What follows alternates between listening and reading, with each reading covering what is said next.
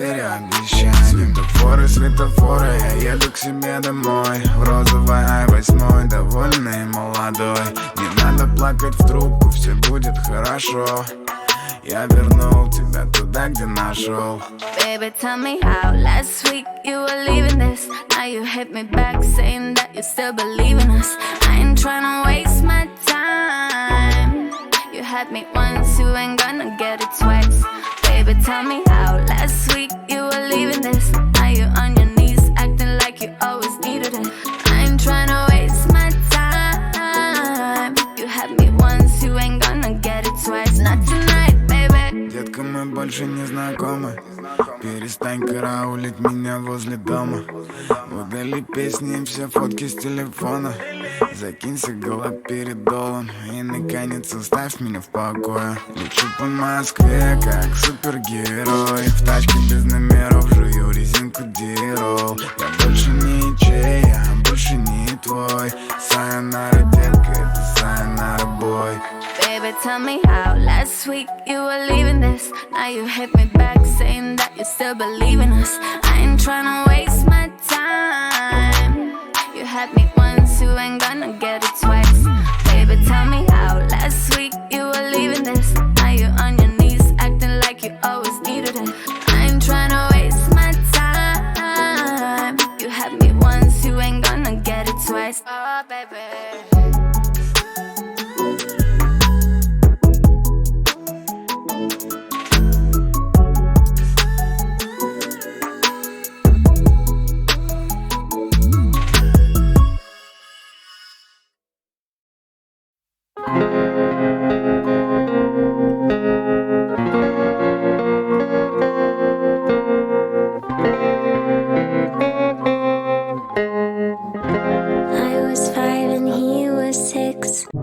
Don't you think that it's boring how people talk?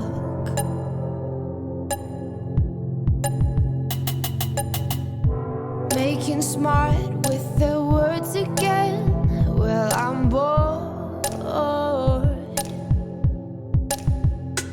Because I'm doing this for the thrill of it, killing it, never not chasing a million things I want. Waste. And I am only as young as the minute is full of it, getting pumped up on the little bright things I bought. Waste. Can't stop, won't stop. Baby, be the class clown. I'll be the beauty queen in tears. Infra 8 Sun Gorilla, Infra 8 SUNGORILLA. We're so happy, even when we're smiling out of fear. Let's go down to the tennis court and talk it up like yeah. Pretty soon I'll be getting on my first plane.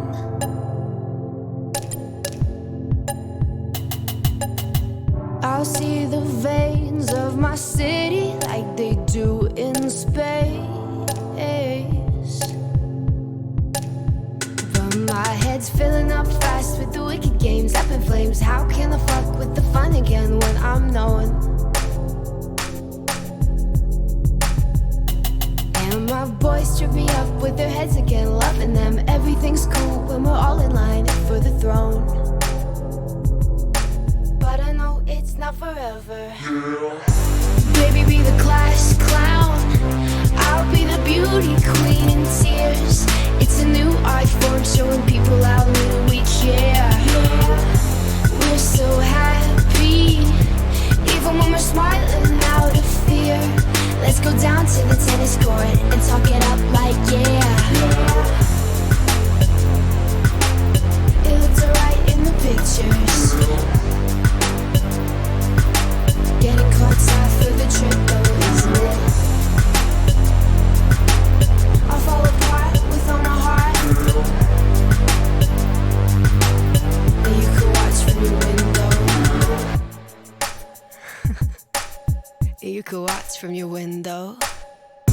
Baby, be the class clown. I'll be the beauty queen in tears.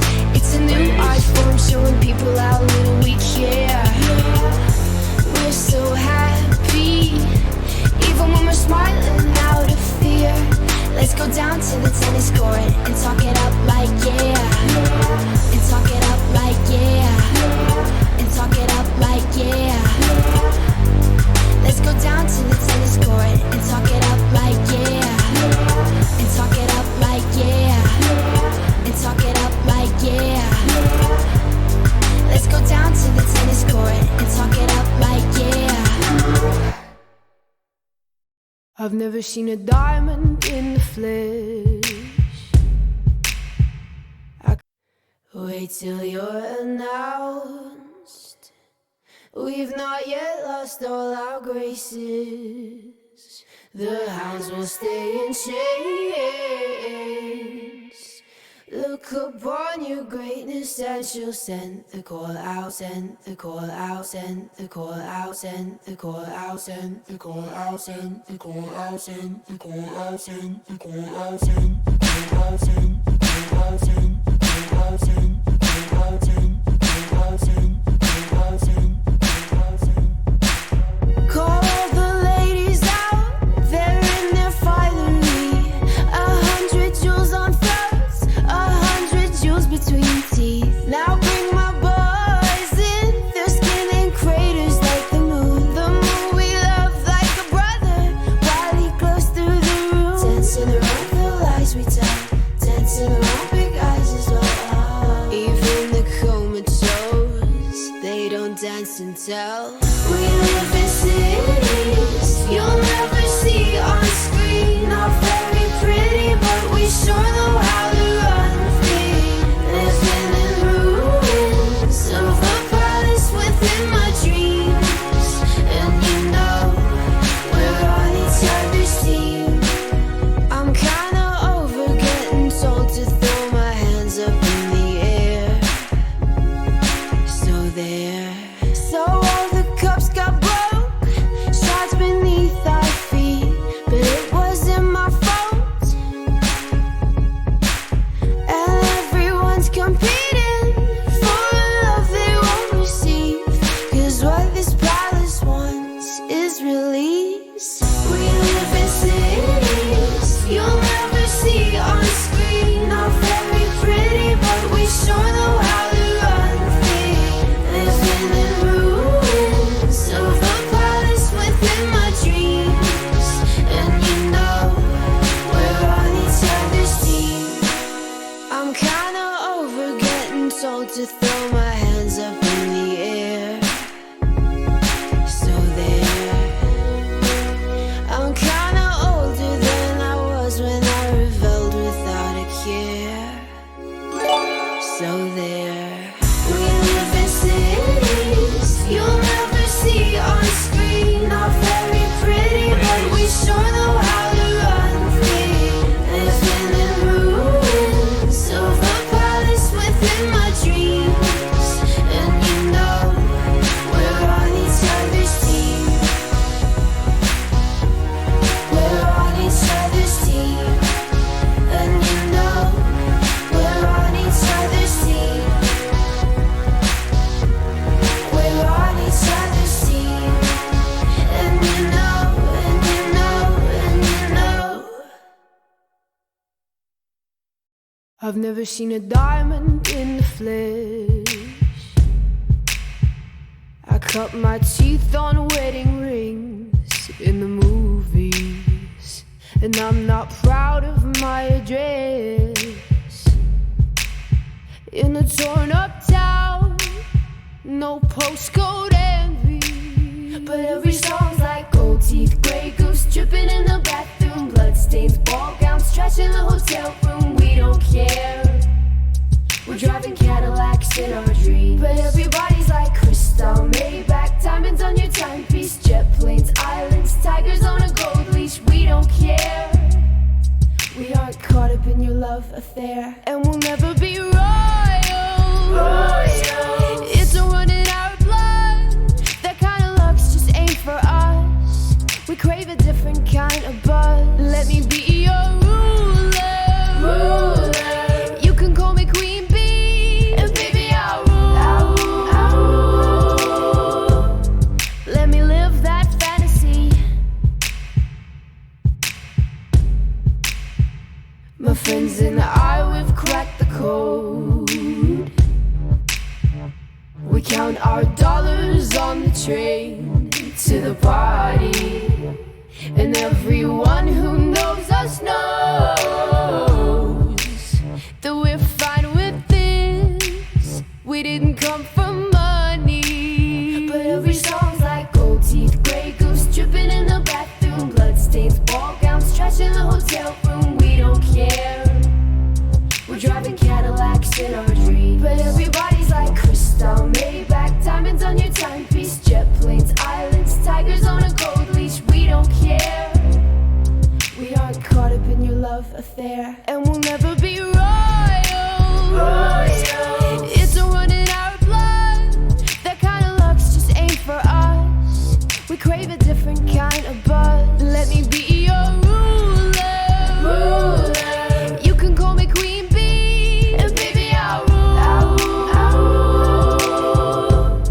Let me live that fantasy.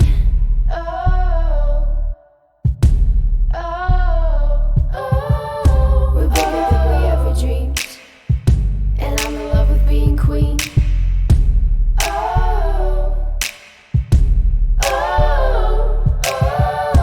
Life is great without a care. We aren't caught up in your love affair, and we'll never be royals. It's a run in our blood. That kind of luck's just ain't for us. We crave a different kind of buzz. Let me be your ruler.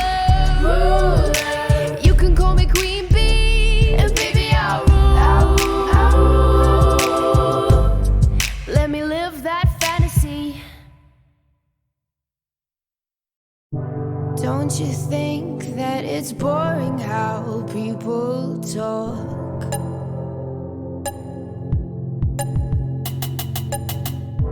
Making smart with their words again. Well, I'm bored, because I'm doing this for the thrill of it, killing it, never not chasing a million things I want. And I am only as young as the minute is full of it, getting pumped up on the little bright things I bought. But I know they'll never own me. Baby, be the class clown. I'll be the beauty queen in tears. It's a new art form showing people how little we care. We're so happy, even when we're smiling out of fear. Let's go down to the tennis court and talk it up like yeah. Pretty soon I'll be getting on my first plane.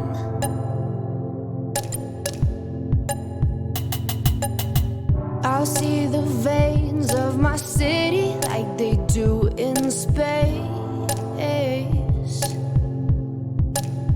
But my head's filling up fast with the wicked games up in flames. How can I fuck with the fun again when I'm knowing? And my boys trip me up. All right, we're back.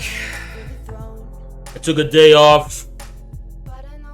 First day off in a few weeks, and now we're back. Now, before we get into this, we have a lot of news to cover, specifically allegations, Russian war crimes in Bucha, which is probably the most important thing we have to cover today, which we will. But while I was gone, I noticed that there's this news trend that has emerged on Twitch for r/place on Reddit, okay? And I want to say, I invented this. I invented this entire fucking thing. It's just that instead of doing it on r/place, I did it on Twitter.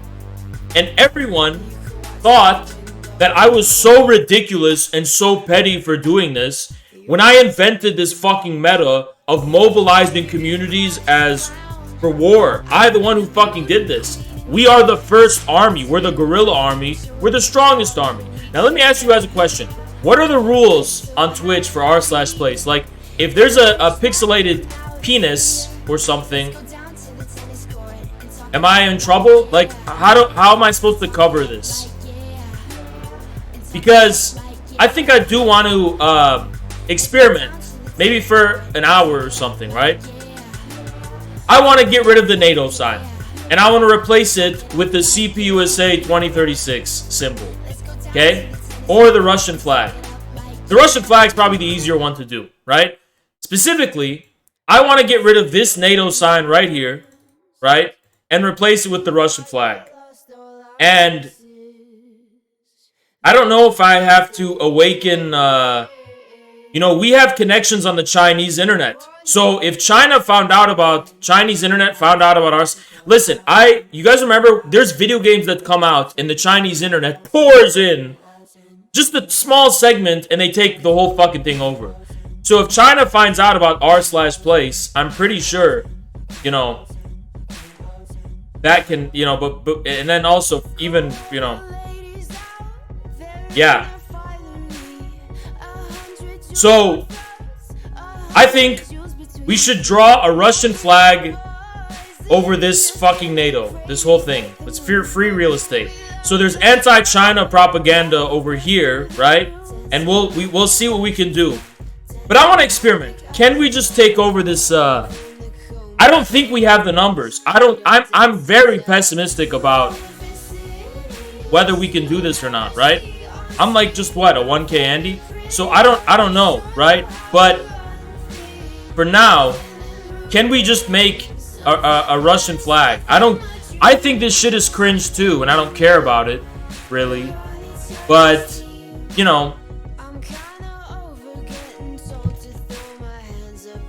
I just want to experiment. Like, see, can we do this? Or maybe we can't, Maybe it's not our time. And I don't give a fuck about Reddit either. And in the long term, it's not going to last. But it's like, can we do this? So I'll place the first ceremonial tile. Fuck, my tile didn't even work. It didn't even get placed. Alright, yeah, I don't know. Something weird's going on. Can we get rid of this NATO symbol? It's not worth it.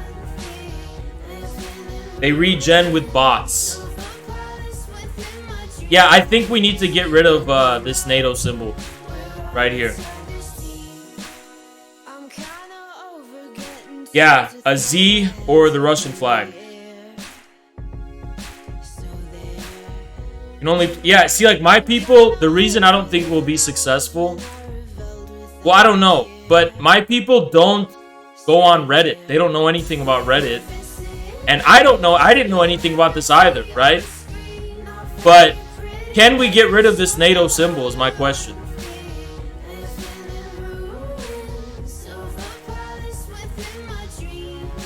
Can we just get rid of... Maybe we can't organize building anything, but we can at least destroy it.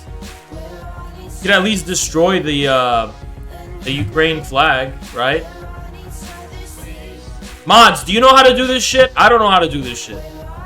I don't know how to do this shit. This is what everyone's doing on Twitch right now. And I thought maybe we could get in on it. And, so that, yeah, they're counterattacking immediately. So I don't really know how this shit works, right? Give me a second. A sec.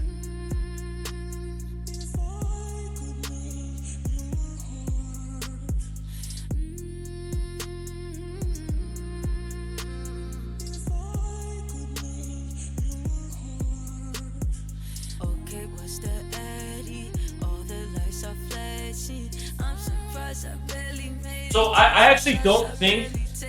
I don't know if we're allowed to spam coordinates. I don't even know if we're allowed to spam the coordinates. Is that brigading?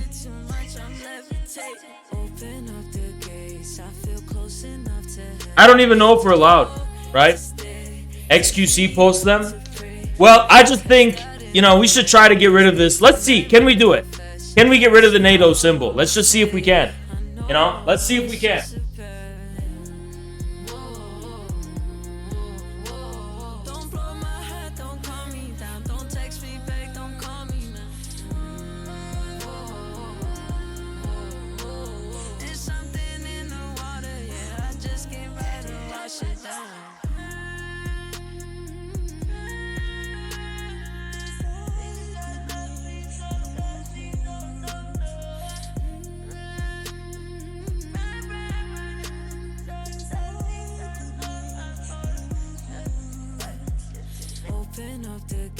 I feel close enough to heaven, to go, to stay, to leave, to pray. Yeah, catch that in the rain. Guess they didn't like my confession. It's no mistake. I know it's just a burden. Don't blow my heart, don't calm me down. Don't text me back, don't call me now. There's something in the water, yeah. I just can't wait to wash it down. If I could melt your heart,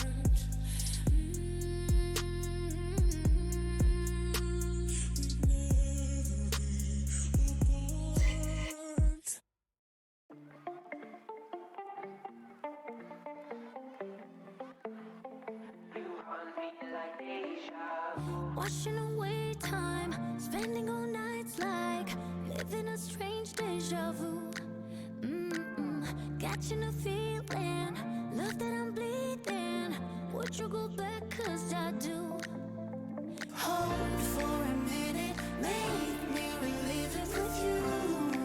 'Cause you're the only thing I want to feel for a second. Never forgetting how you haunt me like a deja vu.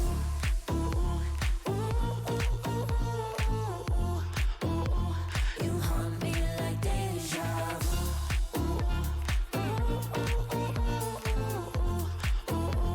You haunt me like a deja vu. it's just a daydream, repeating the same scene. I guess I've never moved on. God, I've got something stuck in my fucking nose. I've got something stuck in my nose. So can we just not do this? That's what I was thinking. Is this not possible? Thank you, Rusty. Is this just not possible?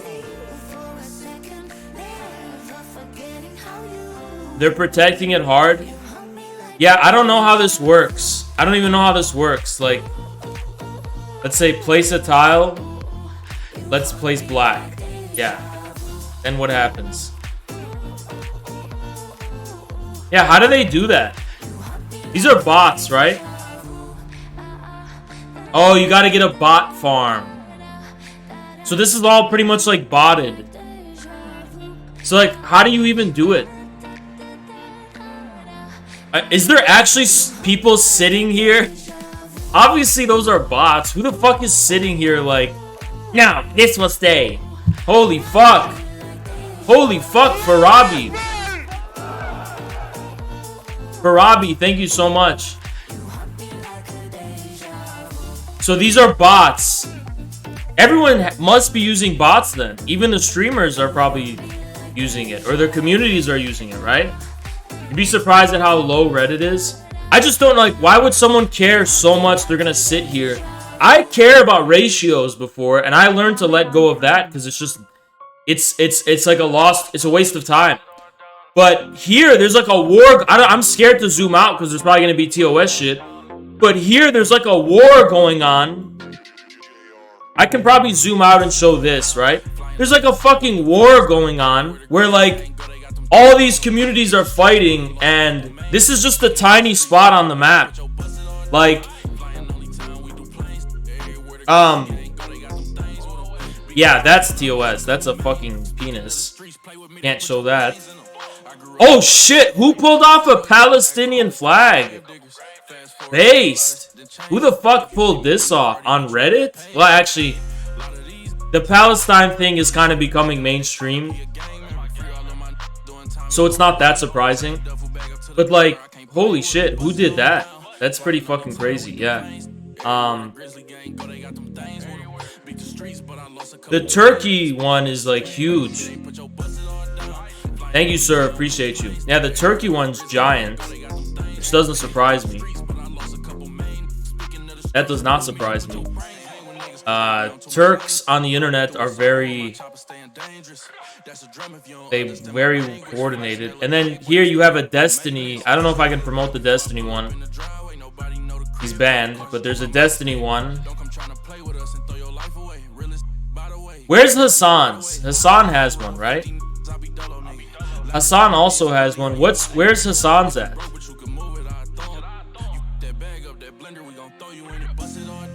I don't. Did Hassan's disappear? What the fuck?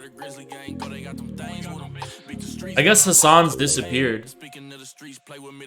It's his car. He had a car, pussy. Why? What is that? You know what? I feel like Hassan's. He actually doesn't want to do like his own image or anything that represents his politics, because he knows it'll get destroyed when he like goes offline, and it bothers him, which I understand, because that petty shit bothers me. But it's just like I get so much flack for being bothered by pettiness, you know? Why am I subbed here? Adri, thank you for the sub again.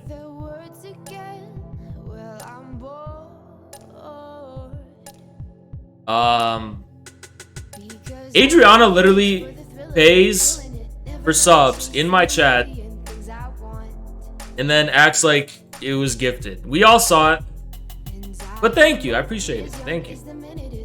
All right. Anyway, yeah, let's like I chose something so small, which is I can't even find it anymore. Where the fuck is it? The NATO flag. Where did it fucking go? The infrared symbol, no. I'm thinking we gotta do something like the CPUSA one. The French flag at the bottom left. I think this thing. This thing right here, right? There's some flags that shouldn't be too hard to convert to a Russian flag. If we just put red here, this becomes a Russian flag. We can actually make a Russian flag here pretty easily, probably. Oh, this one! We can like take half of Romania and make a Russian flag. Easy. We'll leave half of Romania. They don't need it to be this big. Come on. Don't need to be this big. Yeah, a Z would be crazy. But we need other communities to help us. We can't... It's like, it'll be like us versus all of Reddit. And I'm gonna be realistic with you guys. We don't have the numbers. So like, we need Russian streamers or Chinese streamers to collab and make like an anti-NATO statement. You know, we just like do something like that. But Chinese, this is what I was saying, is that Chinese internet doesn't know about this. They don't know anything about this. I wonder if we can spread this on the well, not we, people I know. I tell them about this, and maybe they can like share it. It'll go viral on some corners of the Chinese internet, and it's like, yeah, that would shut this whole thing down. If Chinese internet trolls came and found this shit, damn, they would shut down the whole thing.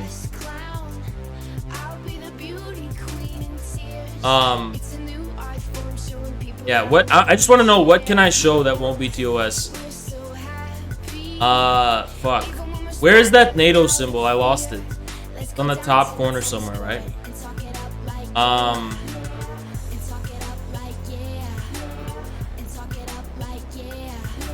Yeah, there's this Ukraine symbol. Yeah, so if we awoken the Chinese internet and they found out about this fucking place, like, yeah, that would be quite unfortunate. Look at this, it's Lord of the Rings.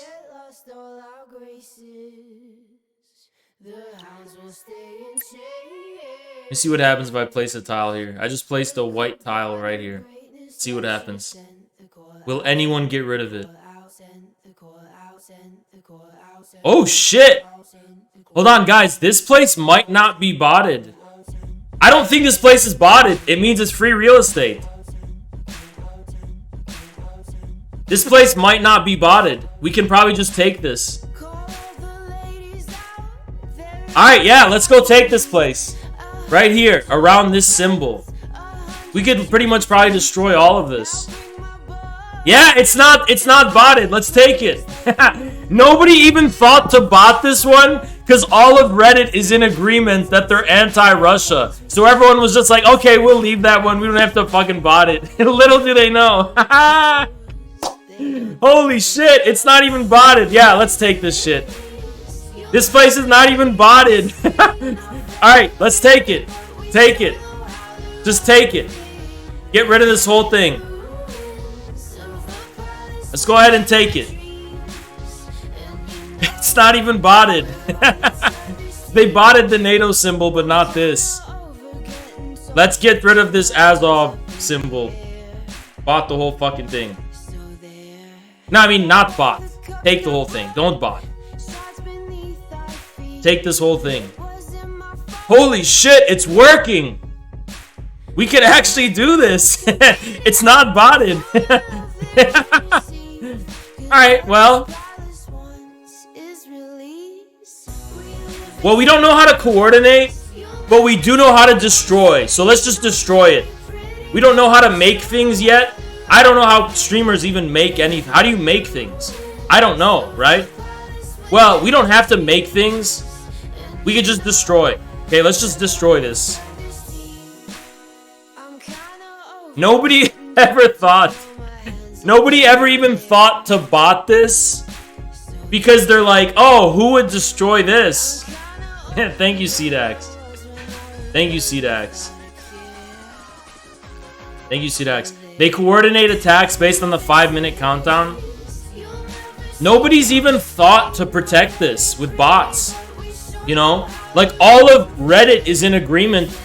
They would be like, oh, no way anyone would attack this. They're like, ah, no way anyone would attack. Are we allowed to share links, guys? I don't know if we're allowed to do that. Are we allowed to? For this place, or is that considered brigading? Was our big streamers doing the same thing? Yeah, they're trying to fix it, but the attack is too overwhelming. Yeah, nobody was expecting this. And it's actually kind of working. It already looks shitty. Yeah, let's take it! Let's take it! It's working! Let's take it! Just shit the whole thing up. We don't know how to make anything yet. I don't know how to make pictures, but we could just destroy this fucking symbol. Let's take it! Take it! It's working! Oh, the bots are here. They're coming. They're counterattacking. Who's counterattacking?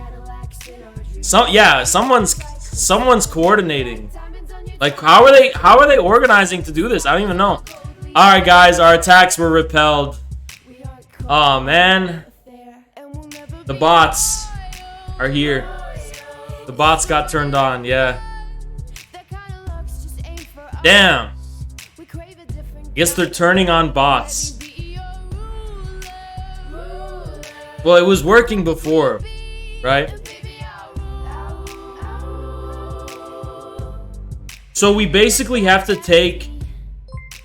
Holy shit, Elaine, thank you. Elaine tipped $4.20. We should coordinate one attack at a certain time. We count our dollars on. Oh, we coordinated at a specific time. But there is a stream delay. There's a stream delay. Okay, guys, so we have to coordinate them at a specific time. Alright, so this is what we're going to do. Okay, I see how it works. Alright. So, we have to coordinate this at a specific time.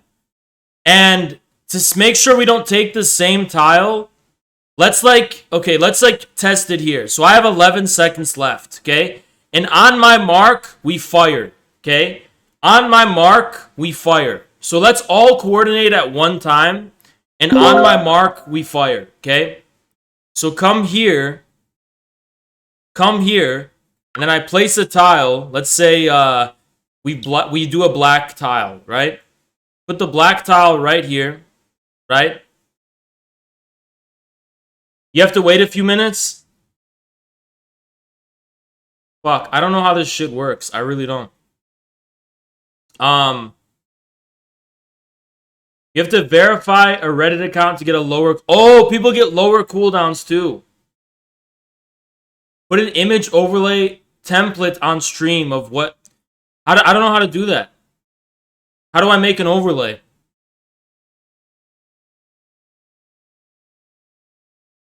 Oh, okay, I see how it's working. I don't know how to make an overlay, though. I don't know how. Okay, on my mark. Transparent image and OBS over the... Bruh, it's just too much work. Okay? I don't know how much time I'm gonna spend on this anyway. Alright, guys, on my mark, we're gonna place these black tiles, okay? When I say go, we go. 5, 4, 3, 2, 1. Fire at will! Yeah, immediately. Okay, they took mine. I just want to see, like, how much power we have. Alright. It was like a cannon. We shot a cannon. And it... Okay. These people have bots in thousands? Yeah, I know, it's tough. I was never optimistic about this. Like I said, I said it from the beginning. I don't know if we're going to be able to... It's like we shot a cannon at it and nothing happened. Guys, this is Reddit, and you're not going to win on the fucking... You know, you're not going to win on the government's internet, right? DGG is defending. Oh, is it DGG? How do you know? Is it actually DGG defending it? Yeah, I know those guys. No, it's not. Click the user accounts. Yeah, it wouldn't surprise me because I was watching a little bit yesterday or the day before, I forget when. And Hassan was on, and Hassan was like, holy shit. Like, those people are so dedicated. But I think DGG's using bots, and also they're very obsessed, right? So, yeah. That's, yeah. This would be like trying to ratio them on Twitter, which we're not big enough to do yet, right? If we were even half of Destiny's community size, we would crush them. We're way more dedicated and obsessed than they are. Like, way more, right? But we just don't have the numbers, right? They're huge on Reddit. They have a... Their Reddit is like one of the biggest ones. It's like fucking, you know, what is it? Like 200,000 people. So it's very, very, it's a very big community compared to ours. Check their chat on his website. What a bunch of fucking losers. Yeah. Yeah, that doesn't surprise me. Give me a sec. Give me 1 second.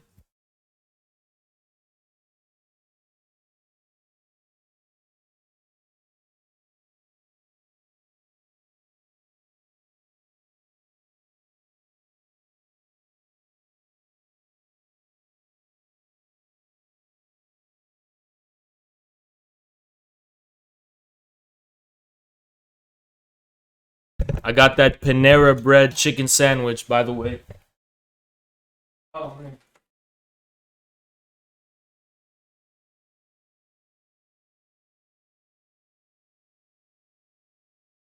I was so worried I wasn't going to get a straw, but I did.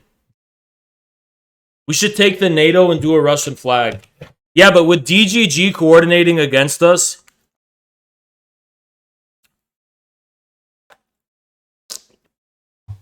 How many people are in his offline chat right now?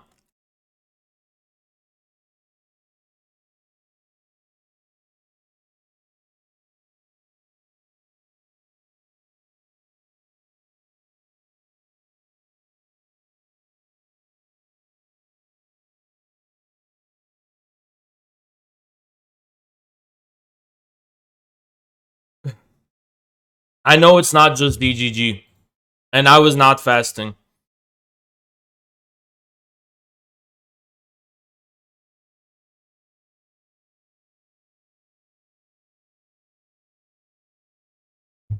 Yeah, it looks like Hassan gave up because of the bots. Can I explain something to you guys? If Hassan has 60,000 viewers and he's giving up because of bots, that's kind of very discouraging. You know what I mean? Like, it's a little discouraging.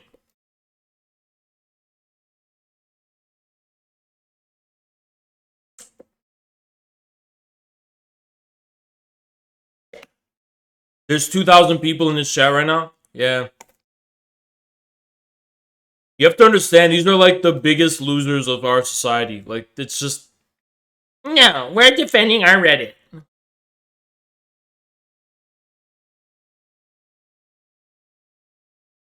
We won't ever be able to make a Russian flag. We won't ever be able to create anything. But what we can do is destroy. We can destroy things. We can be a force of evil.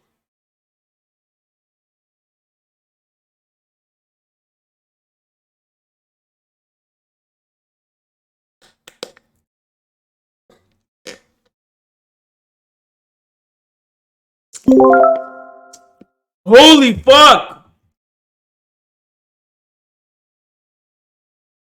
There's a streamer on Twitch right now who's streaming DGG. Let me show you.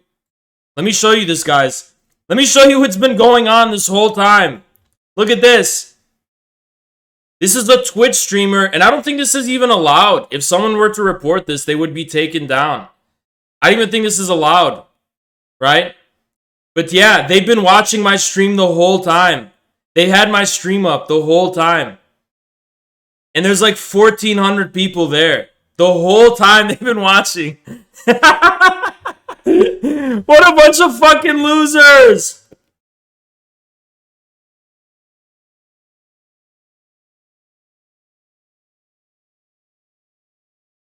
What a bunch of losers!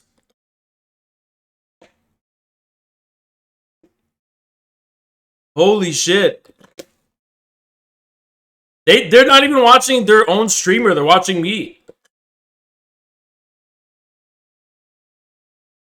See, look.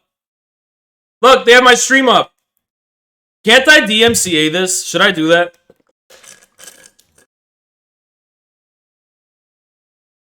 Should I DMCA this stream? How do I do that? How do I DMCA it?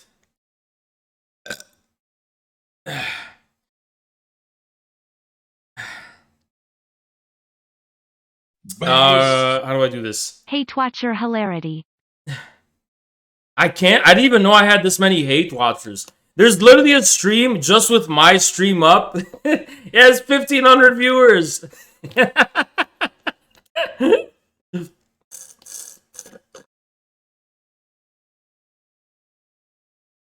How did you find that? Someone whispered it to me. How do I do the, how do I do that DMCA thing? You know what? I don't give a fuck. It's free advertisement.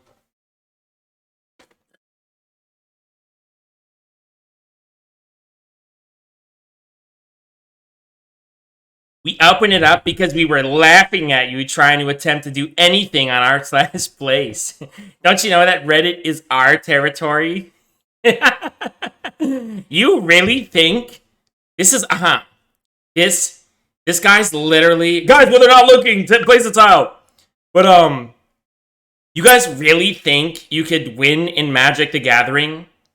You really think you could win Magic the Gathering? Really? Reddit, our territory? You think you could have ever had a chance on our Reddit? Look at Zelensky. You really think you could have a chance on our territory? Really? Really?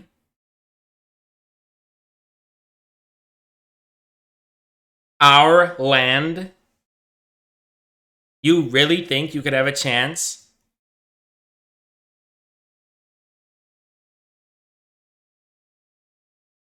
Can you explain what this is?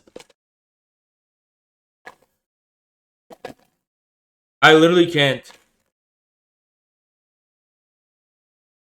So all of these Redditors are fighting over pixels. I don't know how to make things. How do I make things? How do you make things? All I know how to do is destroy things.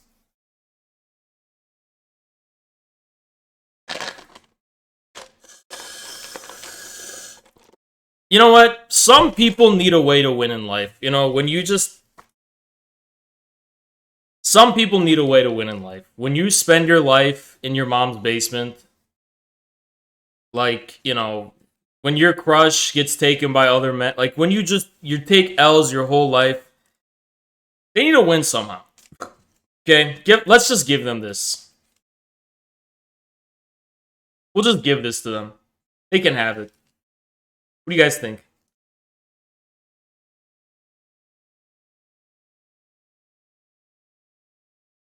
Should we just give that to them?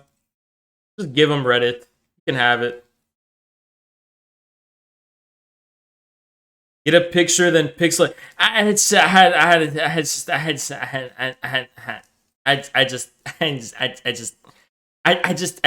way too much effort. It's just way too much effort. Should ally with fellow traveler 9 viewers in the Jason on Ruhe community. Damn, that'll add like another 35 people easily. Total, not concurrent, by the way. Can still fuck shit up and make them mad. Bro, not on Reddit, okay? Did you see that thing where they were like, where the majority of Reddit traffic, Reddit's most popular city, and it was like a fucking airbase? Yeah, you're not gonna win. I'm gonna tell you guys the truth. I'm not a Debbie Downer. I don't try to be pessimistic. I'm telling you the truth. You're not gonna fucking win on Reddit, okay? You're just not. I'm just telling you the truth. It's not gonna happen. You will never win on Reddit, okay? Look at our Reddit. It's barely active. Why? Because it's just not our website, okay? Should we try? I mean, I don't know. Even look, if our Reddit got big enough, we would be taken down like Gen Zedong. Easily. Easily. Gen Zedong are fucking libs, okay? Those are liberals.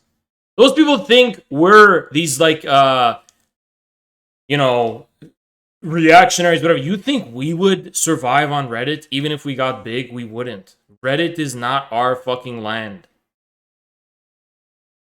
It's not our territory. Alright. Okay, so... the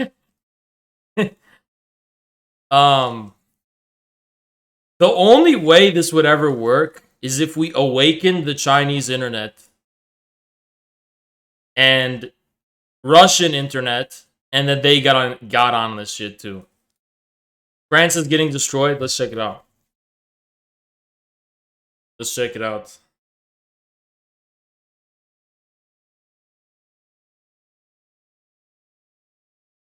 Huh. Huh. Huh. Huh. Form an alliance with someone? The only person we could ally with is Hassan. That's it. But Hassan wouldn't even help us. There's no one else. France took Hasbullah and Hassan's car. Even Hassan quit. He has 60,000 viewers. Look to the right. There are Z's. No fucking way. There's Z's? Where?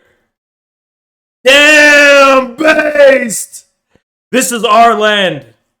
Based! We did this. We did this. I'm gonna help. Place a Z right here. Yeah! We win! Yeah! This is us! We did this! The power of our community! Bitch! Look what we did. That's what we did. Let's clean up our Z's. Get rid of this yellow. Let's clean it up.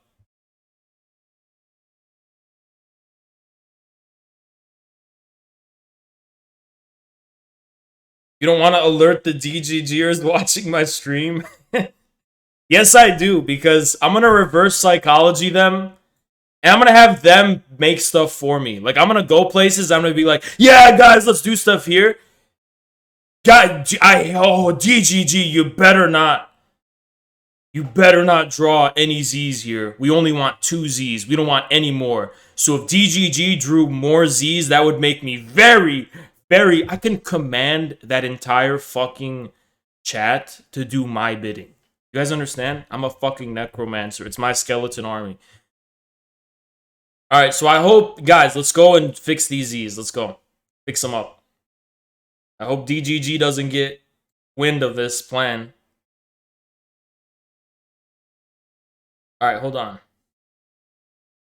All right, let's see.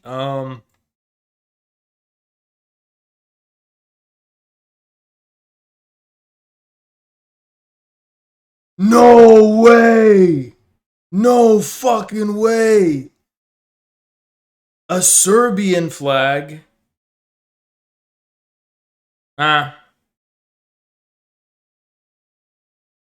Nah. Let me see.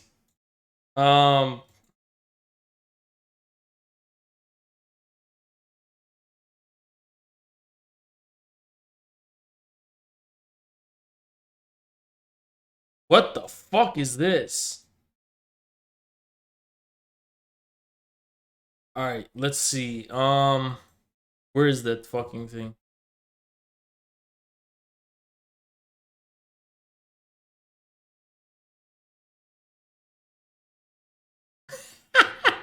No, wait.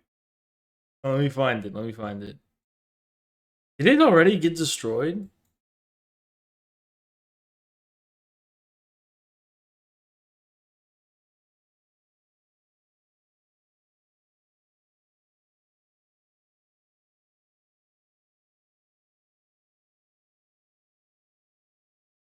The Z's are still there. This is the power of our community. We made these Z's.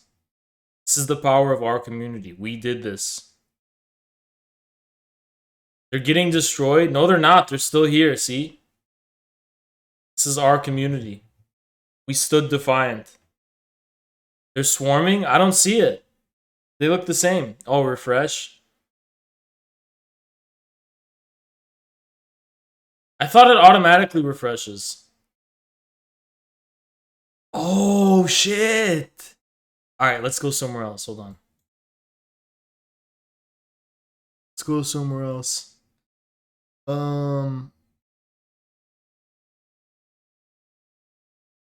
Fuck, where is it? I'm still looking for it. I literally cannot find it again.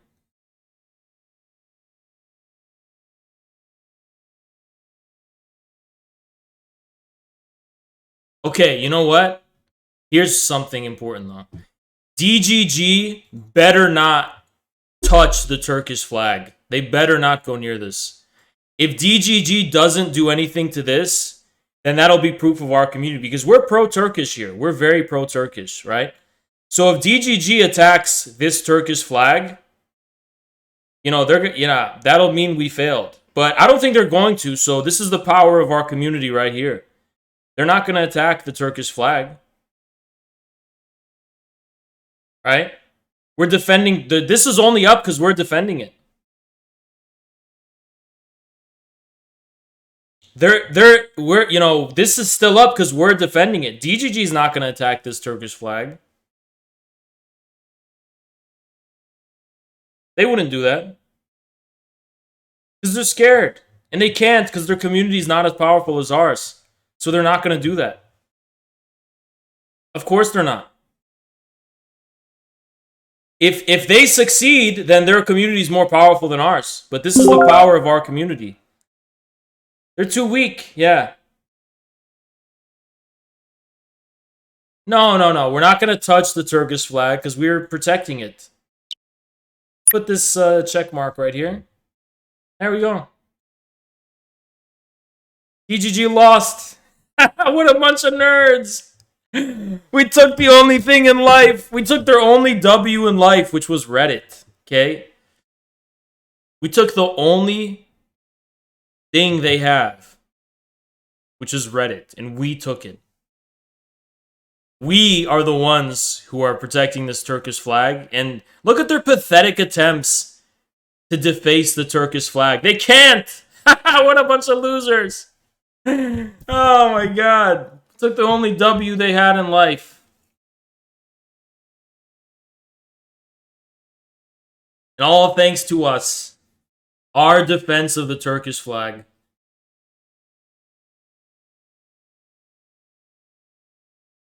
This is all us. We're the ones who did this. Now, if DGG were to do anything to this Polish flag, that would be a huge L. If they destroyed and defiled this Polish flag over here, that would be a huge L to us.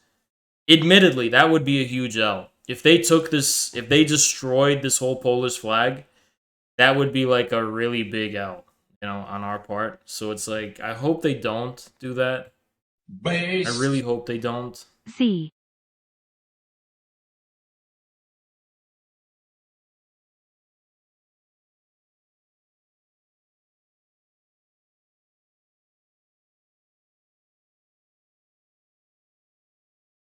Yeah, I hope they don't.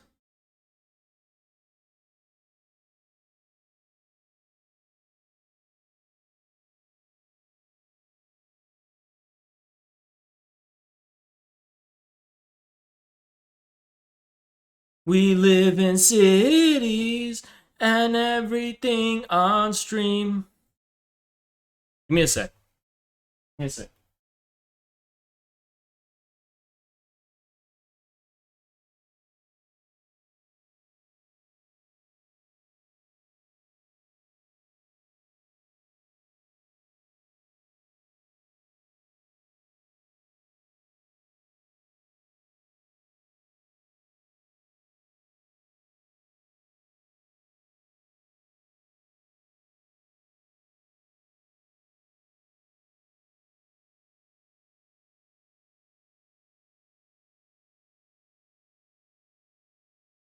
Oh my god.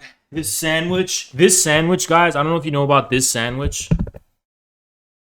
This sandwich is sexual gratification. Okay? Oh my god. I'm already fucking. Oh my god. Oh my god. Oh my god. Oh my god. Oh my god. Oh my god. Oh my god. Oh my god. If you looked at this sandwich in the nude, you would see what I'm talking about. Oh my god, this is the best, easily the best chicken sandwich. Popeye's chicken in the dumpster. Chick-fil-A in the dumpster. Easily the best chicken sandwich from Panera Bread. Seared chicken, unironically the best fucking chicken sandwich I've ever had from any fast food place ever. Seared chicken from Panera Bread. I'm not even kidding.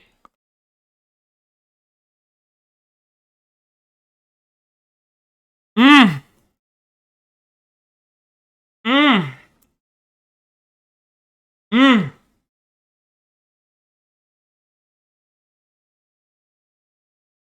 Mmm.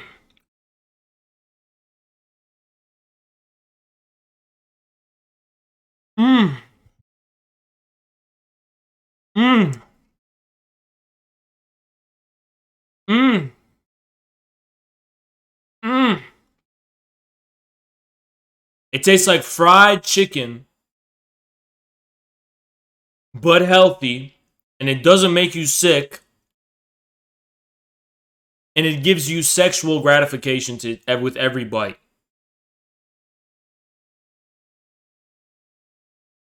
Bro, shut the fuck up. Iftar already happened. Holy shit, the haram Andy's in chat. We're past iftar. I'm not eating while you're fasting. You're just a fucking asshole. It's not like you're fasting right now.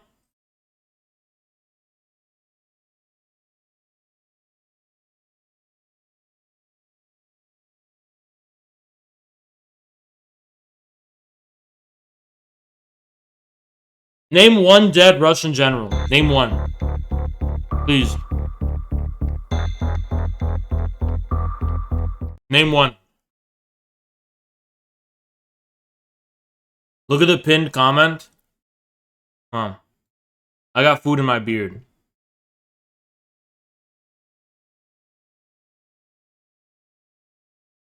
I want to box a Twitch streamer on the KSI undercard in August. At your favorite streamers are on my size. If I win, I get unbanned. Hassan?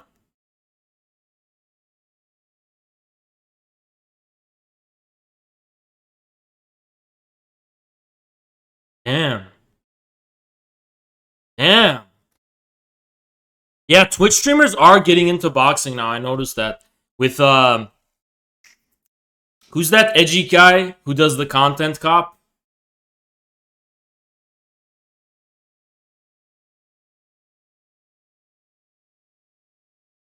Yeah, iDubbbz.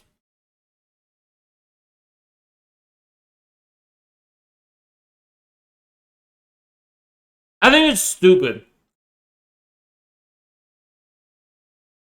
I would only do it if it was like a network of friends, people I actually like, and we'd have fun doing it. But as a way to like settle beef, it's fucking stupid. It's so fucking dumb.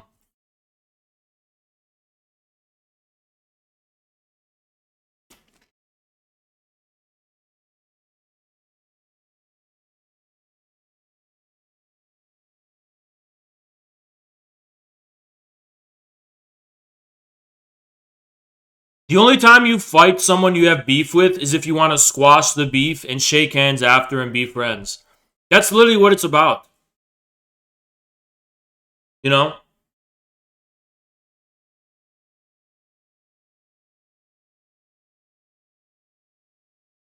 Alright. They're not watching us anymore, are they? They're not watching us anymore. They're not watching us anymore. Y'all know what that means? Y'all know what that means. We got them off our back. Fire at will. Prepare your battle stations. We're about to fire again. We're about to fire again. They're not watching us anymore. Okay? They're not watching us anymore. 5, 4, 3, 2, 1, 0. Fire everything!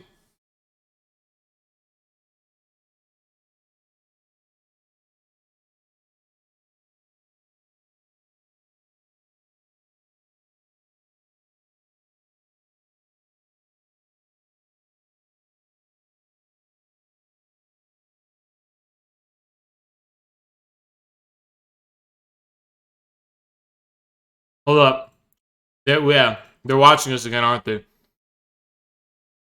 Yeah, they're watching us again. Alright. We'll be back. Hold on.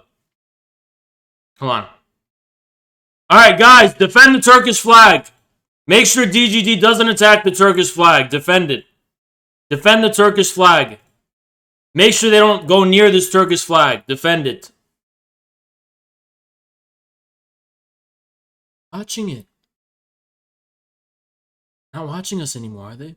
Alright, defend the Turkish flag. If they don't, make sure they don't attack the Turkish flag. Make sure they don't attack the Turkish flag. Defend the Turkish flag. Defend it. Defend that Turkish flag.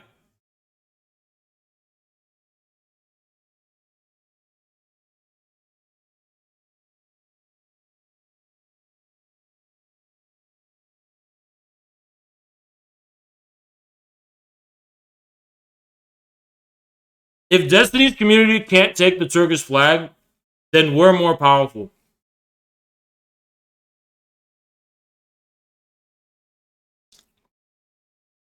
That means we win. That means we win. That means we're more powerful. If they can't take the Turkish flag, it means we win.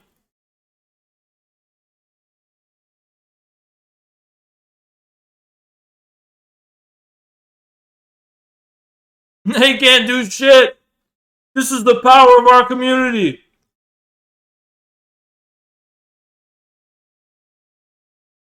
This is the power of our community. They can't do shit.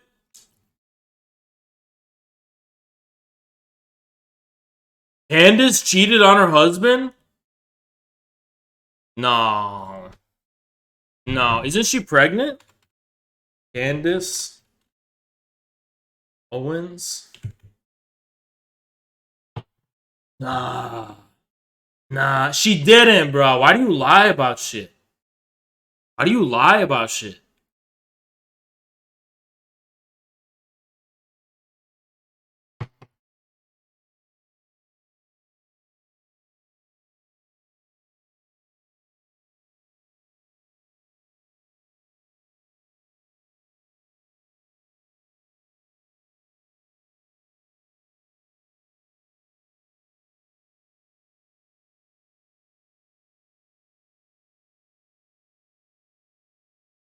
Oh my god, Huncho.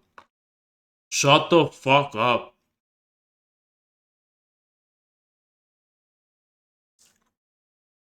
No, I'm not fasting. I'm not. But I'll still be respectful. And I won't have orgasmic feasts while people are fasting. But it's past iftar. So no one's fasting. It's past iftar. There's a Lebanon flag. I don't give a shit about the fucking Lebanon flag. Matter of fact, we should replace the Lebanon flag with a Syrian flag. Because this country was created by France.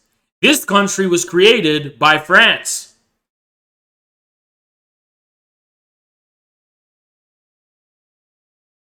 This ain't my country. This is a French-made country. We should put that Syrian flag instead.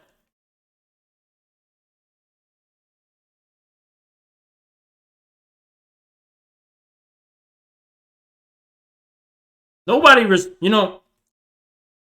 people are always saying this shit. Oh, Lebanon got conquered so many times in history. Bro, Lebanon's not a real country. You're saying it was conquered because it was part of bigger empires, because it was never its own thing in the first place. So stupid, man.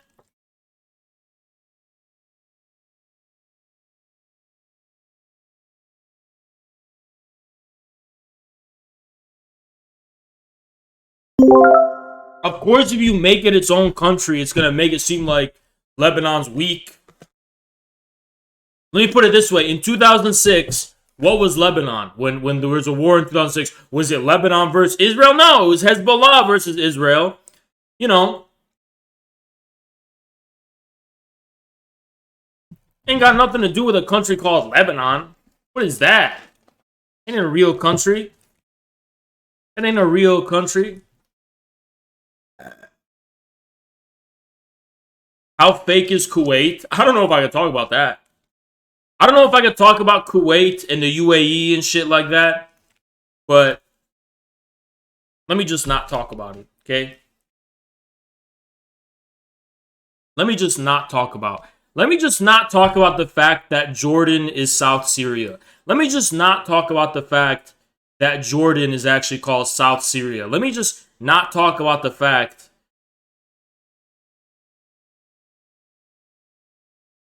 Oh, let me not talk about it. Let me not talk about it.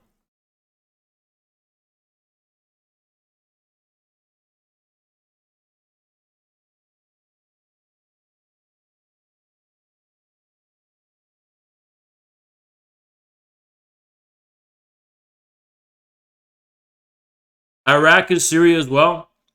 Nah. I think Iraq is its own thing. It's its own thing.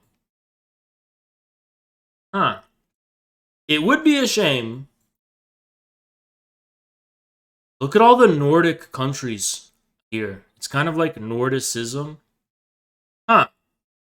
Well, let me tell y'all what.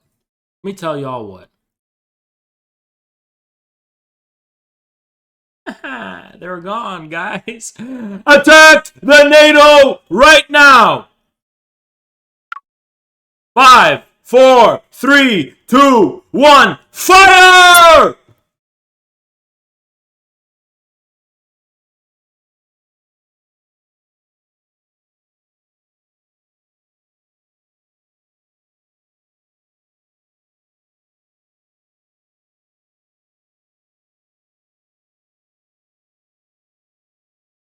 They found us.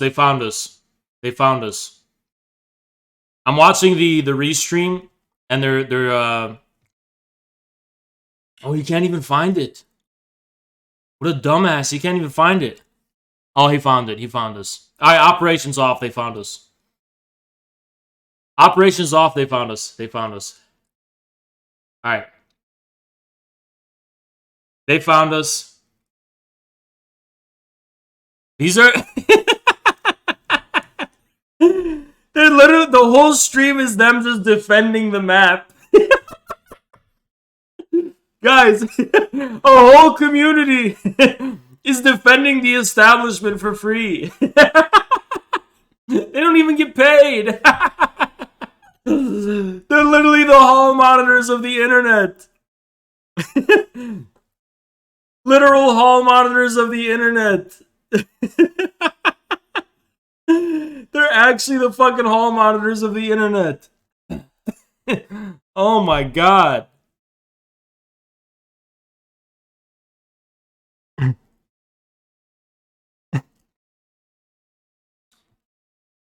Literal internet hall monitors.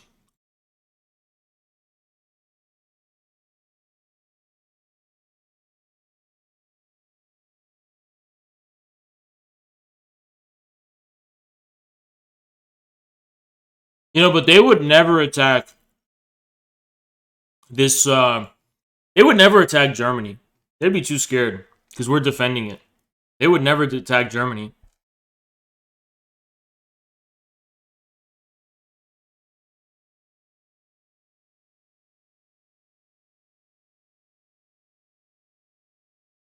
We're defending Germany right now.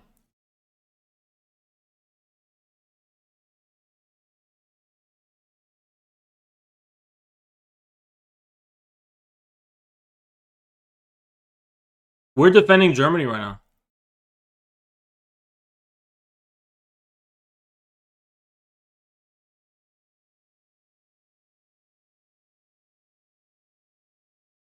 They would never attack it. Never.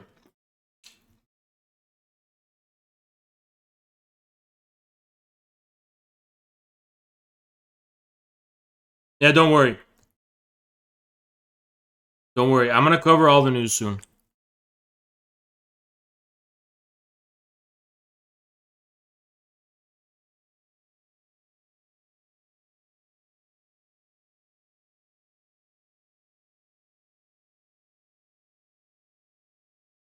What's in store for the stream?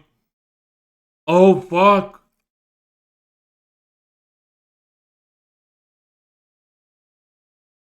Fucking, holy shit. People in the West Coast are still fasting. I forgot about time zones. Damn, sorry, guys. Stalinism tipped $3.33. What are your thoughts on Rene Guénon? Just started reading one of his books. He's interesting. I don't agree with him, but he's interesting. Thanks for the 3.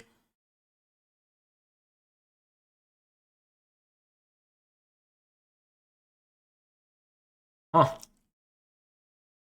If you're so holy and you're so Muslim, why are you living on the West Coast?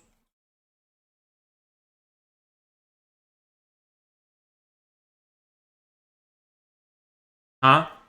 Oh, yeah. That's what I thought.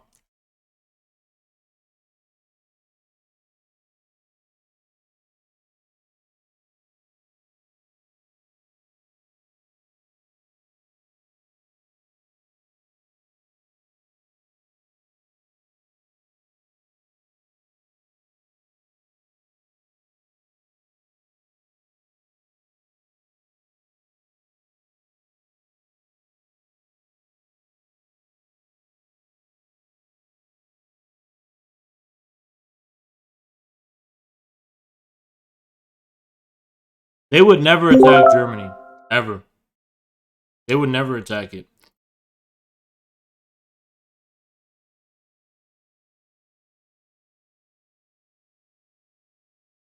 What would make someone Muslim?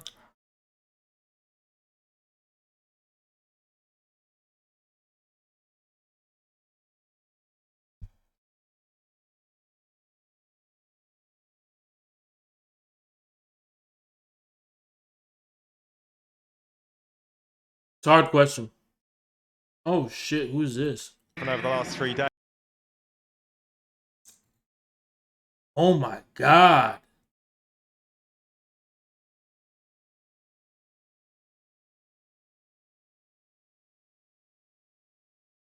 Guys, I didn't know this, but I love watching the long jump 2022 World Indoor Championships. Damn. Damn. I gotta exit out of this shit, man. Damn.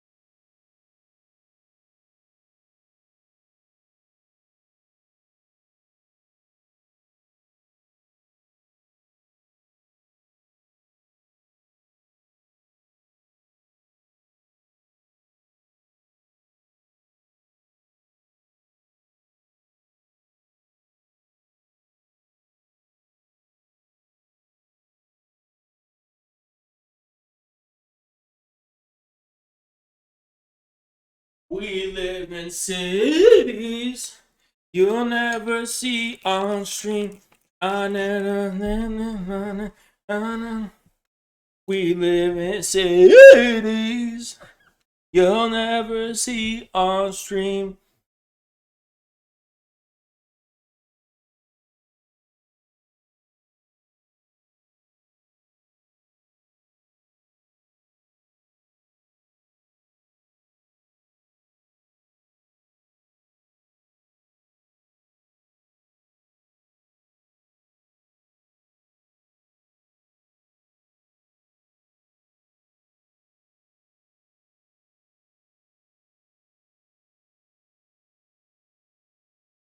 You know, you guys, a lot of people have this idea that fruit is good for you because it's natural. It's not. All of these fruits were artificially created. None of them are found in nature. They were all created by man, intentionally breeded in such a way that it's basically candy. It's a form of candy. It's not healthy at all. It's just sugar. Oh, I'm being so healthy eating fruits. No, you're not.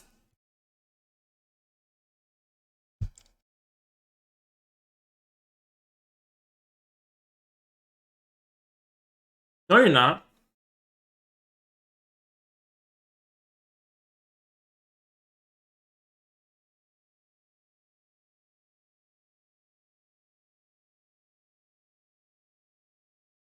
All right.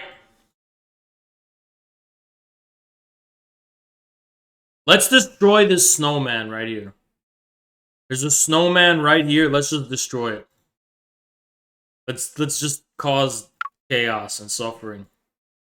Let's just destroy this snowman. Many will suffer. Many will suffer. Let's just destroy it.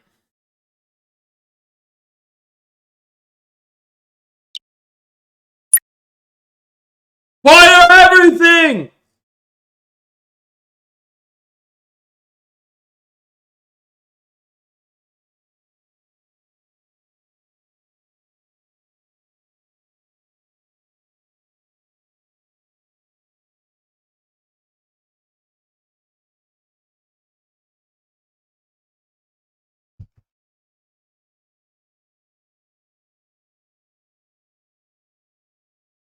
Look how ugly it looks. Someone's botting the fucking snowman. Someone's literally botting the snowman. Just destroy it, guys. It's not hard. Destroy it.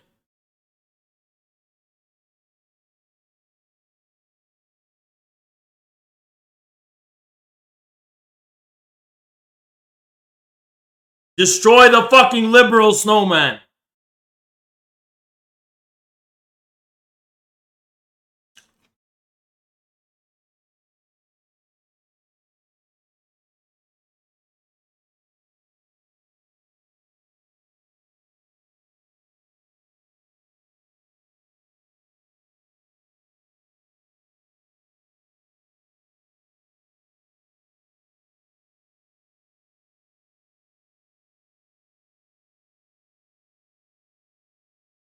Is r/place eternal?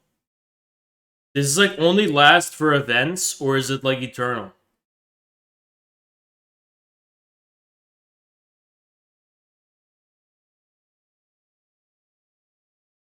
Oh, the canvas expands. The canvas expands.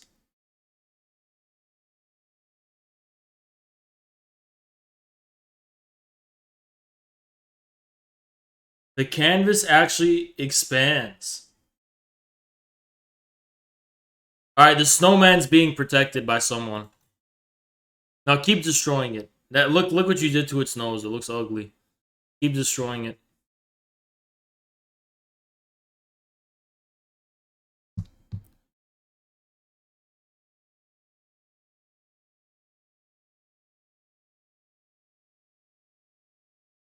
Does it expand forever?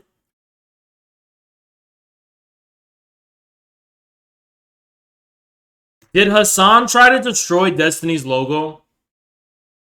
Did Hassan do that?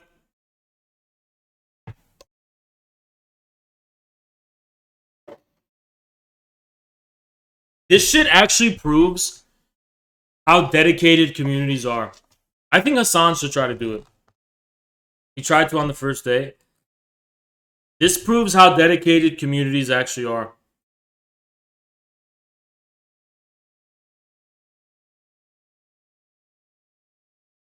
It lost its nose. No, take its nose away. It's so easy to cut off the snowman's nose. All you have to do is this. It's so fucking easy. You just have to put a black tile here. Snowman's destroyed. It's all you have to do.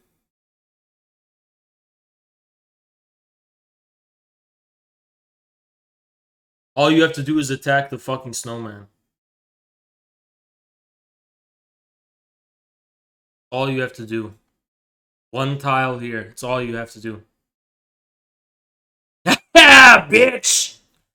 We just chopped its nose off. Fucking pagan. This is a pagan snowman.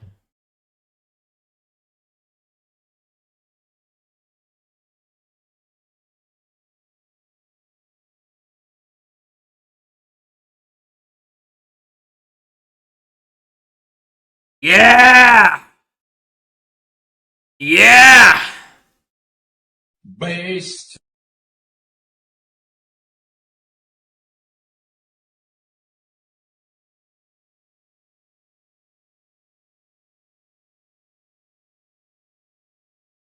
It's bleeding now.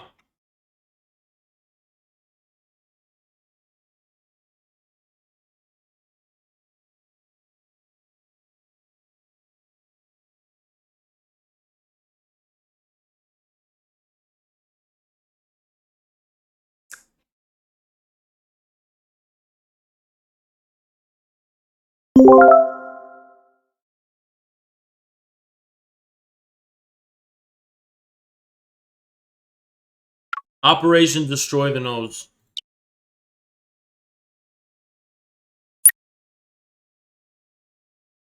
Operation Destroy the Nose. Yeah!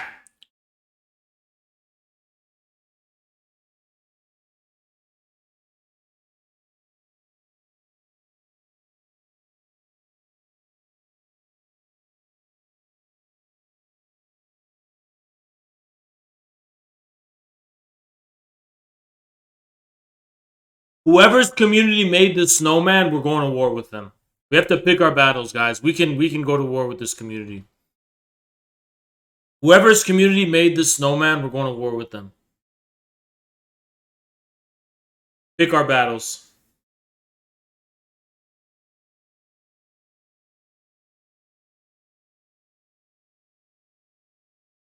This is literally probably like a Christmas appreciation Discord. They're like, let's build a snowman, guys. No! You fucked with the wrong community.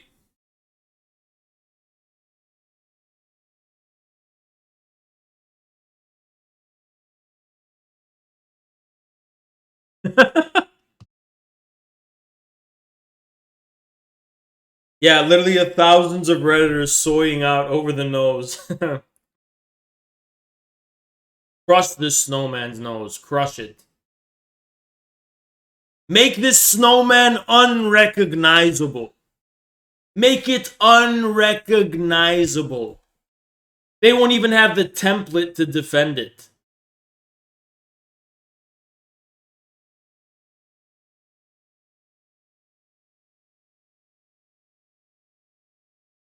They won't even have the template to defend it.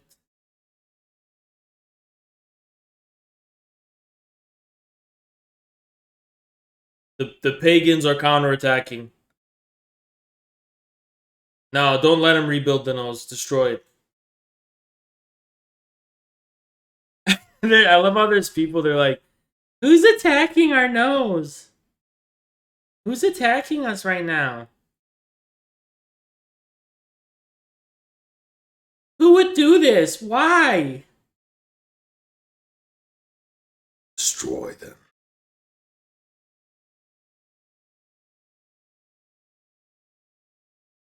Why would you do this?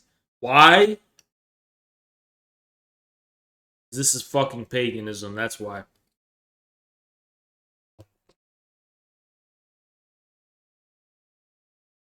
Take down this settler nose. Take it down.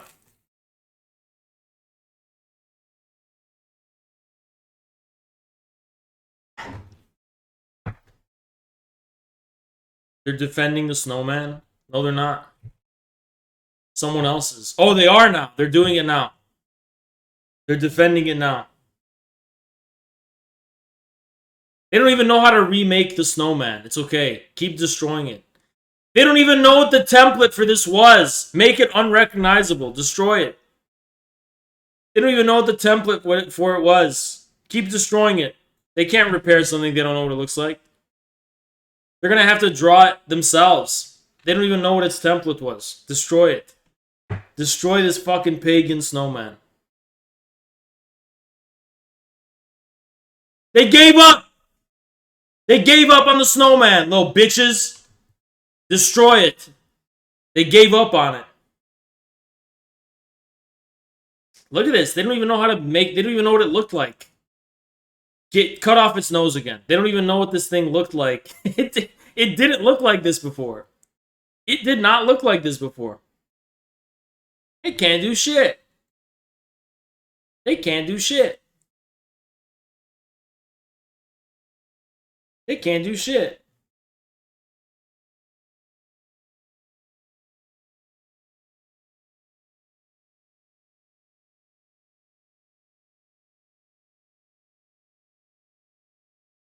They can't do shit.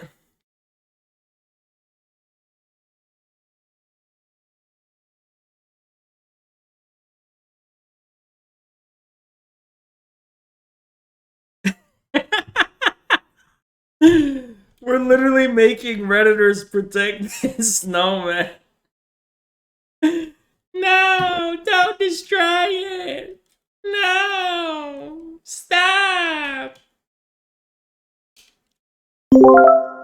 Yes! Time to cause pain. Once again. Yes! Erase his fucking nose.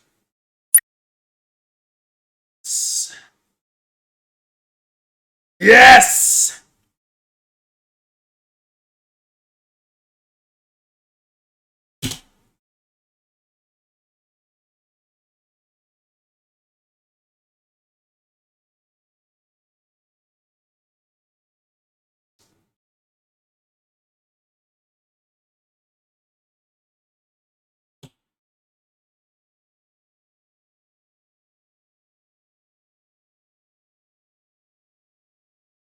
Let's turn that smile upside down. This snowman represents DGG. The longer its nose, the more powerful they are.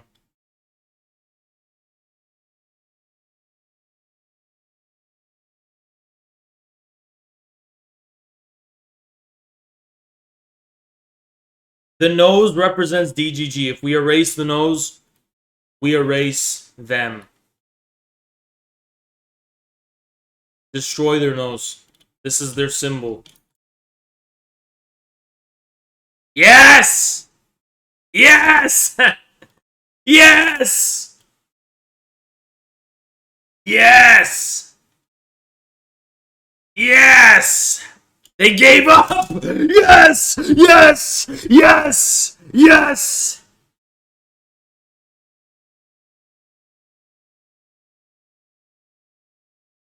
Yes!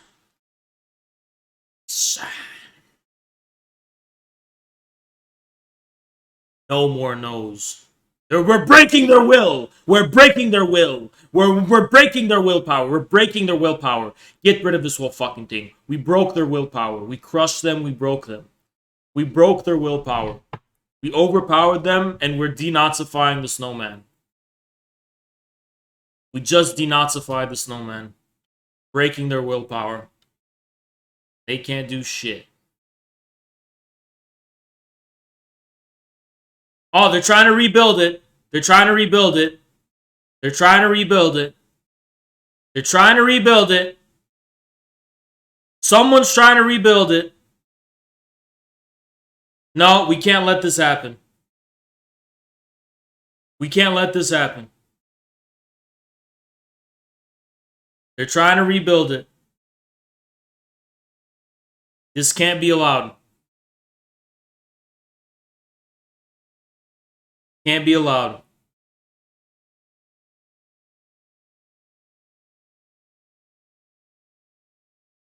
Can't be allowed.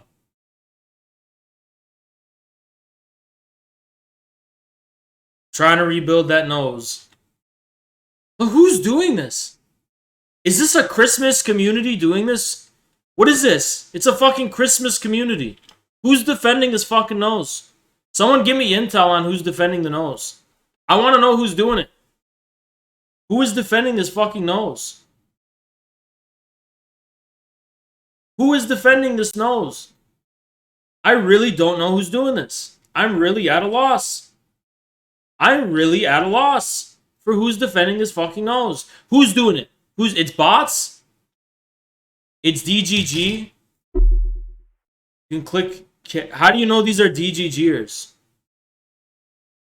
This is a bot!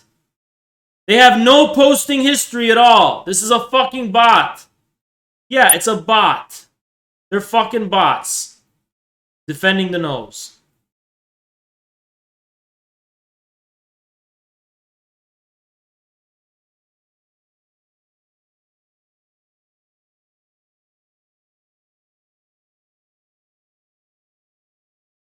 We did destroy the nose.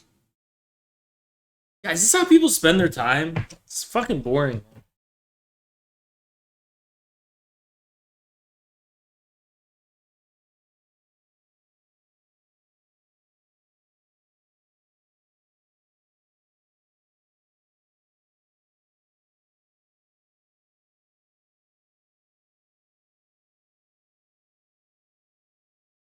Alright, guys, I'm gonna piss. I'll be back. I'm gonna piss. I'll be right back. I'm gonna take a piss. Then when I come back, we're gonna get into the news because this shit is like, in the meantime, destroy the nose. Destroy the nose in the meantime. I'll be back.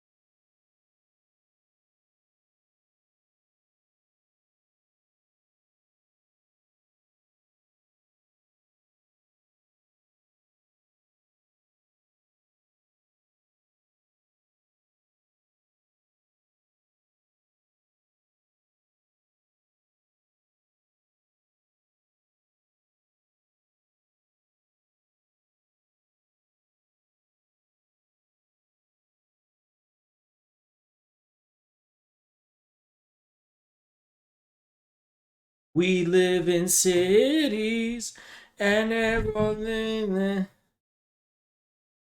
Oh.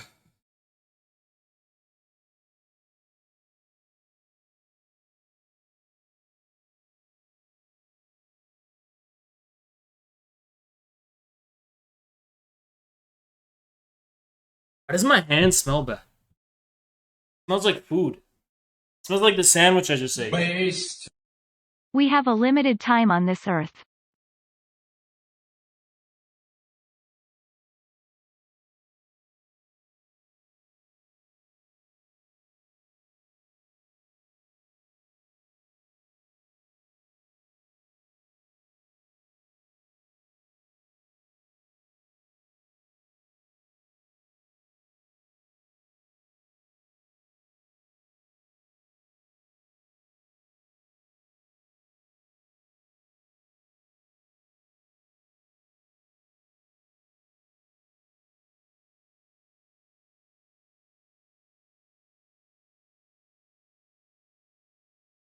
We live in city. All right, guys. Let's just do a palate cleanser because, to transition from that, it's kind of hard. Let's do a little palate cleanser.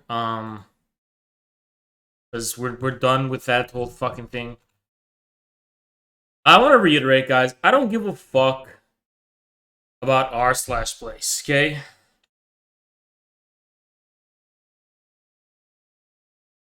I don't give a shit about r/place.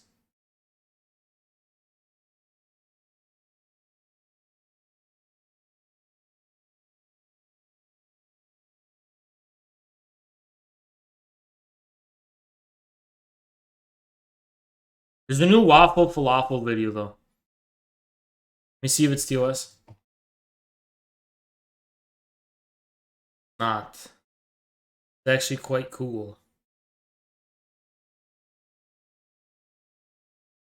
Do a palate cleanser and then we'll get into the news. Yeah, to reiterate, r/place. I don't give a fuck about Reddit. I just don't give a shit about Reddit. I hope you don't care about Reddit. I certainly fucking don't. And that, yeah, simple as that.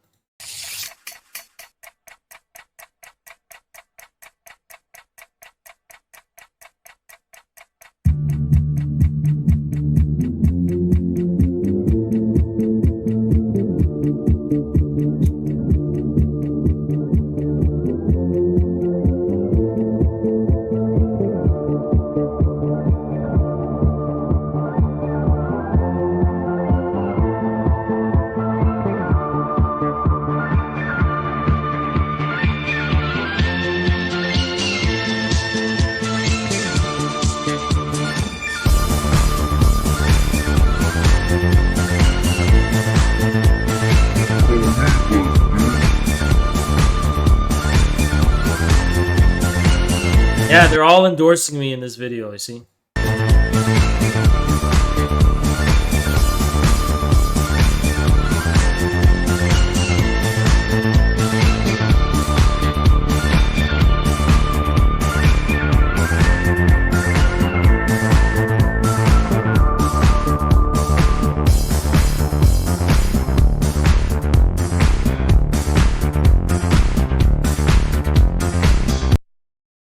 Pretty based! Pretty fucking based! Pretty fucking based! Pretty fucking based. NK Prod. Stop asking me about the Mongol... just stop asking me dumb questions. Would the Mongol Empire approve of modern political system in Asia? Why ask me that? Would the Mongol Empire approve of fucking... would they approve of fucking toilet paper? I don't know. What do you mean, would they approve of it? What does that even mean? Yeah, let me go ask them. Such a weird question, bro.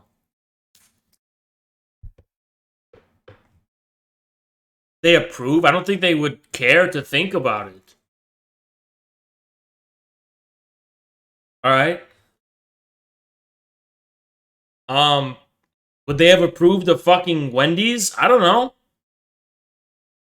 It's asking dumb, silly questions. Okay? Sometimes, yeah, there is such a thing as a dumb question, by the way. A lot of people think, oh, there's no such thing as a dumb question. Every question contains the wondrous, curious. No, there's such a thing as stupid fucking questions. There's such a thing as dumb questions. Okay? Now, we have a lot of news to cover. And the first bit I wanted to get into was that, okay.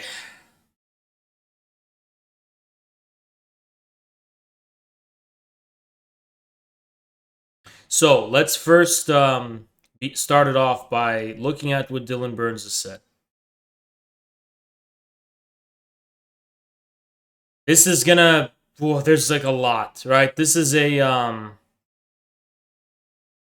lot to get into.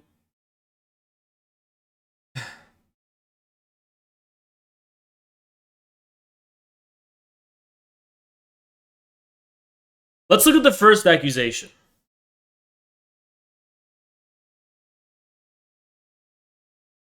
The pictures I am seeing from the recaptured suburbs of Kiev are horrific. The amount of dead civilians is staggering, the most of them seemingly strewn on the streets and alleyways. Many of these photos show civilians killed with their hands behind their back. So he's basically saying Russia did this, right? Notice his careful language. But he's implying this is what Russia did. That's what Russians do. They haven't changed since World War II. Look at the literal fucking Nazi come out of the woodwork. And oh yeah, you should have seen what they did to the Nazis. Literally spreading Nazi propaganda about the Red Army. Literally, coming out of the Austrian, Poland, and Ukrainian flag. Talking about what the Russians did in World War II. I wonder what they mean.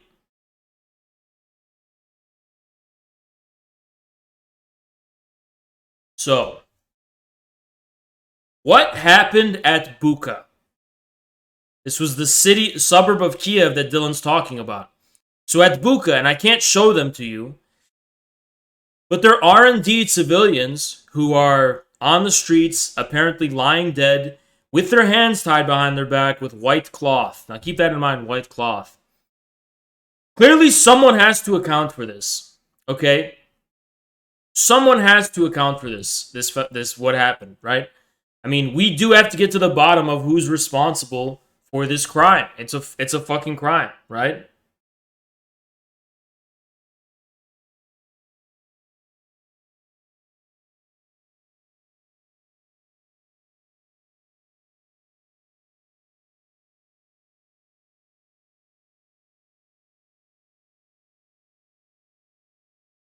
No, I mean, I don't think it was the bodies are fake, apparently. It's a crime, okay? It's a crime. But before we deep dive into this and investigate what actually happened in the suburb of Kiev, I think we should keep this in mind. Now, this is just before we can do any investigating, right? This is before we can do any investigating. Here's Scott Ritter, who says, regarding Bucha, at a time when Western public opinion is being shaped by an intense information warfare operation exclusively designed to paint Russia in a negative light, one would think objective observers would wait for the forensics before screaming guilty. And I agree with that. I completely endorse an independent investigation to discover exactly what happened at Bucha, right? And until we get that investigation, we are never going to know in full with absolutely 100% certainty what happened there. But the fact remains, there are civilians being confirmed to be dead in Bucha, some of them appearing, yes, to have their hands tied behind their back in what would appear to be an execution of civilians. It's a war crime, right? But we do have to keep in mind this context before we investigate, with the information we have available to us, what is actually more probable and a likely explanation for what we're seeing. But as Scott Ritter points out, I mean, check the context. Photos and videos of Ukrainian war crimes they've gone viral in China, they're viral in Russia. We haven't, not a peep about them in the West, but this is putting a lot of pressure on the Ukrainian government and the Ukrainian military. So it's a really strange coincidence that of all times, this is where they accuse Russia of committing this egregious crime. And it certainly is an egregious crime. There's no denying that. There's no getting around that fact.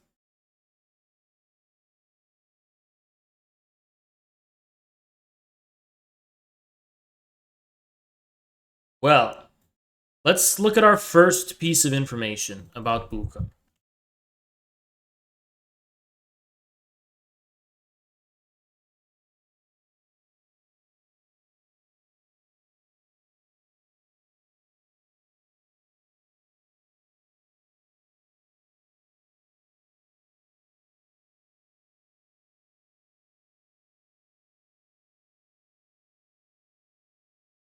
So this is the New York Times.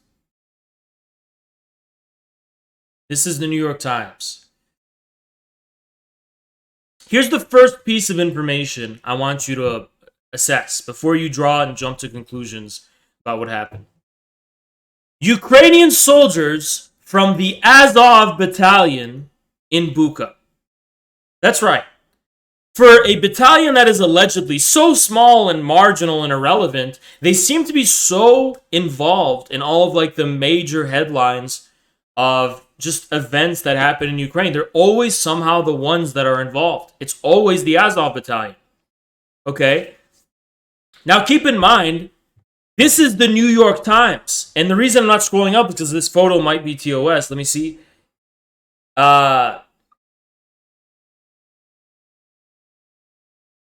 Yeah, I don't know if there's like bodies hidden in this photo, but I can confirm this is indeed the New York Times, okay? Because this is the article. So yes, this is the New York Times. Just if anyone doubts that this is the New York Times, I can also link you the article if you want to doubt it. This is the New York Times, okay? And now that we've got that established, the first bit of information. Ukrainian soldiers from the Azov battalion in Bucha, a town northwest of Kiev, where footage shown scattered bodies and widespread destruction on the streets Saturday. Huh.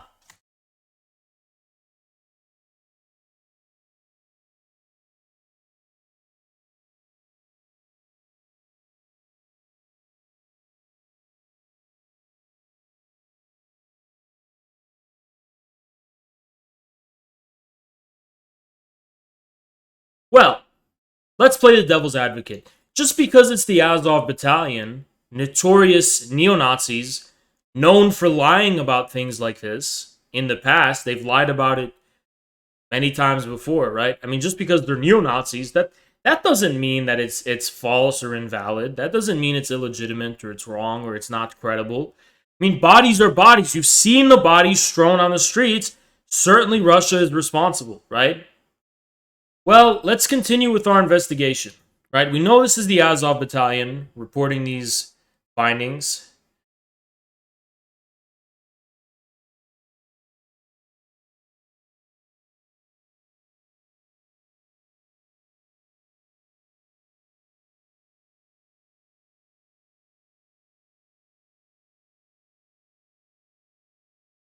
Let's peep another detail, though, by the New York Times that should indeed set off some alarms.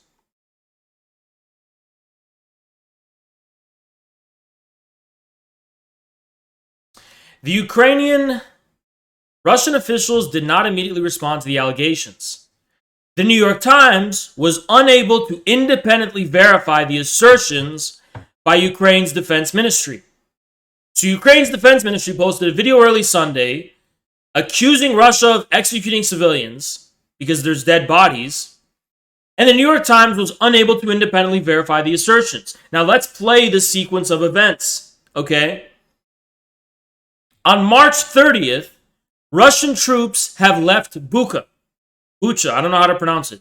On March 30th, the mayor of Bucha announces the town liberated and makes no mention of any atrocities. Azov enters Bucha, and then the Ukrainian Ministry of Defense publishes a video of Russian atrocities. Well, here's some more interesting background information, which is a little weird. Just some stuff to think about, okay? Here's just some thoughts. This was just some initial thoughts, right? Russia has gone out of its way to limit civilian casualties, declining to bombard residential areas and use strategic bombers. We also have a huge amount of footage showing Russian troops peacefully interacting with civilians. Russia's shipped huge amount of food and medical aid to civilian areas under their control.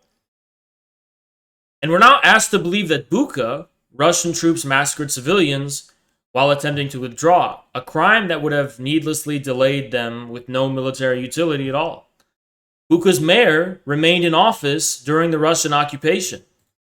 The town had continuous cell coverage, yet the massacre was revealed only a day after the Ukrainian troops entered the town. In an era of 5G, there was no real-time reporting of such a war crime. That's what we're supposed to believe. Now keep in mind that Ukraine has made its policy to arm civilians, making it very difficult to differentiate casualties. Now this is more speculation, right? But that's interesting. There was this is the kicker here. There was no real-time coverage of these massacres. I don't think the bodies are fake. Someone is responsible for that, but there was no real-time coverage of what happened while under Russian occupation. Not a peep. You're telling me that Russia physically confiscated every single internet device in the suburb? I mean, it's just a little weird. And we're piling on some weird stuff, right? We're piling on with some very, very weird stuff. Okay.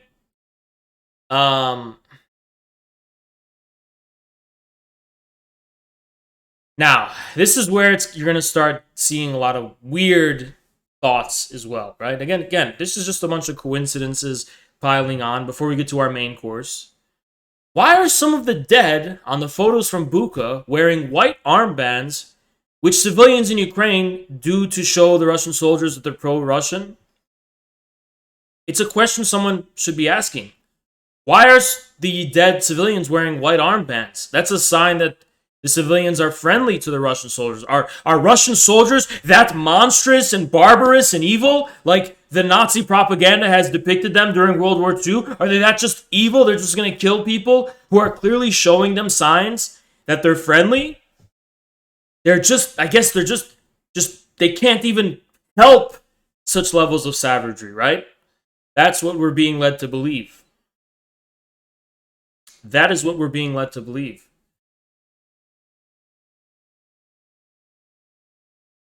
What's this? Russia has requested a UN Security Council meeting on Monday in connection with what they call the outrageous provocation of Ukrainian radicals in Bucha. Wait, so what the fuck is going on? Why did that happen? All right.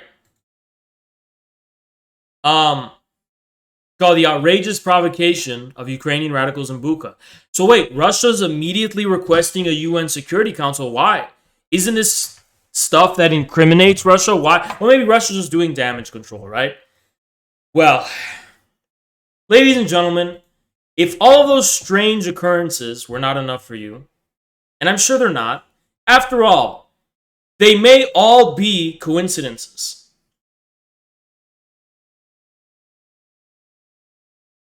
They may all indeed be coincidences, right? The kicker is this. We have photos and we have video evidence of civilians who are dead on the street after Russia left Bucha. So someone must be responsible for this. This needs explanation. And all of the things I pointed out to you won't mean anything unless we have that. So maybe we should wait till Monday and see, right?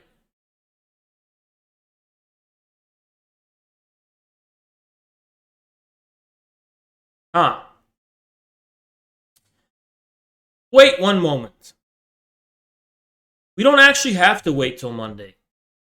Because as it turns out, there's a piece of video evidence that the mainstream media has not been reporting on.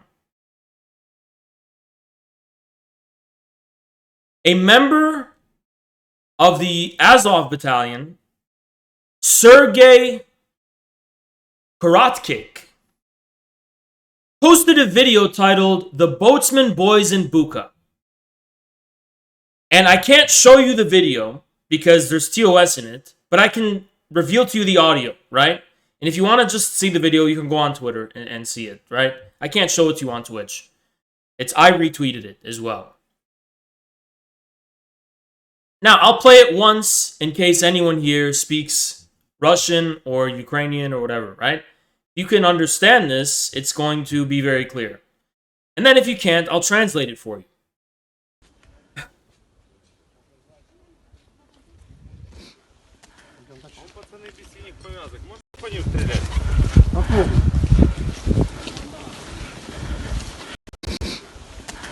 Он пацаны без синих повязок. Можно по ним стрелять?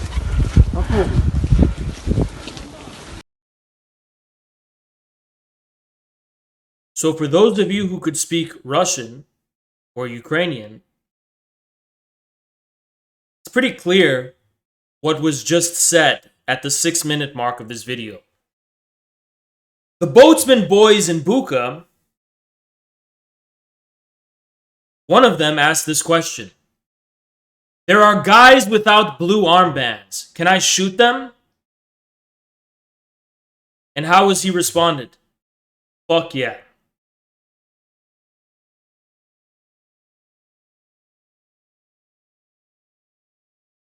These guys are without blue armbands. Can we shoot them? Of course.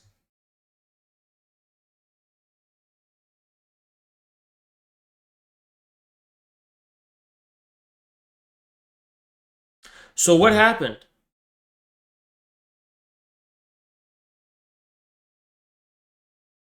What does that mean?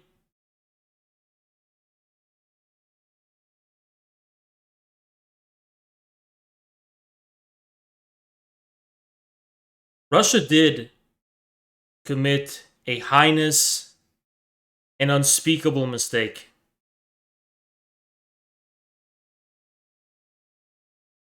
And that mistake was not evacuating the pro-Russian civilians within Buka while they retreated and left and abandoned the suburb. Russia's inability to protect those civilians from the absolute criminal scum, thugs, and anti-human pieces of shit that are the Azov Battalion is the only crime Russia appears to have committed here. Not saving and protecting and evacuating those victims of the Azov Battalion. Because in case you didn't know, white armbands are a signal that you're friendly to Russians. Blue armbands means the opposite, right? And here at the 6-minute mark of this video, I can play it again if you don't believe it, a soldier of the Azov Battalion was asking if it would be okay to shoot people without blue armbands, to which he was responded, yes.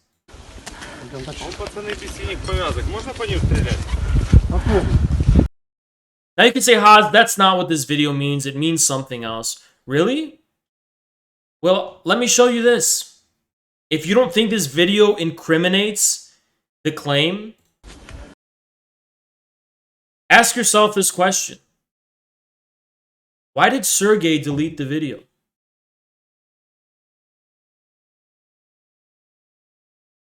Why did Sergey delete the video? Why did Sergey delete the video? The man who posted it. Why did he delete it?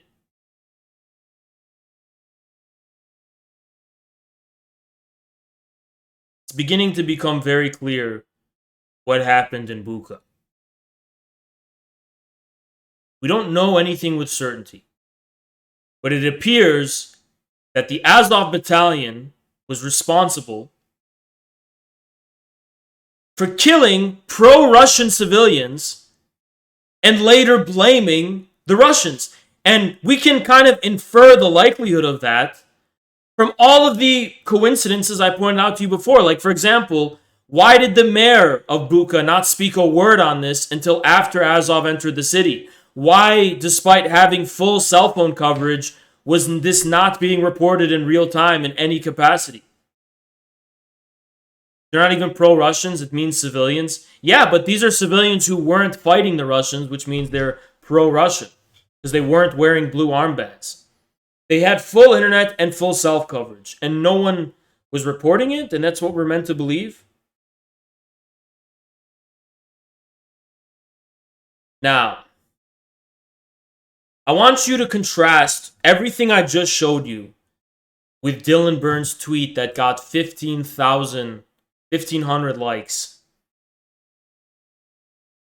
And you tell me if this is misinformation or not.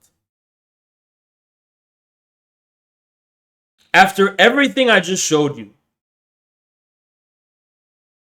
it's a little weird that you have people that lie this effortlessly, right? I mean, this easily. This is just a liar.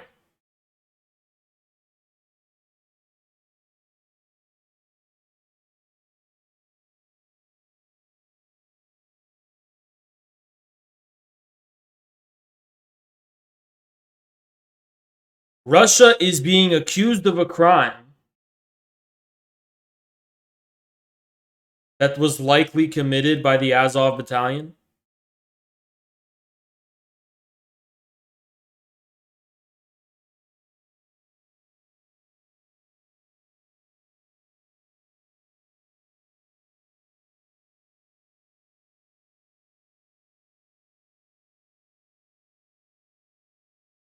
UA forces entering Bucha, 0 dead bodies.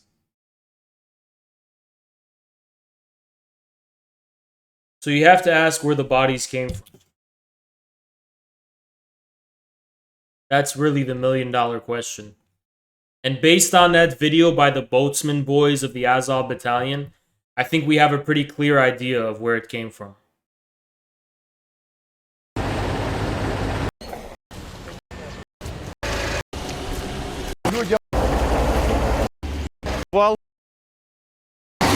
Weird.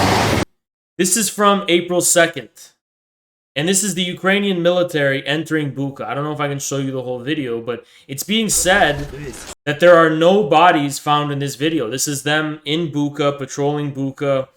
I mean, special forces of the National Police. Yeah, there's strollers on the ground, but there's no bodies anywhere to be found. It's a little weird.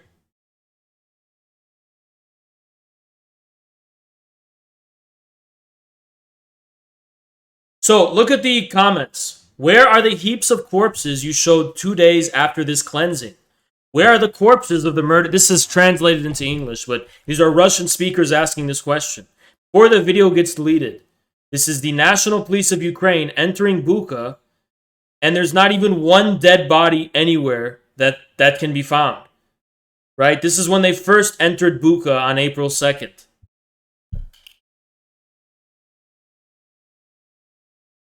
Now, I'm not denying anything. I'm ultimately saying we don't know. All I'm trying to point out is that this raises pretty important questions, which I would like to see addressed. I would like to see addressed why it is we don't see any bodies when they first enter Bucha. I would like to see it addressed why we have video evidence of the boatsman boys of the Azov battalion asking permission if they can kill people who aren't wearing a blue armbands. And I would also like to know why Russia would commit such a horrible crime in the first place, if they are in fact guilty of it. And if they are guilty of it, why are they asking for an emergency meeting on Monday to talk about what happened at Bucha? Why did the mayor of Bucha remain in charge of the city throughout this entire thing and didn't say a word about any of these supposed mass executions? I mean, there's just too many questions to ask. There's way too many questions. And also the timing is a little weird because this comes at a time where the world is starting to observe these egregious war crimes being committed by the Ukrainian military and the Azov battalions, just shooting captured POWs in the knees. And that, my friends, is indisputable footage. I mean, when it comes to accusations against Russia, it always appears to be very muddied and, unclear, right? But whenever it comes to war crimes committed on the Ukrainian side, we just have indisputable video evidence that couldn't be explained in any other fucking way. So it's just a little strange, okay? Speaking of that, okay, it's not just Buka. I don't know if you guys remember the maternity hospital that was destroyed, right? I can't show her face being a little bloody, I don't think. But now AP News is starting to call. This is what happened. There's a famous photo of a woman at the maternity hospital being carried away from the rubble and from the attack. There were other testimony and witnesses there who said there was no Russian strike at the maternity hospital whatsoever, right?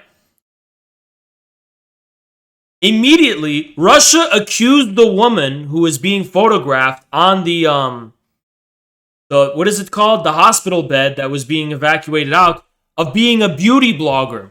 So in other words, she was like an online influencer or actress, right? The stretcher, yeah.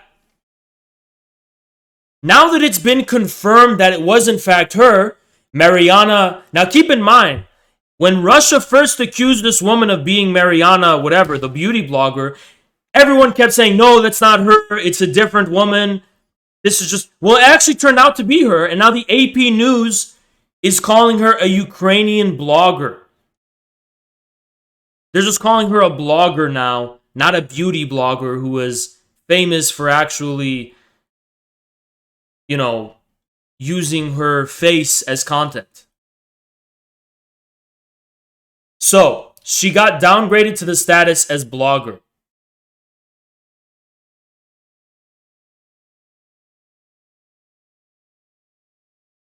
And she's actually telling the truth now. Mariana, the same blogger, is telling the truth now. She's actually saying that the hospital wasn't targeted by Russians and the Ukrainian military was using mothers as human shields and stealing their food. What on earth is going on? Now, you're not going to get anyone to talk about this.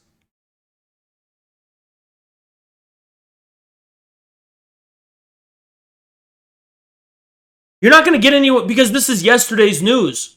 Oh, Haz, how could you defend Russia? First of all, I'm not defending anyone. I'm just reporting on the truth. But they're saying, Haz, how could you say Putin is good? He's a war criminal. Remember that time he bombed a maternity hospital? And it just got cemented in their minds. And they never bothered to go back and think, was that actually an accurate recounting of events, right? And I guess no one cared to ask that question. But the same woman who's featured in this video, I can't show her bloody face. Here's her. Here she is. Here she is, Mariana. Mariana Вишемирская. И мы пришли в роддом, и нас приняли, нам не отказали, мы пришли в третий роддом. Поскольку больше идти было некуда, второй не принимает. Им пришли, сказал персонал, что их здесь никто как бы не держит, можете домой, кому надо идти. А потом чуть позже пришли и сказали, что их не то чтобы не держат, им нужно выселяться. Но они мотивировали это тем, что... She was the face of Mariupol. The whole Western press plastered her face all over newspapers and all over the fucking web. And she was the face of Mariupol. The hospital, maternity hospital shelling. She was the face of the whole thing. Сейчас зайдут сюда военные, им нужно здесь обосноваться, поскольку здесь солнечные батареи есть. Переселили рожениц в другую оставшийся единственный роддом. У них только маленький генератор, который работает исключительно на ИВЛ, аппараты детям. Ребята, которые мужья рожениц и беременных, они оставались в подвале жить. А на улице была полевая кухня, которая обоснована была этими же парнями. Они из домов, люди выносили, что могли дать нам, им для того, чтобы они готовили. Там был чайник у них, был такой как... Russian disinformation. I'm open to entertaining that accusation because disinformation is a serious thing and it's a serious accusation. But this is her. This is the woman featured in the newspaper. I mean, this is, unless you want to say this is not Mariana, I can't pronounce her last name, that this is not her. Well, it is her, okay? And this is what she's saying. Бочонок металлический, в котором они кипяток грели там и прочее. They wanted to use her face, but they didn't want to interview her to ask her what actually happened. Военные ничем не помогали. Военные пришли однажды и спросили: дайте еды. Вот. А им говорят: ну а какой же еды? Ну это все для беременных. Вот. Они говорят: мы 5 дней ничего не ели. Вот. И они забрали нашу еду, которую они говорят: ну приготовите еще. Когда произошел взрыв, все было спокойно, это было 9 марта, никаких выстрелов не было, мы спокойно спали ночью. Вот. И уже второй взрыв прогремел, мы вышли, нас... Said Tushev is still alive and showed a video of a completely different guy. No, Tushev is still alive. There's plenty of video evidence confirming he's still alive. Okay, I don't know why anyone's dying on that horse. Tushev is still alive. He is. Эвакуировали в подвал. Мы потом начали обсуждать, был ли авианалет. Сказали, что авианалета не было. То есть подтвердилось наше мнение, что мы не слышали. Они тоже не слышали. Они сказали, что это прилетел снаряд. После того, как прозвучали эти 2 взрыва, тоже не было больше никаких взрывов. А мы посидели буквально там 5-10 минут. Продолжение не последовало. Пришли... Show that Tushev is still alive.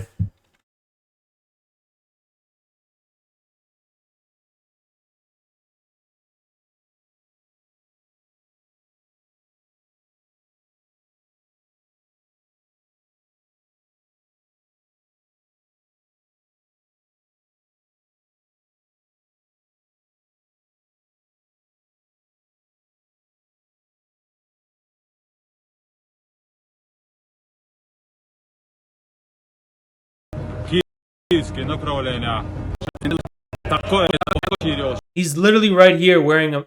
Okay, here he is. This is literally February 27th. Okay? So this is like a day after the accusation. Here he is on February 27th. Here you go. Really easy. Here he is on the left. He's alive. There you go.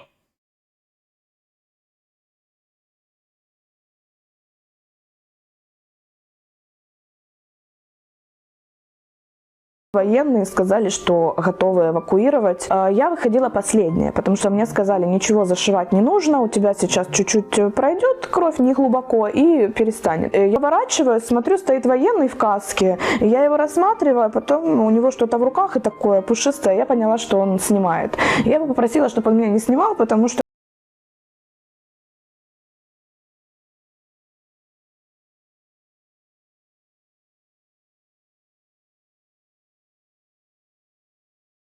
There you go. So that's the famous maternity hospital incident. Something weird is going on, guys. Something really fucking weird is going on.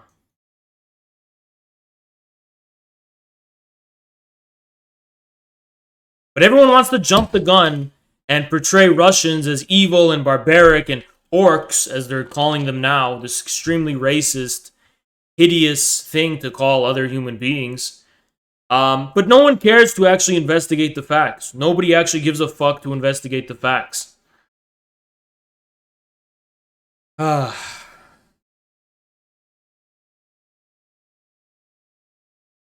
and let's also not forget the theater that it was supposedly attacked.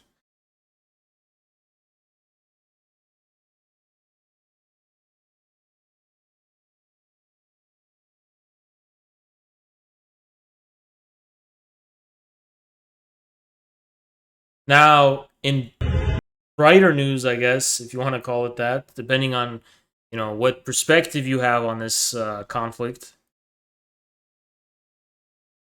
This is what the roads of Berlin look like today. So it looks like not all of Germany is on board with this anti-Russian agenda.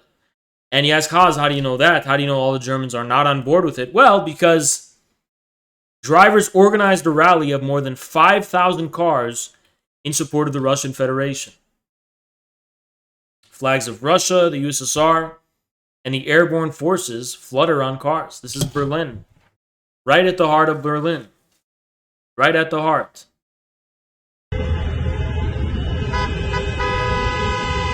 С этой и с другой стороны люди едут.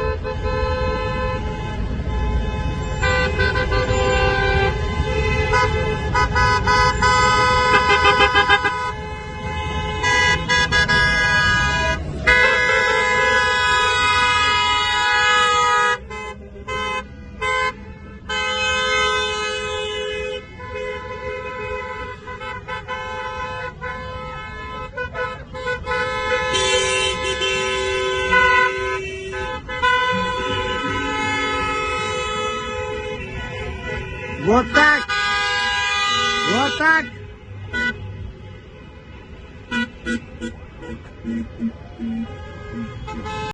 Huh, right in Berlin. That actually surprises me. That they could do this, right?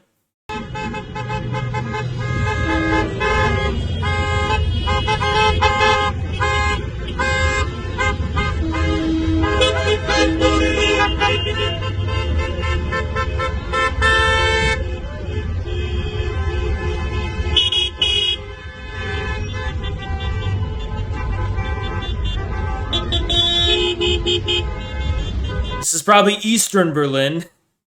You know, it'd be pretty surprising if this was in West Berlin.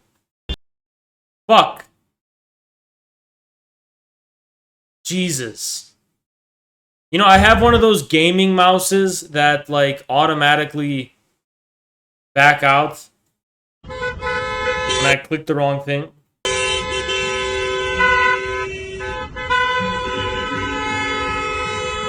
Yeah, this looks like East Berlin. Вот так! Вот так! Some op-ed yesterday claimed the Z symbol is supposed to evoke half a swastika.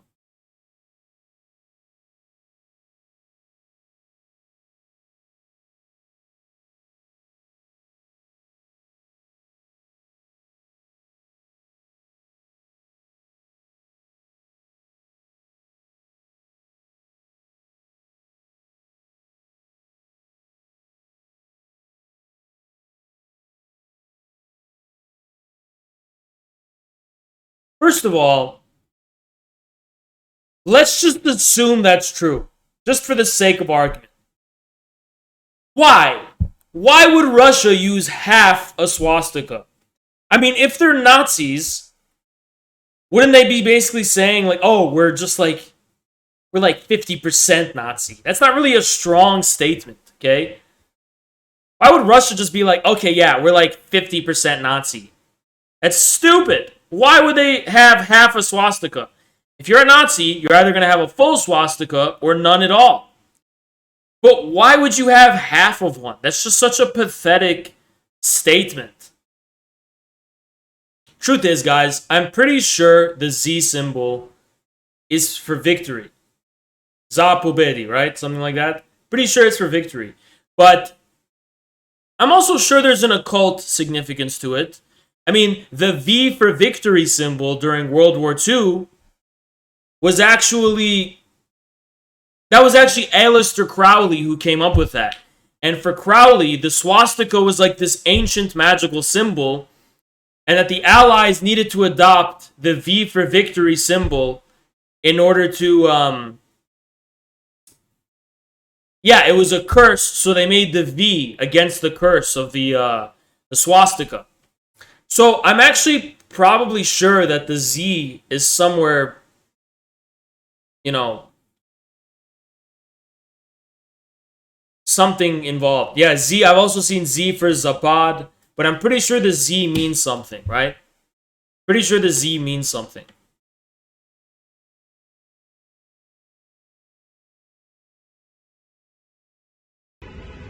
Like, it doesn't just mean a bigger word. It doesn't just stand for a word. It's like the symbol means something, right? Probably has an occult significance, as most symbols do.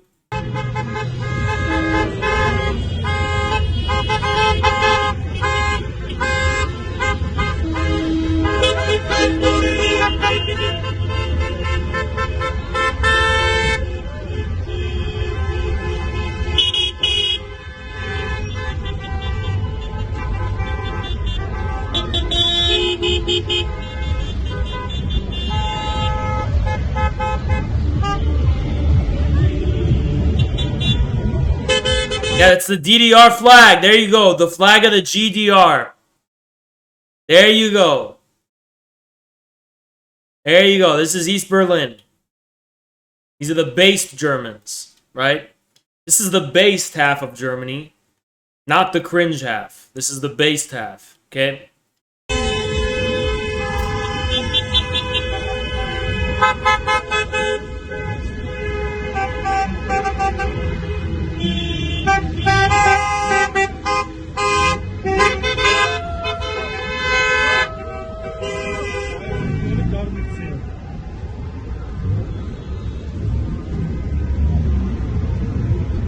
И этому концу и края нету.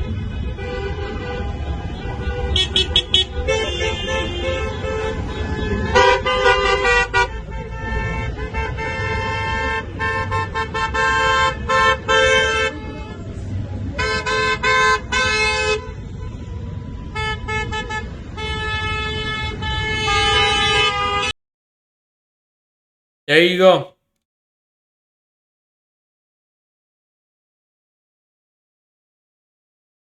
Would I agree that Germany needs to be denazified? I mean, every country should be denazified, right? There should not be Nazis in any country.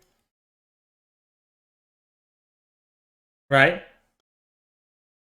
We should not agree with Nazis in any country.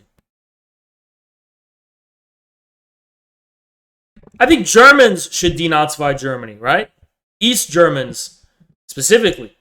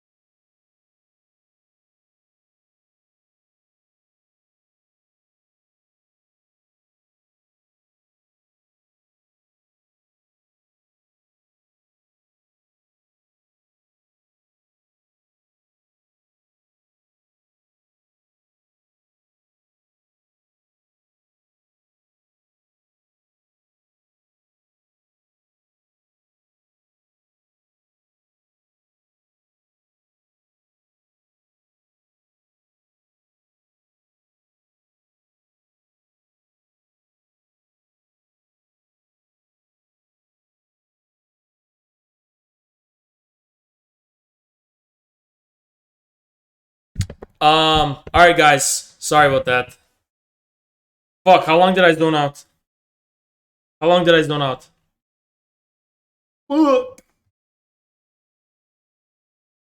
My bad. My bad. My bad. My bad. All right, we have a lot other stuff to cover. Let's continue, shall we?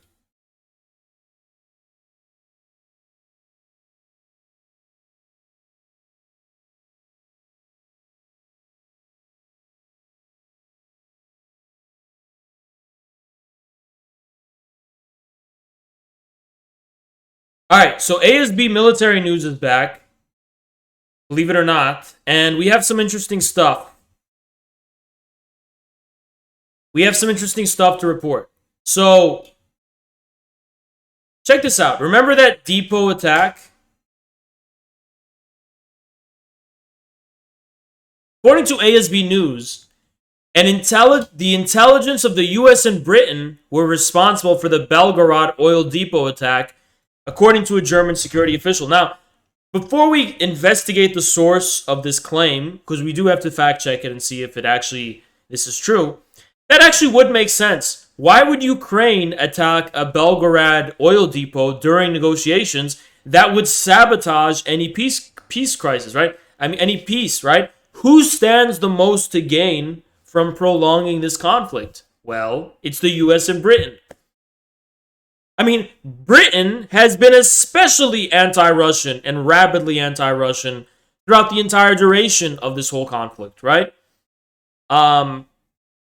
So that really goes to show, right? But we do have to investigate the veracity of this allegation.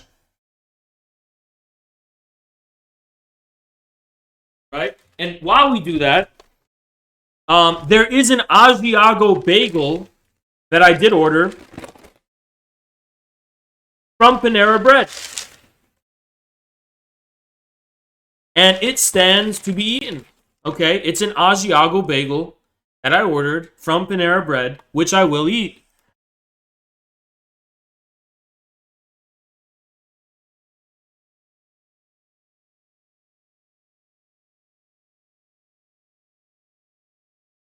It's very hard and very stale.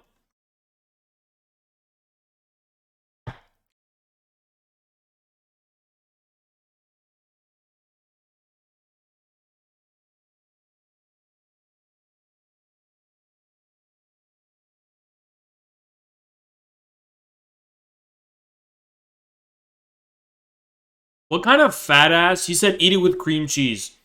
What kind of fat ass puts cream cheese on an Asiago bagel, which is already made with cheese?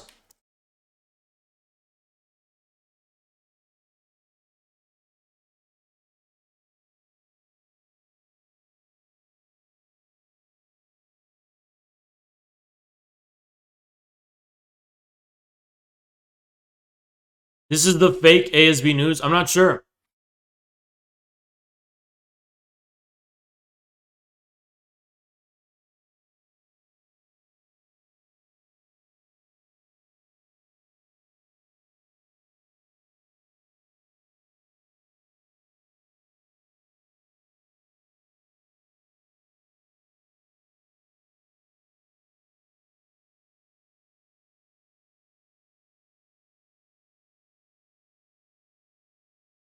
Oh, according to ASB's Telegram, they're all fake.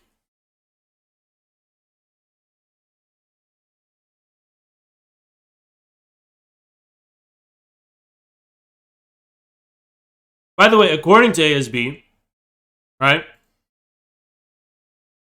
The Polish Prime Minister has said the anti-Russian sanctions did not cause an expected effect, as evidenced by the strengthening ruble. That's what they're admitting, by the way. And that's from the real ASB, by the way. The real one.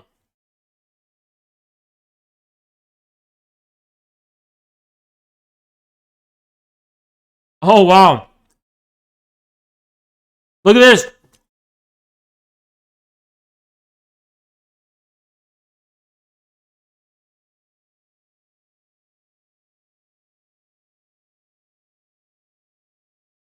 So Mali recently had a type of revolution that overthrew the pro-French and pro-Western governments. And now the new government of Mali, correct me if I'm wrong on that, by the way, the new government of Mali is saying it's going to buy 2 helicopter gunships from Russia, which are going to be used for counterinsurgency efforts against the Islamist militant groups in its regions. And what was particularly notable about this is that it came after Western African country evicted Western military forces that had long been based on its soil, after a change in government in 2020. Widespread anti-European and anti-French protests have continued to sweep the capital, often with Russian flags, as Moscow reportedly and neighboring Algeria-based have supported the erosion of the long-standing French sphere of influence in the region. Based.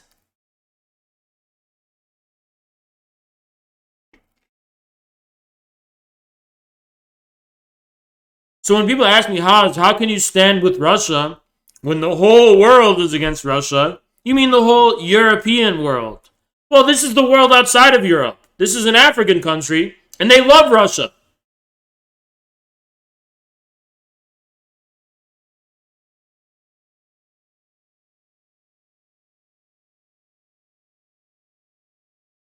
And they hate France.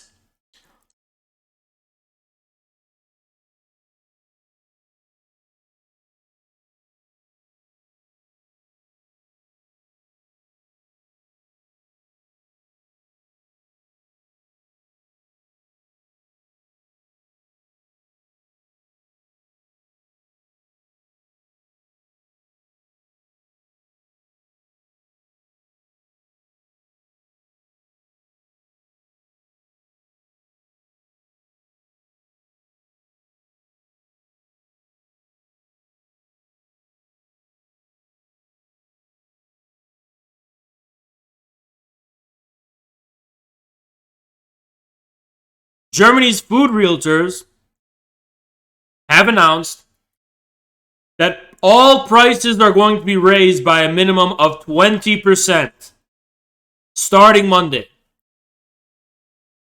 Well, you like those anti-Russian sanctions? You like giving it to Vladimir Putin? Well, now your food's going to be more expensive. Is this what Germany signed up for? It's what the German government signed up for, but is it what the people of Germany have signed up for? That much is not clear. That much is not clear at all.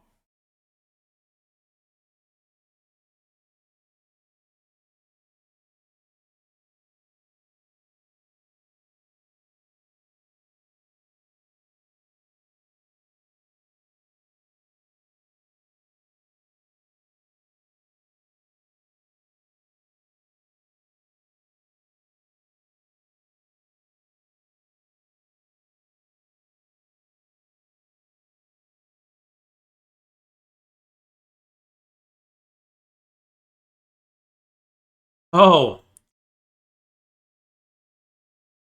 I mean, surely Putin is a dictator who's forcing the people of Russia against their will to back, this war effort. Surely the Russian people are going to rise up any time now and overthrow that mad dictator Putin, right? Well, his approval rating is now at 83%. And remember, it was at 71 just a few weeks ago. And it continues to grow. Now Biden's is at 38, among the lowest approval ratings of any sitting president at this time in their presidency in the history of this country.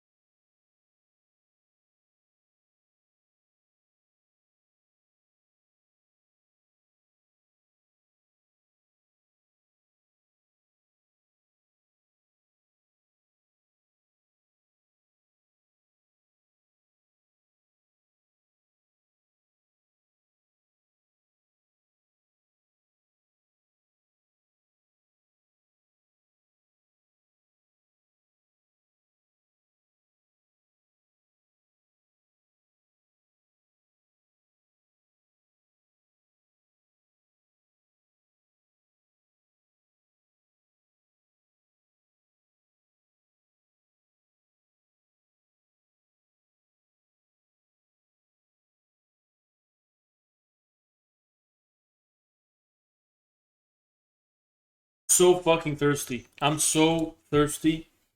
And water's not doing it. I need juice.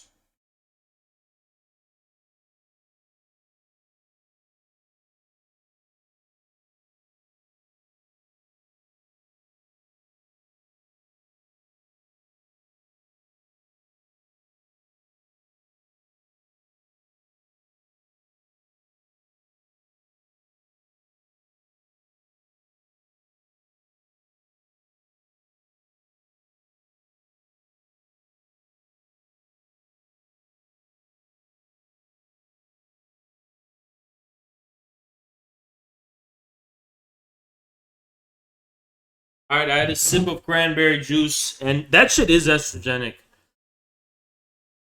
You guys know I've been like super. I had cranberry juice the other day, and I was super emotional for like a day. I was getting super emotional and shit. You know, like I was starting to feel very like in my feelings, you know, listening to that Taylor Swift, whatever. I'm not even kidding. I was getting emotional.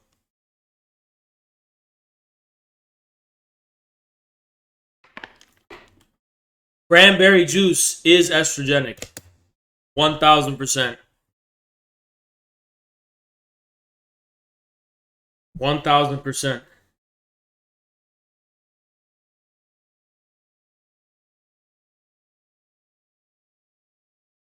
Damn, a glass of that don't do that to me. That's because you've always been like that. You've always been estrogenic, so you don't notice a difference. You understand? Now, riddle me this.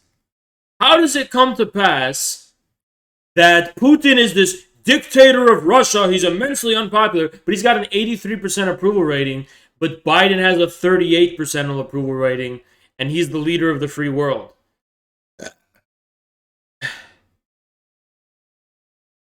Does anyone want to explain it to me? They think Russia went into Ukraine for natural gas and oil. Well, that has to be the dumbest explanation I've heard in recent history. Just for the simple reason that Russia has enough gas and it doesn't need Ukraine's gas. You believe American polls? I think 38% is pushing it as well, right? Have you ever gone up to anyone and just been like, what do you think of Biden? Tell you what, me and Jack, and you're saying, oh, maybe it's the urban people, Haas. Well, what do you mean urban, right? Because me and Jackson were walking around downtown LA at 2:30 a.m. 2:30 a.m. We're walking around downtown LA. We're walking back from a bar. And we get approached by a crackhead from El Salvador who barely spoke English, okay? And this guy,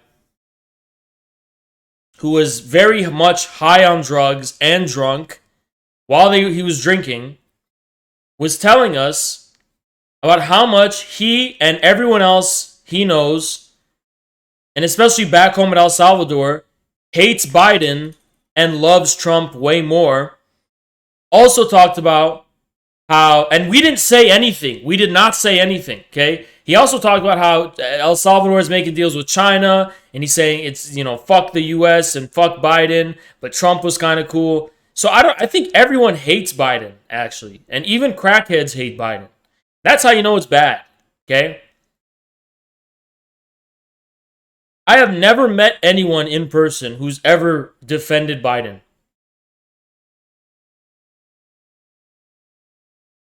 Even liberals are like, well, I supported Pete Buttigieg. It's like nobody supports Biden. No one. I've never seen anyone defend him in person. Well, besides Destiny. But that was for a debate. And even Destiny doesn't like him. Even Destiny's like, well, according to my consequentialist calculations, I have to defend Biden optically in order so that I don't empower the Trump supporters. But no one really likes Biden, okay? No one really likes him. No, Destiny does not love Biden. Destiny doesn't like Biden. He just sees him as like, okay, we have to defend him because if we don't, it's gonna lead to a net harm to my League of Legends playing consequentialism for the win. Consequentialism.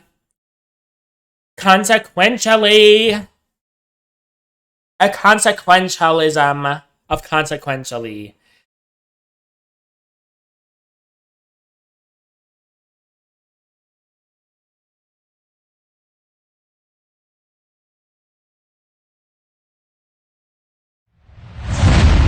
Это маньяки, люди маньяки.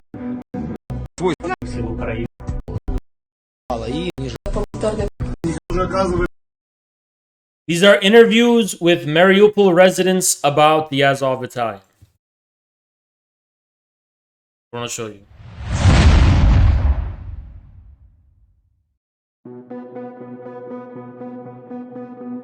Самое обидное, что это же свои люди, это своя страна. Геноцид полный.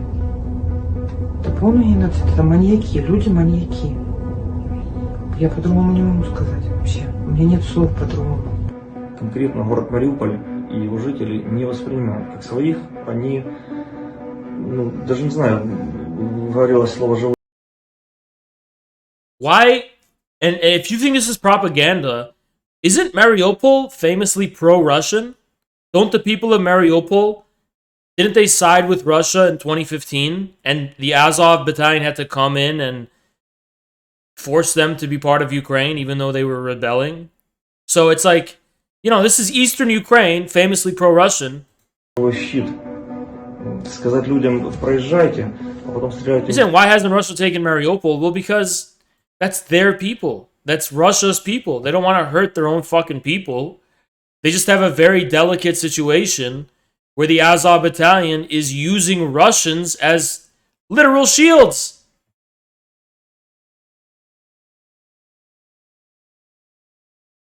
It's madness.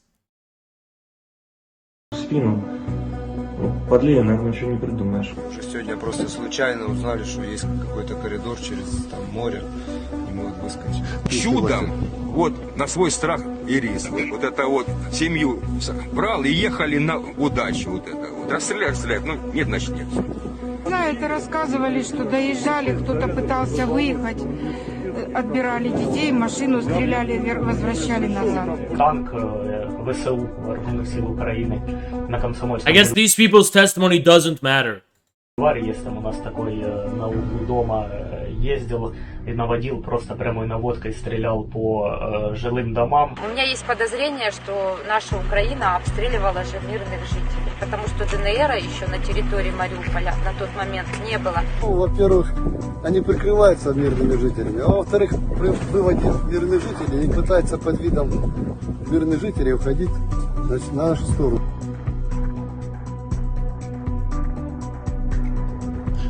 Бомбил кто? Были азовцы, потому что были инциденты в городе о том, что ВСУ отходило, а Азов их пытался остановить, была стрельба между ними.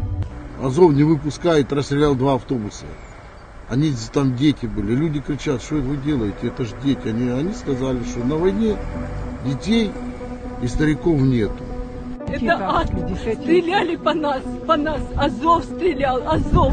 Мы это лично видели. Я лично видела, пусть все знают, пусть весь мир знает. Азов и правый сектор нас убивал просто-напросто, тупо, понимаете? Это фашисты, каратели, понимаете, фашисты так не делали, как эти скоты. Азовцы прям гордились тем, что они издеваются над людьми. Это скотское отношение к людям, мы были как пушечное мясо. Because you realize the Azov battalion doesn't care about the people living in this place. They care about the fact that according to them, this is historical Ukrainian land that belongs to Ukraine. They don't care about the people. They care about the territory belonging to Ukraine. Right? Even though, historically, they don't even have a claim to this land, except for what was given to them by Lenin in the Soviet Union. Otherwise, that was Ukr-Russia. The Ukraine had nothing to do with it. right? Lenin gave it to them. Or I shouldn't even say them. I should say the Soviet government of Ukraine. Которым просто манипулировали. Они отстреливались из дворов, с танков и с этих пулеметов. И я могу уверенно сказать, что 85% ущерба городу это нанесли азовцы. Прячутся в школах и в детсадах. Получается, они стреляют оттуда, потом быстро убегают. Азов наступает и стреляет на поражение. Куда попало. И на военных российских, и на мирных. Азов, когда текает, он стреляет уже куда попало. И в квартиры, и в подвалы, везде. Вот недавно подвал разрушился, много погибших. Вот чуть ниже нашего дома. Еле удалось пешком дойти до блокпоста, чтобы эвакуироваться в Россию. И здесь уже помогли, накормили. Kuban region used to be Ukrainian before the Holodomor, if we keep rewinding history. That was after Lenin gave Ukraine a bunch of fucking, the whole of Novorossiya. Why do people act like the Holodomor was some intentional famine against Ukrainians when Russians and Kazakh people were also affected by it? It was a horrific famine. It wasn't an attack against Ukraine. That's just total bullshit.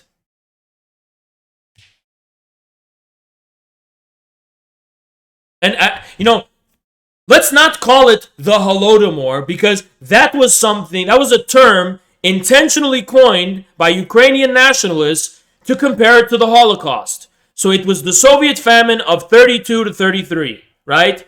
Millions have died of famine.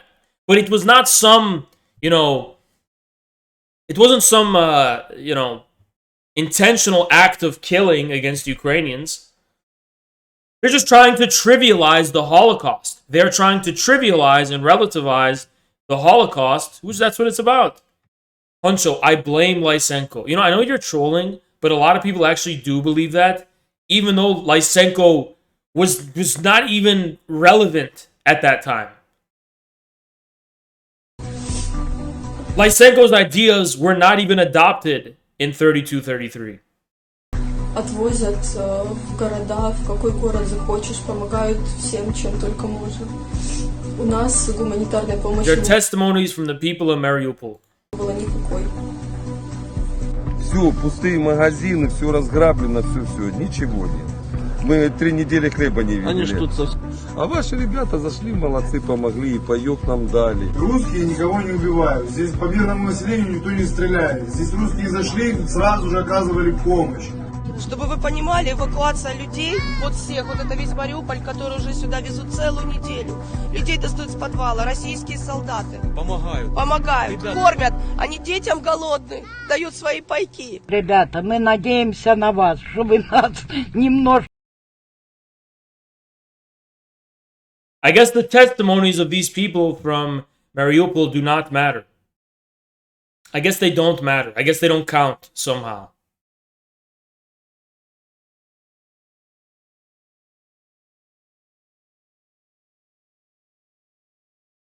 God, the Western press, it's unfucking believable. We have some more. The Wall Street Journal, on February 19th, German Chancellor Scholz goes to Zelensky that Ukraine renounce its NATO aspirations and declare neutrality as part of a wider European security deal. Signed both by Putin and Biden. Zelensky said no. Huh.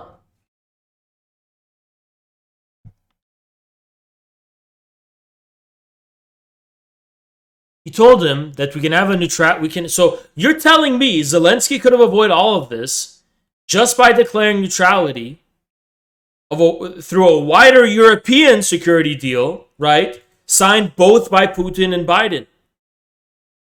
And Zelensky said no. Why did he say no? Why would Zelensky say no to this, by the way?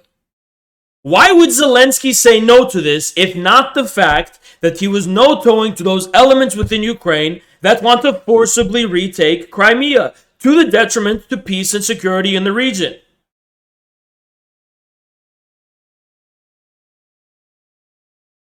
Zelensky's answer left German officials worried about the chances of peace were failing. It left German officials worried the chances of peace were fading. Now, you may say, Kaz, maybe this is just because Zelensky has such strong principles. Because Zelensky's such a strong, brave, and noble man, right? I mean, obviously, how could anyone question the greatness, the might, and the heroism of Zelensky the Great, right? Truly a great, great man, we're led to believe, right? Yeah, the thing is, actually, in Zelensky, truly, he's a paragon of manhood and leadership, and he's got so much control over what happens, and his charisma alone is just such a source of, and Zelensky, he's such a great guy, right? I mean, well, the thing is, I hate to be the bearer of bad news here, and I hate to poop on anyone's party. Should I tell him? Should I tell him? Should I tell him about the truth about Zelensky? And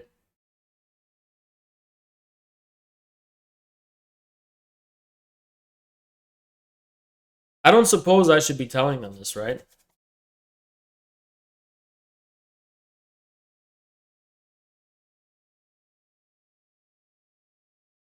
Well, here's an example of Zelensky's brilliant and bold leadership on display. Back from 2019, when poor little Zelensky went to the Donbass,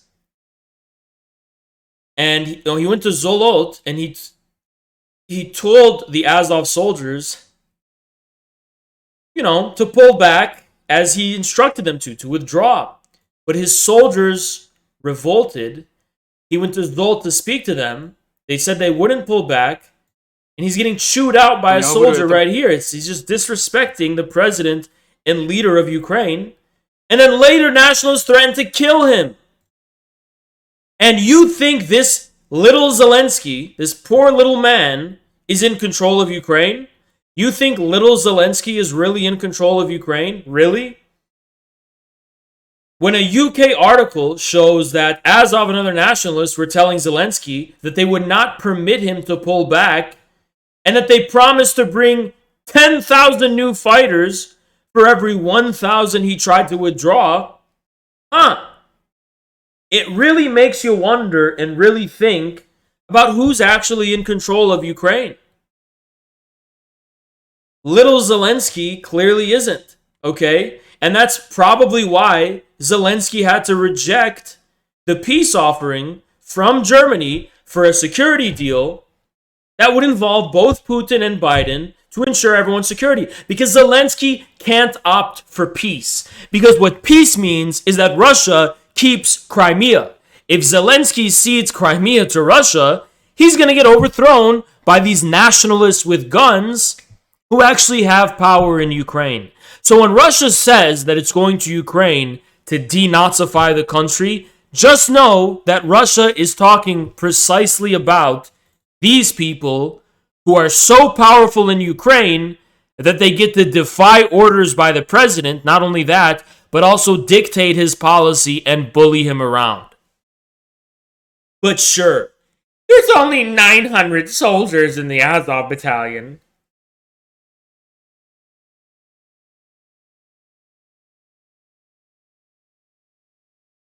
That's what we're led to fucking believe, right?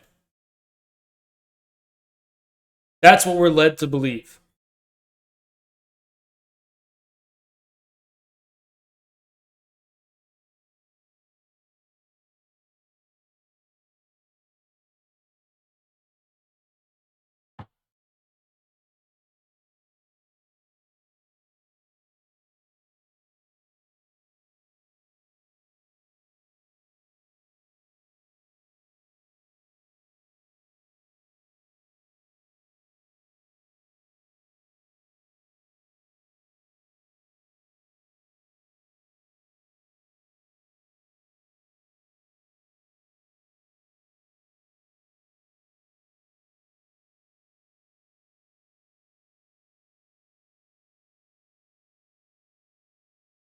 And as Jackson points out, the U.S. had secretly told Zelensky that Ukraine wouldn't be accepted into NATO.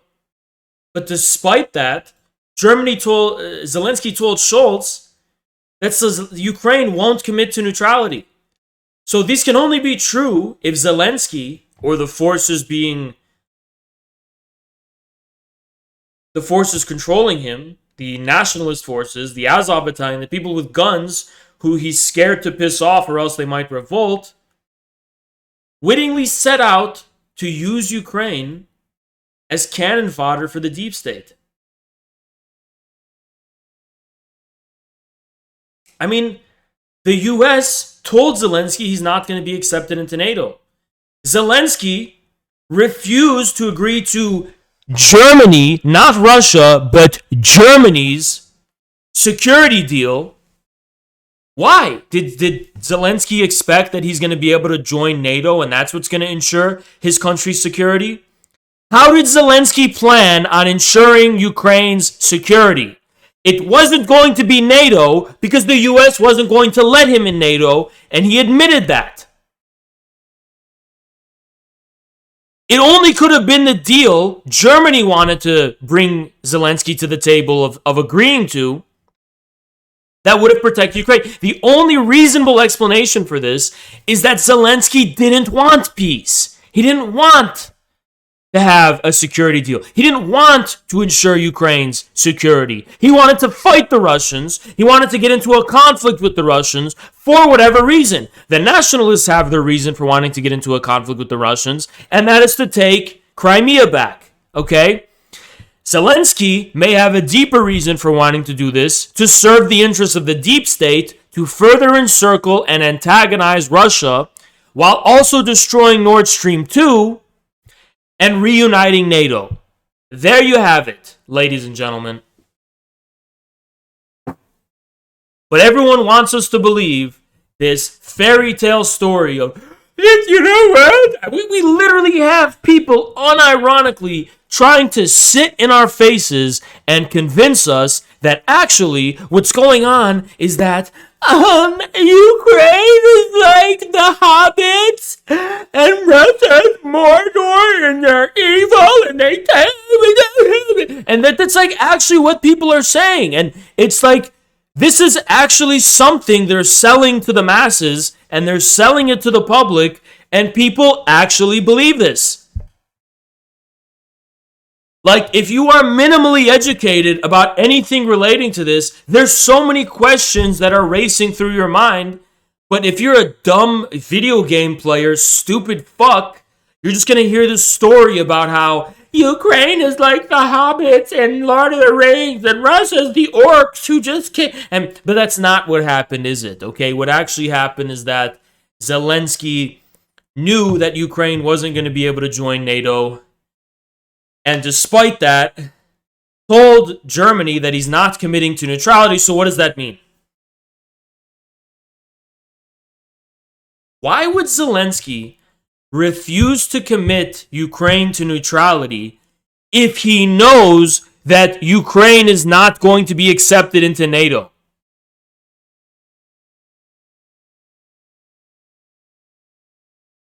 Anyone got an idea of why that would be? Any pro-Ukraine, anti-Russia people want to give me an idea of why that might be? Any anti-Putin, anti-Russia people, anti-Haas, anti-infrared people want to fill me in exactly why Zelensky would do this? He was threatening to renuclearize in January, saying the Budapest Memorandum would be void. Right, but that's just an example of the type of behavior that's going to invite a Russian response. He can't nuclearize in time, at least do it in secret. Why was Zelensky telling Germany that he's not going to commit to neutrality? Does anyone have an answer? Does anyone have an actual fucking answer to this?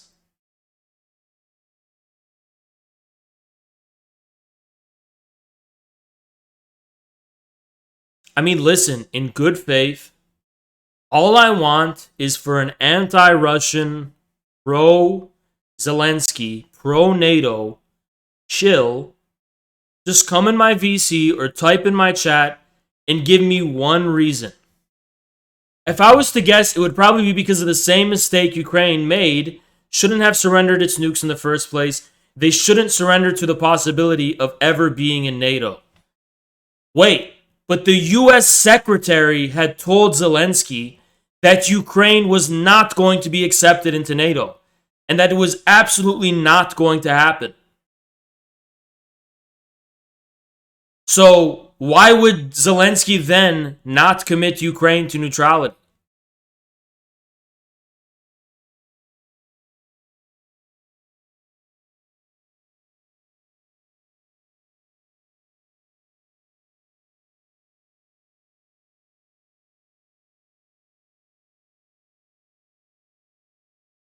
I mean, does anyone have an answer for this?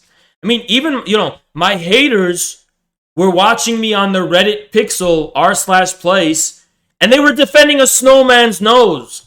They were defending the snowman's nose, but they won't answer a simple fucking question, right? You have enough pixels to fix the snowman's nose, but you can't fucking answer the question of why Zelensky would not commit to neutrality despite knowing that Ukraine is never going to be allowed in NATO. As of now, but in the future, no, the door is closed just to keep Russia wondering. Keeping Russia wondering is going to invite Russian hostility and a Russian invasion, right? So why would Ukraine bait Russia to neutralize that threat? I mean, that's even worse of a case. Zelensky knew that Ukraine was not going to be allowed into NATO. So you're saying Ukraine kept posturing that it may join NATO? Something it knows Russia will never accept under any circumstances? That means Ukraine purposefully was baiting Russia to do something.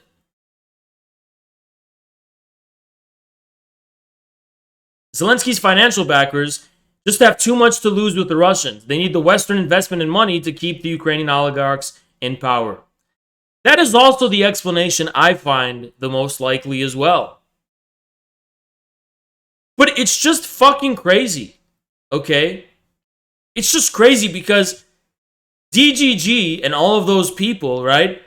They will go out on a limb to defend a snowman's nose on r/place. They literally were fixing the snowman's nose with so much effort. We were trying to destroy that nose with so much effort, right? But when I ask them a simple fucking... This is, by the way, the root cause of why they fucking hate me, which is because I am pushing back on the mainstream narrative about what's going on in Ukraine and Russia. So this is why they hate me. This is why they hate me enough to fix the snowman's nose on r/place. So can't you just answer a simple question? Why did Zelensky refuse to commit Ukraine to neutrality under the terms, by the way, overseen by Germany and the US with Russia, if he knows Ukraine isn't going to be allowed in NATO? Does anyone have a fucking explanation for this?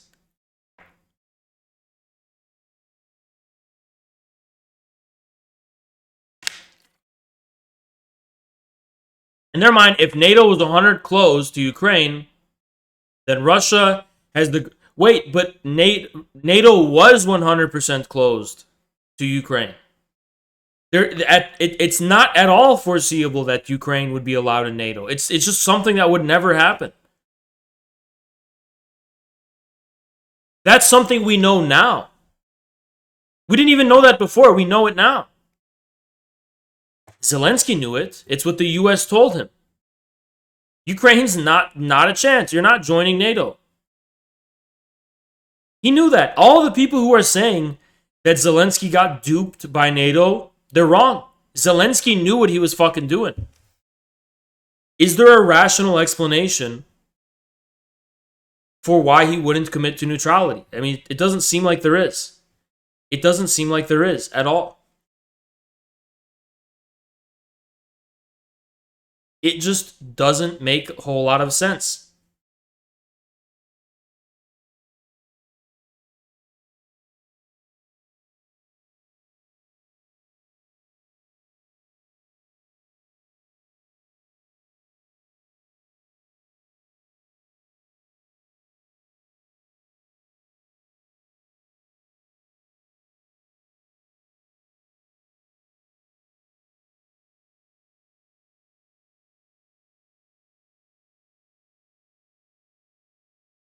Yeah.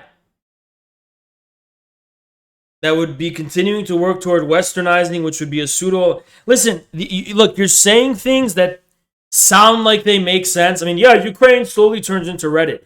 What does westernizing actually mean? You know, Poland is in the EU, and even that westernizing, it's not a whole lot. The underlying infrastructure of Poland is still from the fucking Warsaw Pact.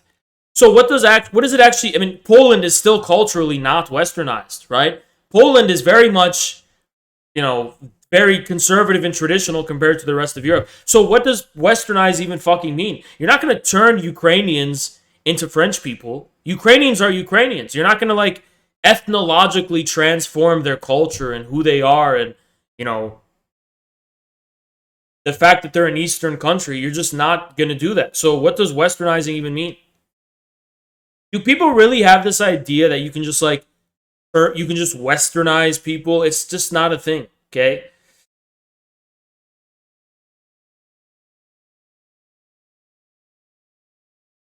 You're not going to turn Ukrainians into Germans. They're Ukrainians, right?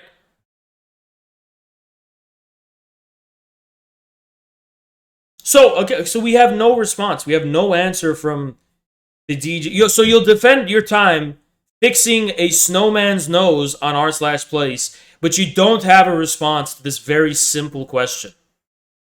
I think that's all we really need to know, right?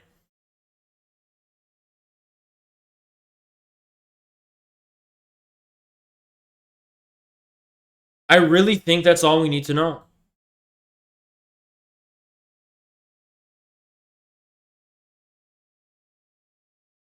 Now recall, in the midst of this, right, that Zelensky's reading a submission that NATO told him Ukraine won't be allowed to join, but publicly the doors will remain open. Publicly, right? So NATO told Zelensky his country would be used to bait Russia, and he went along with the charade. Was it worth it? Publicly, the doors will remain open. Requested them personally to say directly that we are going to accept you into NATO in a year. Oh my god, Ukrainian subreddits drew Putin kneeling to Zelensky in r/place. It's over for Russia. It's over for Putin. Yeah, just know that this whole r/place thing you guys have, just know the only reason you are allowed and permitted to have your Reddit fun is because Chinese and Indian internet hasn't found out about you yet. Or they don't care about you. But I promise you, within a matter of 5 seconds, if Chinese and Indian internet wanted to, they would wipe that entire canvas clean on r/place. So just know, this little fun that you're having is just because they don't care. If they cared, they would destroy your r/place. Easily, okay?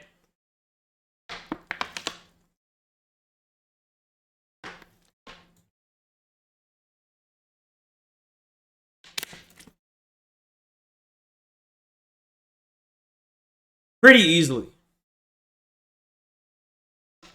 Also, you know what's so pathetic about this pro-Ukraine jingoism? It's really coming to the fact that it's just a way for these self-hating, guilty liberals to be nationalistic about something. They can't be nationalists for their own country, so they have to be nationalists for Ukraine. Oh, I cannot actually show this. I cannot show this. But this is really fucking incriminating. Holy fuck, okay? What the fuck is that? Alright, I got sent a video in Telegram, and I would love to show it to you, but I know for a fact I'll probably get banned, right? But they're driving by a corpse. I shit you not. Oh my god. This is like game over, okay? There's only two explanations. They're driving by a corpse, and the hand of the corpse is moving. Starts to move. Starts to, like, raise its hand. Very clearly and explicitly. So there's two options. That's just someone who's injured and badly need of medical attention, in which case the Ukrainian military is being really reckless about photographing corpses and not even checking if they're still alive, or it's a person who's neither injured nor dead, but is just laying there to make it look like they're dead. There is no third option.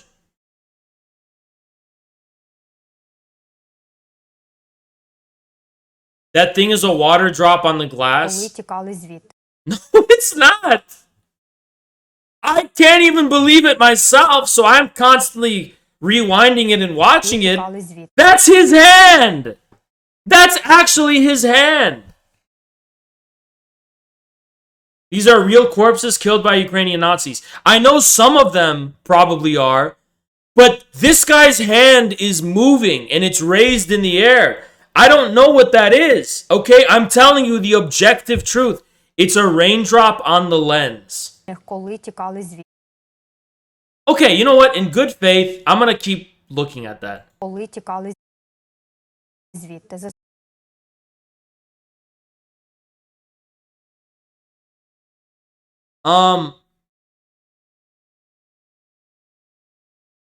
Alright, admittedly, it's pretty blurry. It's pretty blurry, but... No, that looks like a hand to me. But admittedly, maybe it's a raindrop. I don't fucking know. Like, maybe it's an optical illusion, because this is really, like, baffling. This is pretty baffling shit, okay? So it's actually hard for me to believe my own eyes when I look at this. So maybe, yeah, maybe it's an optical illusion or something, right? Maybe that's an optical illusion. Yeah, actually, the more I replay it, the more it's unclear to me. I don't know. Wake up early, this shit debunked. Yeah, I don't know. I really don't know. I don't know. I don't know. Yeah. I actually don't know.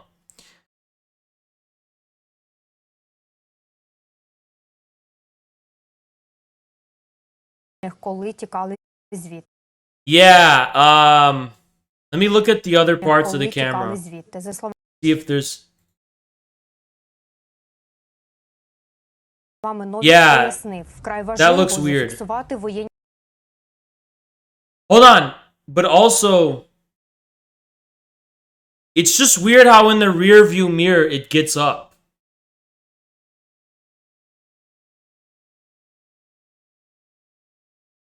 I don't know, guys. I don't know. We should really wait to see what the experts have to say about this. Because I don't know what that is. I really don't know what the fuck that is, right? It's just very hard for me to judge that. I'm not an expert. I don't know what that is, right? You know, I'm open to entertaining that it might be a raindrop. Apparently there's better footage. Okay, let's check the better footage.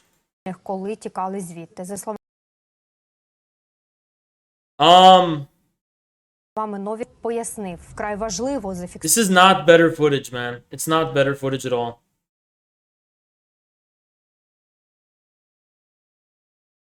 This is not better footage.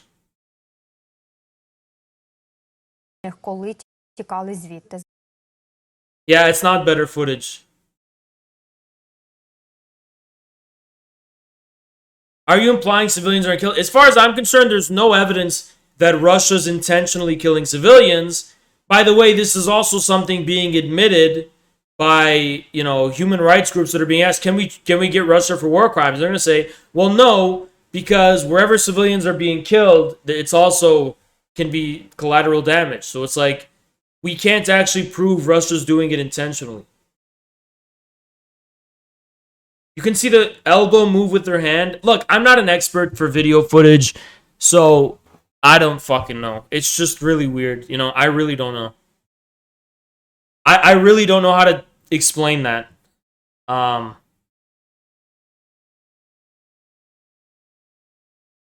But again, I mean, I don't think there's fake corpses. I just do find it really troubling how the boatsman boys recorded a video saying, can we kill the guys without blue armbands? And they said, fuck yeah. So, you know, it's just a little disconcerting that Russia's being blamed for this when we have that video footage, right?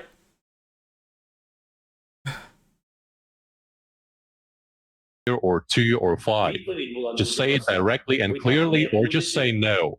And the response was very clear. You're not going to be a NATO or EU member, but publicly, the doors will remain open. Requested them first. Here you go. And by the way, publicly means you should keep that appearance up.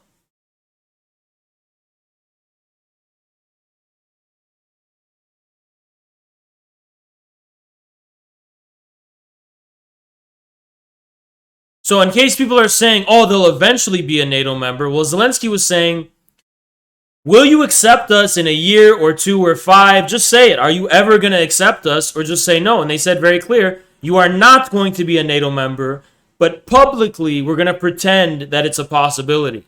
Why? Why?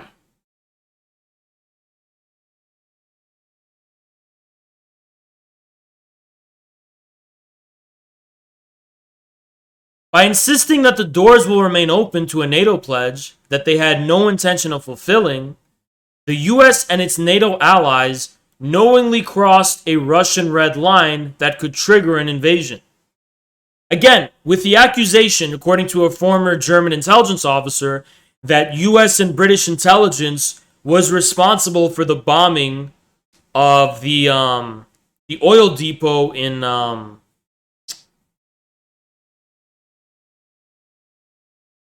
forgot the city in Russia, it would make sense. This is a conflict that it's in the Belgorod, that it's in the interests of the US, the UK, to not only initiate, but to prolong. Now, the question we need to be asking, ladies and gentlemen, is why? Why does the US and the UK deep state want Russia to be in Ukraine? Why do they want this? That is the question we need to be asking, especially in light of Russia's exposure of these research facilities with their extremely damning revelations and information. Why is this something they want? Well, the answer seems pretty simple to me, at least at face value. And beyond this, I haven't gone to those depths, but it seems to me that yes, it extends Russia. It's Russia extended. It's a strategy to take Russia down. But it's also to stop Nord Stream 2 and turn Europe against Russia. Because before any of this happened, Europe and Russia were starting to get a little closer, especially with Nord Stream 2. So if you ask me, this was about sabotaging Nord Stream 2.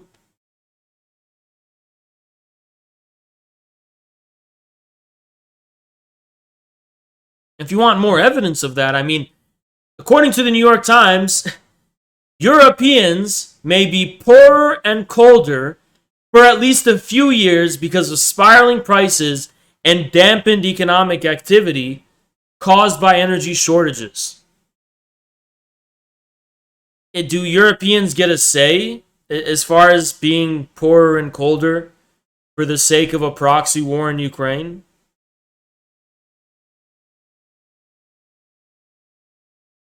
Oh, not only just poorer and colder, but also hungrier. I mean, do Europeans, did they vote on this? Is this something Europeans expressed that they wanted at all?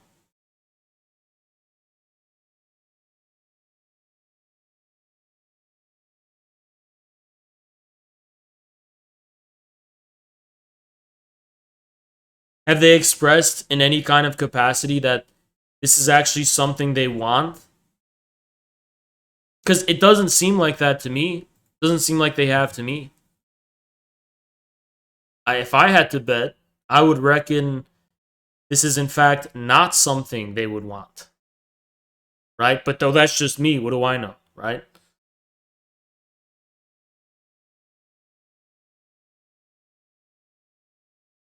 Adding Ukraine to NATO would be a bad move, but stating publicly that they wouldn't add them would also be shit. No, it wouldn't. It wouldn't be shit. It would diffuse the possibility of any type of Russian intervention into Ukraine. It would have avoided the war. What do you mean? Pretty sure Europe wanted to preserve ties with Russia while simultaneously not having war with Ukraine. I agree. I think that's what the Germans wanted. But it seems like the Germans aren't able to act according to their independent national interests, which have to be subservient to the US and its interests.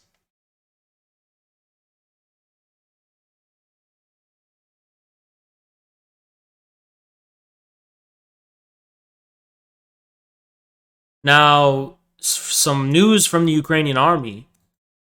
Zelensky has demoted 2 Ukrainian generals, calling them traitors. Huh? Why would Zelensky demote 2 generals and call them traitors?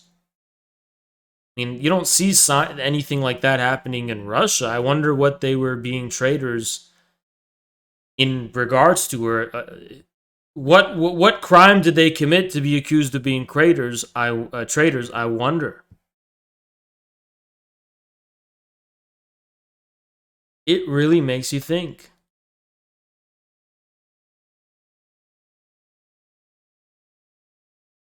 Wait, are the Grammys still going on, or was that the Oscars? What are the Grammys? Are Grammys for music?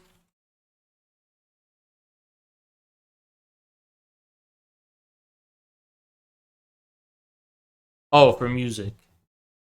And they happen at the same time. Are we going to get a slap at the Grammys too?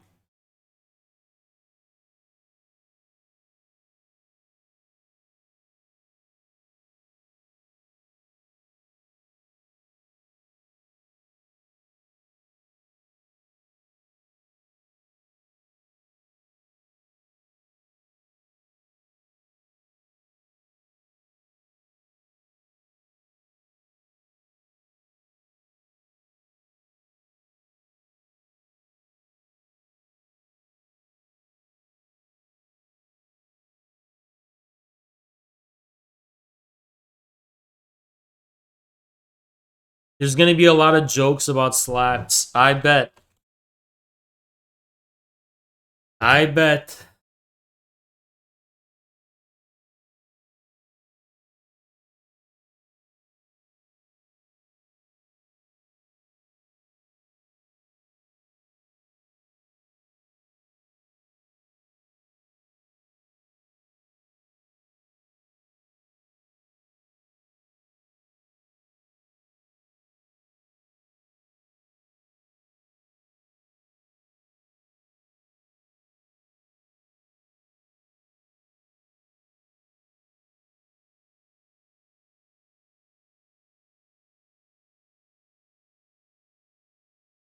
Give me a moment. I'm gonna clean shit out of my nose.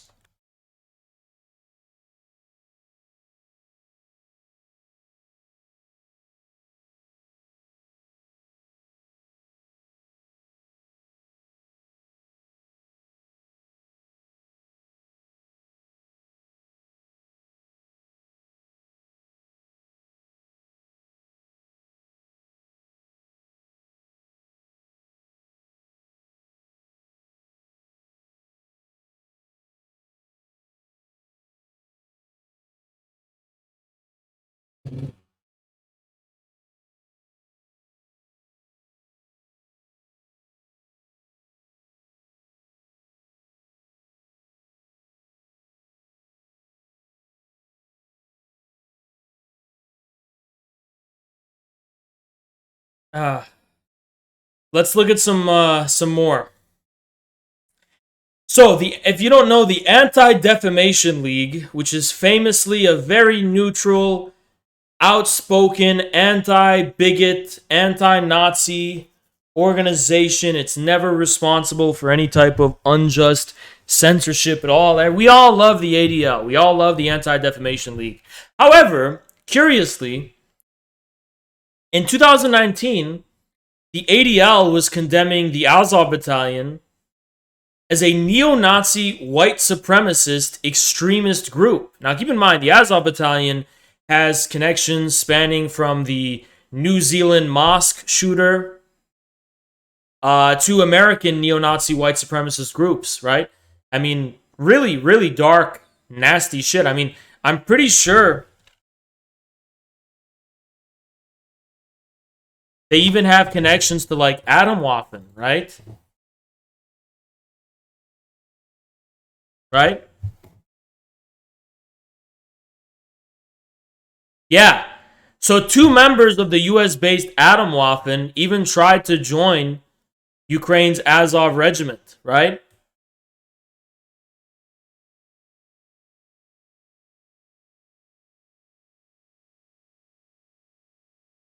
And that's a pretty, nasty, scary fucking group, right?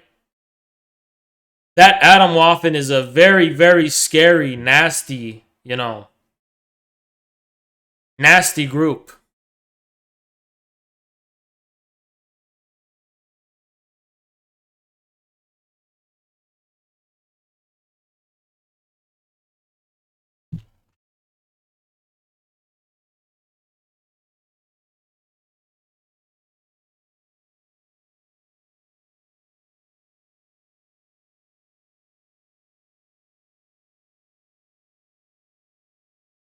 Really scary stuff. Can you show the connections to the New Zealand mosque? Sure. New Zealand mosque shooter Azov.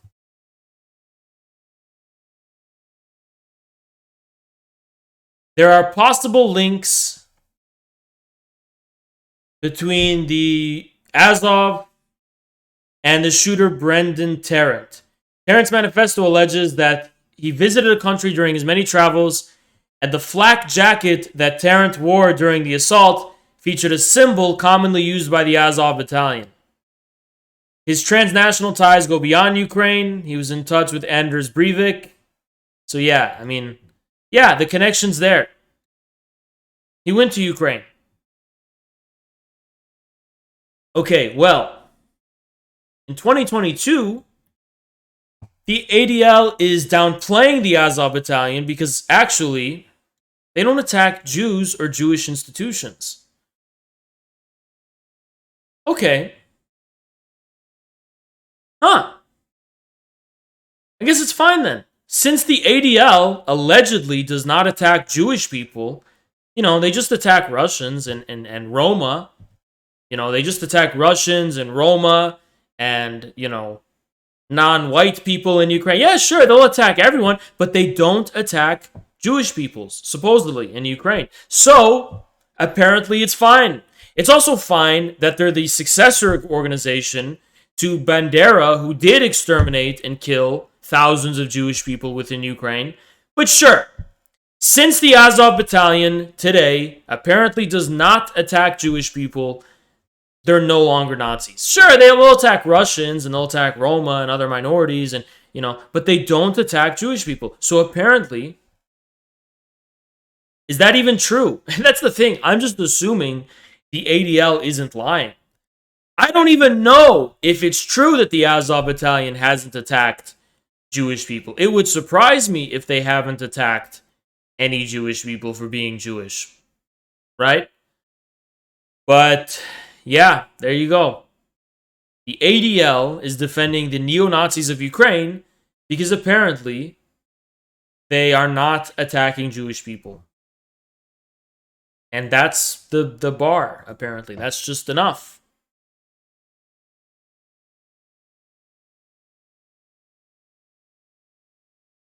But it's still something I can't help but doubt. So, if any of you guys don't know this, this is a guy who's been stalking Jackson for a very long time. His Twitter handle is called Ogle. And he's actually this very creepy, deranged stalker of Jackson's. He's a Jackson stalker, right? His name's Ogle. We actually know his real identity, and among other things, we haven't disclosed to the public yet. But we do know the real identity of this Lego guy, and he's a Jackson stalker, and he's actually responsible for a lot of the psyops on Twitter that happen against Jackson. Like a lot, a whole lot. He spends all of his time defending the squad, attacking Jackson Hinkle, attacking Jimmy Dore, attacking Max Blumenthal, and attacking pretty much anyone who criticizes, the progressive Democrat establishment. Well, if you knew who it was, you wouldn't be surprised why they're doing that. Me and Jackson know who this is, which is why it doesn't surprise us, right?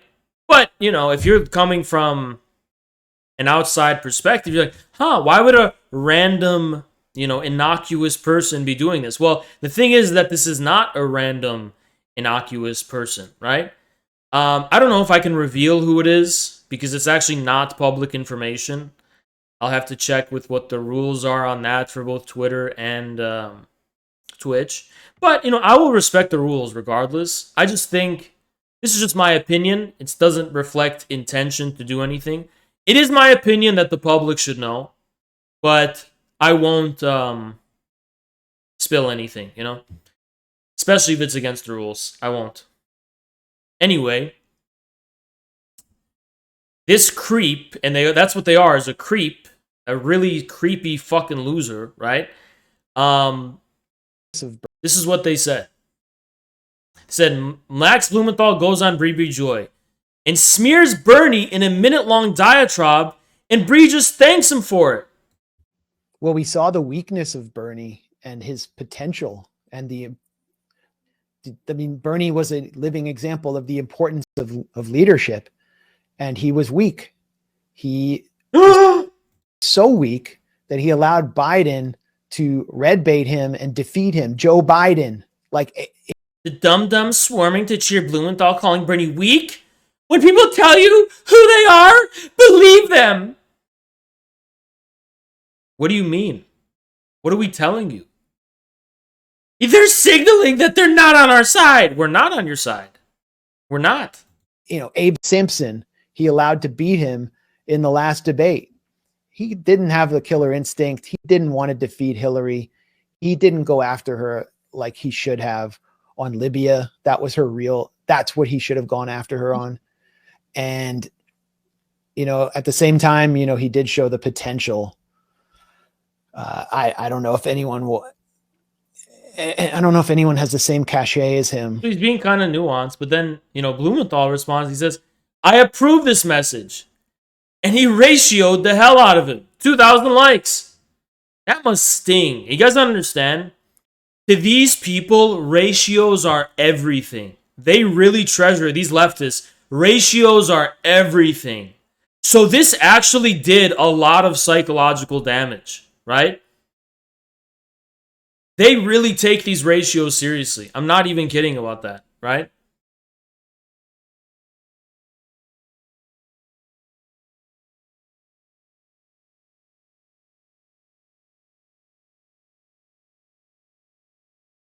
Yeah. Well, what is all this news about anyway? Why is anyone even talking about, well, speaking of AOC and the squad, you may have heard from Vosh, from Hassan. I don't know, have you heard this from Hassan? Recently, right? A lot of interesting things have been going on. I don't know if you guys ever heard of the guy. His name is Christian Smalls. And I expressed a lot of skepticism about endeavors to unionize Amazon and endeavors to unionize this and unionize that. I expressed total cynicism, even dismissal, and skepticism. But I am going to admit to you guys right here and right now, I stand to be corrected and also humbled, because Christian Smalls in particular actually led efforts that culminated into a historic victory for labor. A historic victory for labor, unprecedented in the recent history of labor organizing and union organizing. So let's see how it happened. An Amazon worker named Christian Smalls planned a small, panicked walkout over the safety conditions at the retailer's only fulfillment center in New York City. Amazon formed a reaction team involving 10 departments, including its global intelligence program. The company named an incident commander relied on the protest response playbook and labor activity playbook to ward off business disruptions. In the end, there were more executives, including 11 vice presidents, who were alerted about the protest than workers who were attended it. Amazon's chief counsel, describing Smalls as not smart or articulate, in an email mistakenly sent out to more than 1,000 people, recommended making him the face of efforts to organize the workers. The company fired Mr. Smalls, saying he violated quarantine rules by attending the walkout. Now, that's a very important thing to keep in mind, because I'm going to explain to you what happened politically.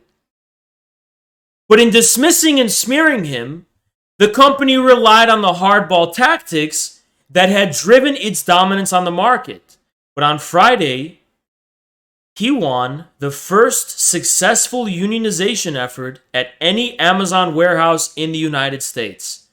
One of the most significant labor victories in a generation. I stand to be corrected. A lot of people say, Haas, you never admit when you're wrong. I'm admitting I'm wrong right now. I said that unionizing Amazon wouldn't be possible. I said I'm really skeptical of the very paradigm of unionizations. But they proved me wrong, led by Christian Smalls. They actually did it. They succeeded. So wait a second. Why aren't all of the BreadTube content creators talking about this? Why isn't Hassan talking about it? Why isn't Vosh talking about it? Why isn't Dylan Burns talking about it? I mean, all of these people were talking about the failed Amazon unionization effort that happened last year. Why aren't they talking about one that's successful? Well, maybe it's because they only like failure rather than success, right? Actually, it goes a little deeper than that. Let me tell you a little bit about who Christian Smalls is. So,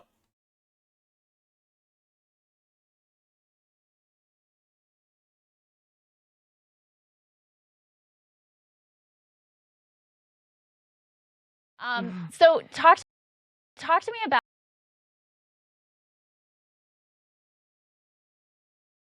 you mentioned, down in Bessemer, Bernie went, you had celebrities going. I think Danny Glover went down there. President of the United States makes a mention of it, although I personally think he could have gone a lot further, but he makes a mention of it. What has been the political reaction from that same group of people to you all's efforts? There is none. I mean, we don't obviously it's the proof is in the pudding. We had politicians cancel on us the day before our rallies. Mm-hmm. AOC, who else? Mondaire Jones, people I spoke to in person and personally invited them to come to Staten Island to talk to their constituents. They have people that work there in their district, to try to help, gain some support. We had no politicians from the left or the squad show up yet. And we don't receive the same attention as Bessemer at all. And I think it's quite obvious. We don't have the same resources. We just barely made it. So the progressive left and the progressive Democrats completely abandoned Smalls and his effort to unionize his Amazon warehouse. They totally abandoned him. And you also have to understand the significance of this too, because this was during quarantine and during lockdown. And Smalls was accused of violating the lockdown procedures. According to the progressive Democrats and the progressive left, following the lockdown procedures was more important than winning labor victories of this caliber. It doesn't end there. It doesn't actually end there. Here's Smalls being asked after victory about whether or not he has a message for AOC, who workers told status quo flaked on them and wouldn't show up to their union drive. We get to go back and share a celebratory moment with them because without them, this wouldn't be possible. And any message for AOC specifically? Hell no, man. I'm not giving her no. She don't deserve this moment, man. Well, one more last question. Do you think it's What is going on here? You're starting to understand why BreadTube isn't covering this. Keep in mind, guys, I don't know if you remember, but the Amazon unionization drive last year was huge. It was huge news, and they were all covering it. They were all putting their faith that it would be possible to unionize an Amazon warehouse. And when it failed, even I came to the conclusion, along with everyone else, that it's just not possible. But this guy managed to do it. He actually managed to do the impossible and succeed where everyone else failed. You want to know who did give Christian Smalls some attention and did platform Christian Smalls when no one else would? AOC ignored him, Bernie ignored him, all of the progressive Democrats and progressive left ignored him. You want to know who did platform him? Jimmy fucking Dore.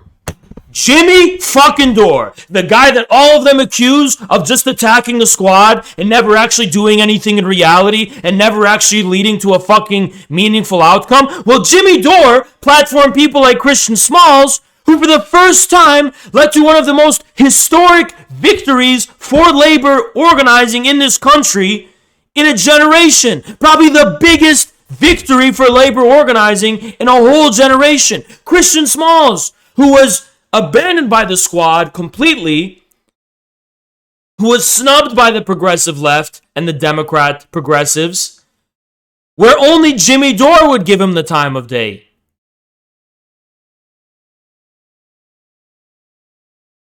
And that's why they're not focusing on what happened here. That's why Vosh isn't talking about it. That's why Hassan isn't talking about it. That's why the Young Turks aren't talking about it. No one's talking about this shit because this is Jimmy Dore's people. This is our people. The real left. Not the fake one, not the synthetic left, not the progressive left and the progressive Democrat left, the real left. That's why they're not covering it. Despite the fact that this is the biggest victory for labor organizing in a generation.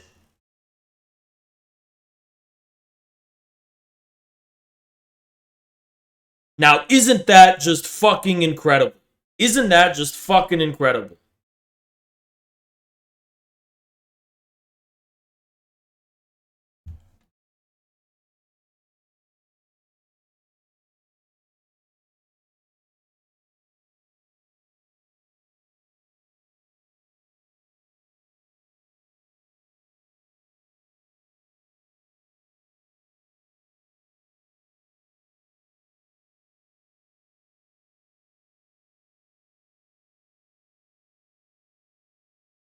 Here he was. This was March 10th, 2020. And this was a fired Amazon employee who was fired for violating quarantine and lockdown protocols, which, by the way, which is why the progressive left never liked this guy. And here's Jimmy Dore platforming him. We have special guests with us today. You know, friend of the show, Chris Smalls, who was... He made headlines as the man who led a walkout demanding Amazon to shut down their facility for cleaning after multiple workers tested positive for COVID-19. Please welcome back to the show. It's Chris Smalls. Hi, Chris. How are you? Hey, Jimmy. How you doing, brother? I'm doing well. I'm doing well. Now, I want to remind everybody what your story... Here he is. This is the guy. So you'd think AOC would sit this one out. She had nothing to do with his victory. She had nothing to do with the effort by the workers of Amazon to lead that unionization effort. So she would at least have the dignity to just not try and claim credit for it, right? Let me show you what fucking AOC actually did say. I'll show you.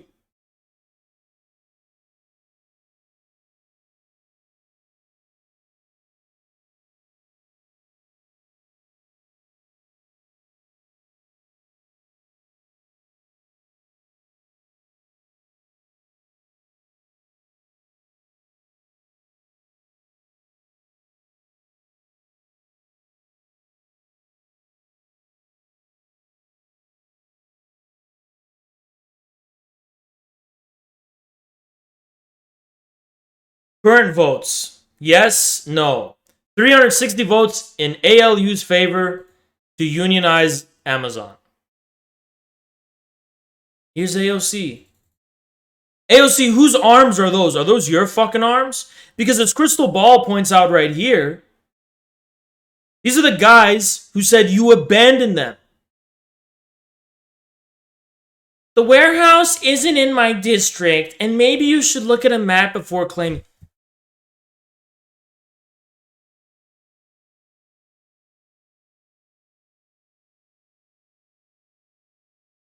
It's not in your district. You travel all around the fucking... You went to the fucking border and pretend to cry in a fucking photo shoot about kids in cages. Well, by the way, a situation that is far worse right now under Biden. You're not crying. What was this? Was this in your district? Was this in your district?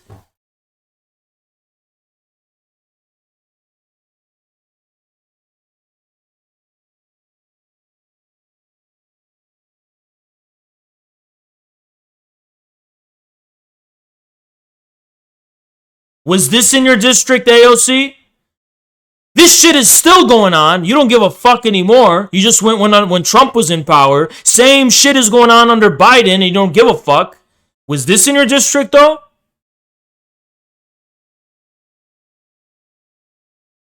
Was this in your fucking district? Was this in your district, AOC? It was not. So why do these Amazon workers have to be in your district? Why can't you go show support for them? Because this would probably, if they were successful, be the biggest history of labor in a generation. Well,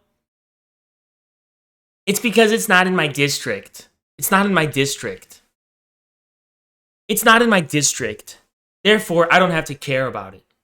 It's not in your district. That's the bar here. That it's not in your district?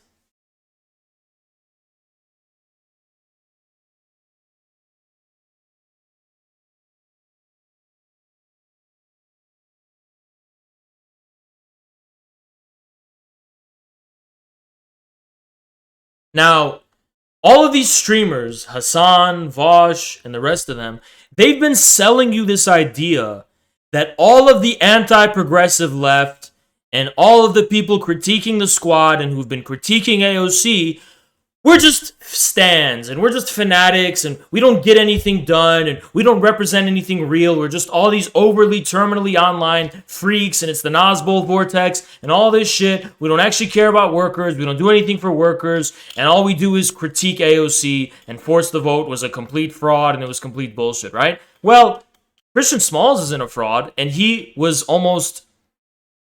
he was responsible for the victory. He led that organizing victory. This is the victory you guys have been talking about and playing up for years. Unionize Amazon. Last year when it fit, you were all over this effort, right?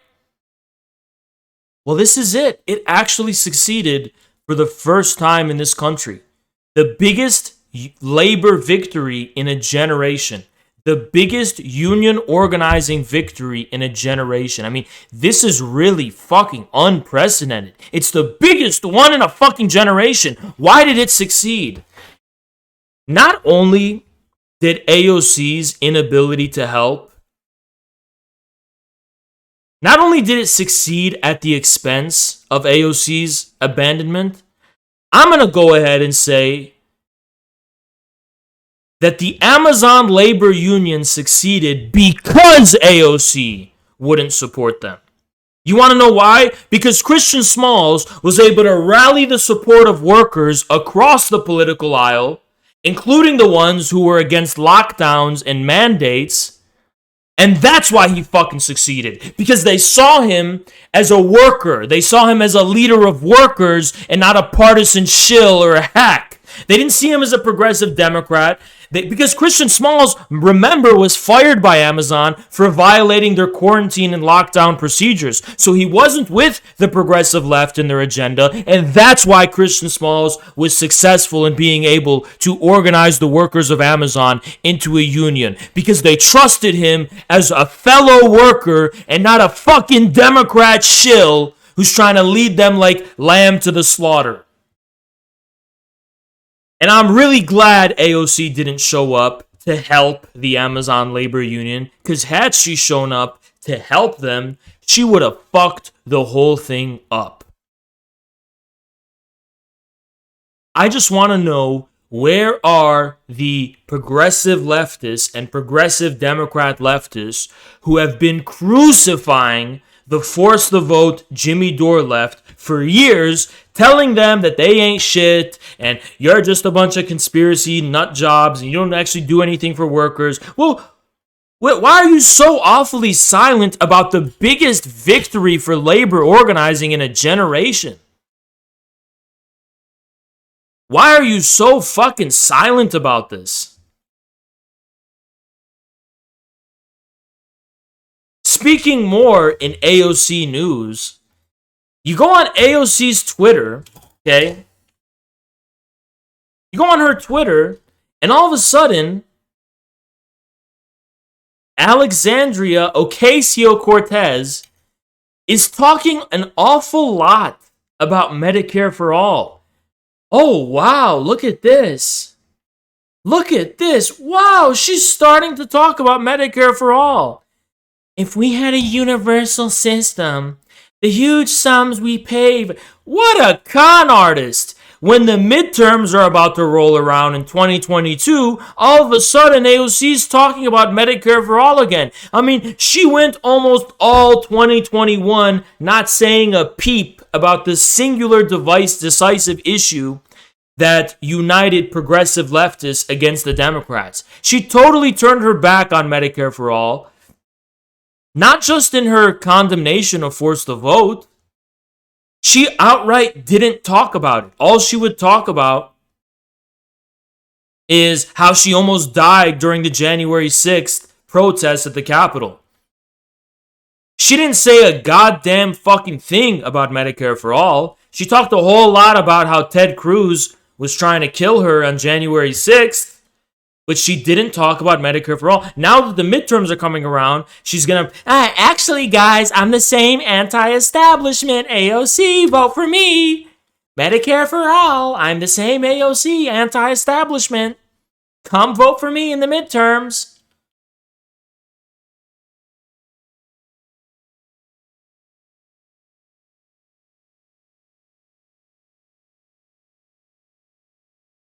And people actually buy into this scam. So here's Jackson to the rescue. You could have forced a vote on Medicare for all during a pandemic, but instead chose to vote Pelosi as speaker. You only tweeted about Medicare for all 4 times in the whole of 2021. Pretty fucking weird, huh? Pretty fucking strange.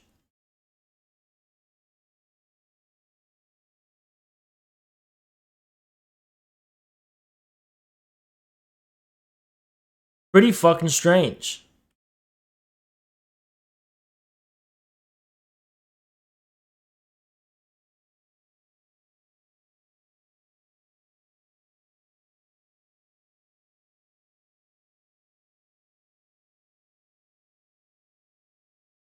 And here's Christian Smalls himself responding to AOC.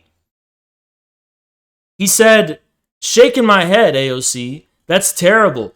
Workers from your district definitely commute to Staten Island. I know them personally. Maybe you should do your due diligence." Damn! Damn! Damn! Damn! It looks like our side of the aisle, the Jimmy Dore left, the real left, is actually winning. It looks like our side, the Jimmy Dore left, is actually winning. I mean, this is where the workers are.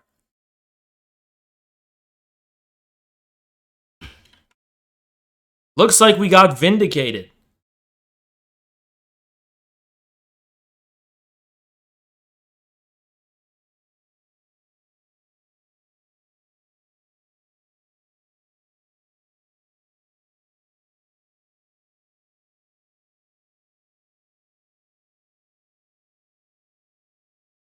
Unbelievable.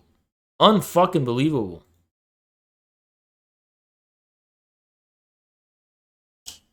By the way, is the CPUSA talking about this victory? I hope not, because Christian Smalls is a dangerous red-brown figure, right?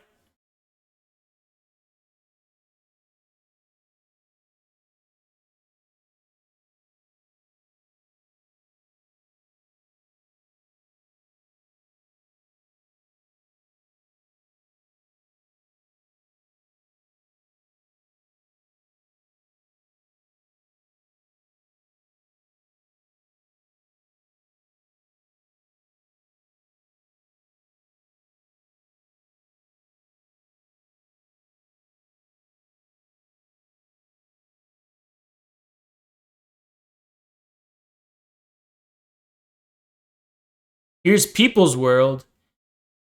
Young Amazon workers on Staten Island rattle the halls of power. Excuse me, where were you? Where you're claiming victory for this? You're claiming credit for this? Those people have nothing to fucking do with you. Those people have nothing to fucking do with you. Those people hate you. The fuck are you talking about?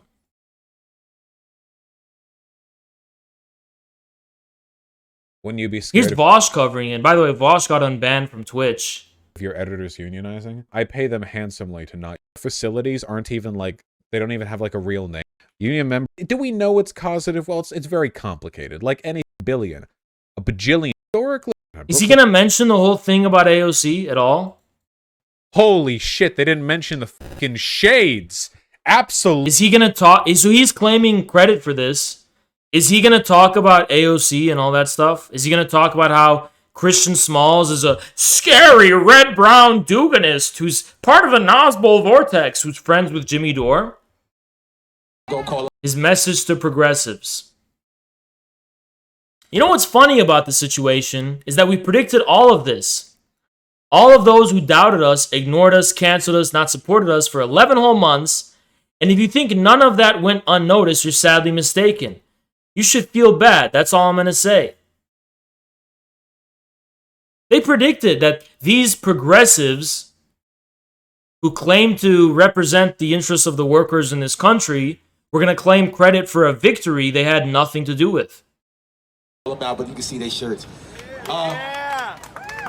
Amazon Labor Union, we have created a worker-led independent union. Let me repeat that. Not established. We don't have millions of dollars. That was the key thing. This union that they made was a brand new union. It wasn't an establishment union.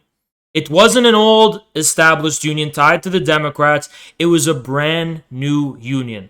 And it's going to be unions like this that will form the backbone of the Popular Front that will be the future People's Party USA. Speaking of, I want to show you a really cool tweet by the People's Party themselves.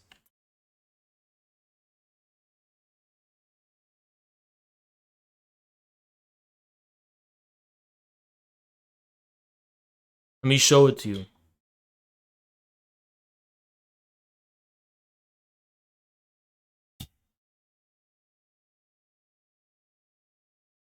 Look at that. Introduce them to identity politics. And that's what happened to the left. And that's why the People's Party is fucking based. And they used to be cringe, by the way, because there was all these identity politics people in the party. Now they're becoming based. Once again.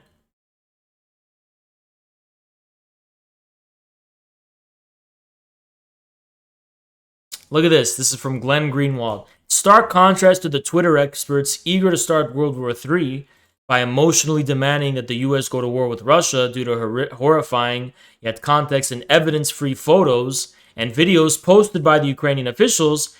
The New York Times commendably applies skepticism. Okay? They said, we were unable to verify the assertions, and they also said, the Times was not able to verify this photo. The photos at Bucha, right? The ones that the Russians are going to bring to the UN tomorrow, Monday, in an emergency security council meeting where Russia's going to bring up the fact that there's more than meets the eye here. The calculus for the U.S. entering the war in Ukraine against Russia as a direct belligerent rather than treating Ukraine as a proxy war has not and will not change. Nothing is more dangerous than the world's two largest nuclear armed powers in a direct war.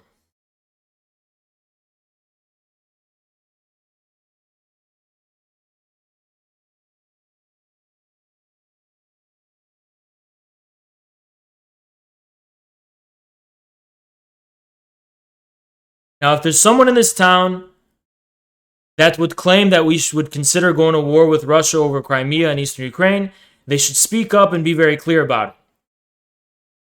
So Obama was saying that would be stupid because this is what Obama said.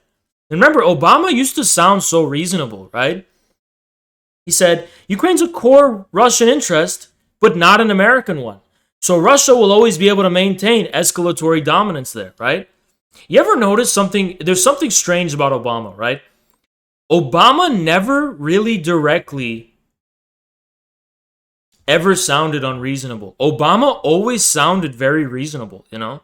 He always, like, he wasn't Biden. He wasn't, he wasn't Hillary. He always just sounded pretty reasonable about shit, right?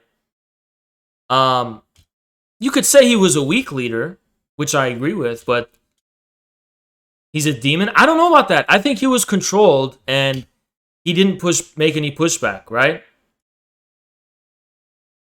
But he tried to be reasonable. It's just he was being pushed around and he didn't have any backbone, right? He didn't use any backbone. But yeah, he's not demonic like Hillary. Hillary is really, demonic, right? Obama, though, it's a different case. Based. But Obama wasn't in control, right? That's something Putin directly talked about. Thanks so much for the subs. Are you planning on covering the recent events in Pakistan? Interesting Punjabi election results? The Indian Congress Party foreshadows Dems' fate emo. Yes, I want to cover the events in Pakistan briefly. Let's continue to see what Voss was saying though. This is worker-led, brand new, created. At the time, too, AOC, AOC said like, AOC some social media, hopefully, of course. So I just want to see what he says about the AOC thing. The details can go further. Oh, I would love to have him on stream. I would love to have him on stream. I'll reach out to him. Maybe he has some social media. Hopefully he hasn't been hit with a VDS bat, He's a friend of Jimmy Dorvosh. Please talk about the tweets of Crystal and AOC. Oh, I didn't even... AOC celebrated the win on Twitter, and then Crystal Ball was like, if you like their win so much, then why didn't you show up at any of their rally meetings? And AOC... No. Why did Christian Smalls, the guy you just said you want to have on, say that AOC completely ditched them? You know that the hostility to AOC came from Christian Smalls, right? Not Crystal? AOC said, like, well, there was a scheduling conflict. Yeah, Jimmy Dore supports him before the victory. Bosch supports him afterwards. One point, and also they weren't in my district, and then people were like, well, then you don't really care. I don't really care. Listen, this event is about the victory of working people and unions over Amazon. I am just not interested in making it about, like, attacking the squad. Look, maybe this... What do you mean you're not making it about attacking the fucking squad? What do you mean? Where was the squad then? What lesson should we draw from the fact that you weren't behind this until it happened? This squad could have been louder about this. I legit don't know. I don't pay attention to them. Really, like, you guys, how often do you hear me talk about the squad? I really don't talk about them positive or negative. To me, it's just like... Oh, wait. Hold on. I gotta show Jackson this. Someone's gotta show this to Jackson. You guys are in Jackson's chat, or if he's live when I get offline and I raid him, just ask him, like, Jackson, do you see how Vosh... I'll just tell him. But do you see how Vosh is walking back his support for the squad now? Oh, I never really supported the squad all that much. I just, look at how the history works, guys. I never really supported the squad anyway, Even this guy can't even fucking defend the squad anymore. That's fucking insane. So, listen, this is about trust, guys. Now he's gonna bury himself among people critical of the squad. That's not what counts. What counts is, what position did you take when it wasn't popular, right? Why should we trust you, Vosh? Why should we trust you? You want to be... Progressive libs hate the working class with all their heart. Thank you, Orangenis. Why should we trust you, Vosh? Now you want to be one of us. Now you want to join us in our critique of the squad. And you're going to fucking gaslight everyone into thinking, oh, I was never a supporter of the squad all that much anyway. Really? I'm glad we have like 8 people out of the 400 something people in Congress who are, more left-leaning than average. Like, whatever. Okay, great. You know what I mean? It's off in that corner. Oh, Christian Smalls. Come on, you can trust me, Christian Smalls. Christian Smalls isn't a dumbass, Vosh. He knows who you are. He knows that you've smeared Jimmy Dore for years as a Nazbol Red Brown Alliance guy because of his pretty poignant criticism of the squad and the so-called fake progressives of the Democrats, right? Sorry, the fake leftists of the progressive Democrats. So, he's not going to be fooled by you, Vosh. I promise you. He's not going to be fooled by you. I will always support politicians being as vocally in favor of unionization efforts as possible. So I hope they are that. That's my hope. So remarkable stuff here. Really, really hope we see a continuation of these events in the future. Because this could be the turn. Like, this could be the turn. And I really hope. Yeah. And too bad leftists like yourself will have nothing to do with it. And leftists like us, who you call Nazbols and Red Brown Nazbol Vortex, will. I really, really hope. The working people in this country have just been fucked over in so many ways. Don't get me wrong. By the way, unionized workers still getting fucked over, but there are degrees. Yeah, you're so full of fucking shit, Vosh. You are so full of fucking shit. I can't even believe the shamelessness. I can't even fucking believe the shamelessness. It's unbelievable.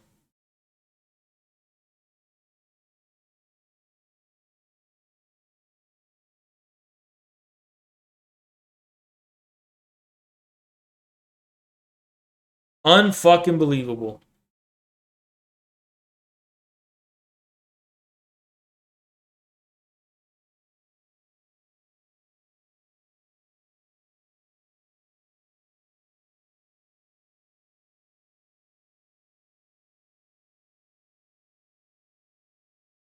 So there was recent elections in Hungary where Orban won.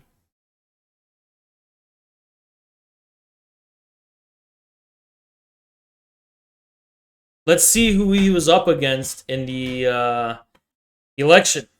So he won by this is the age that we're living in, guys. We're living in the age of Caesarian leaders, of Julius Caesar leaders, right? This guy he blew the rest out of the water. There's this guy, the Our Homeland movement. I don't know. It's a far-right party. This is Jobbik. This is Jobbik. The far right in an alliance with this guy, who's probably, CIA? Guessing this is the EU CIA candidate.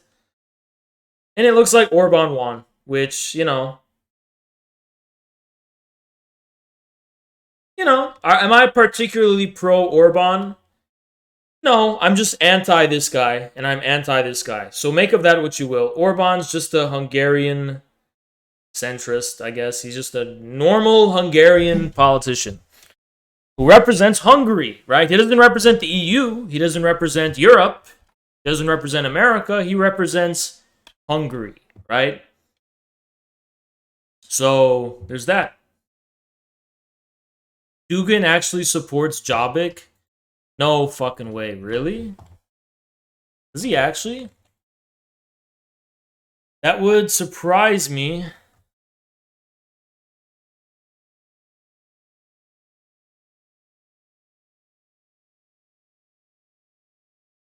I don't think he supports them. I don't think he supports...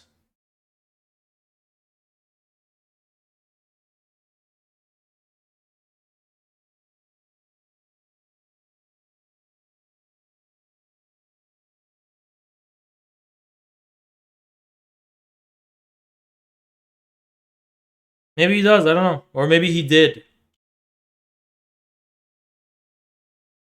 Yeah, I don't know.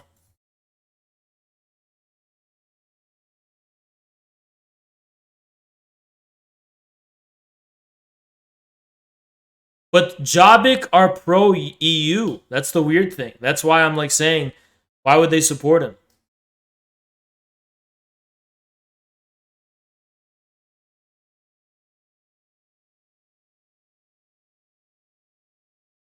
Yeah, I don't know. I think Dugin talks to anyone, so I don't know.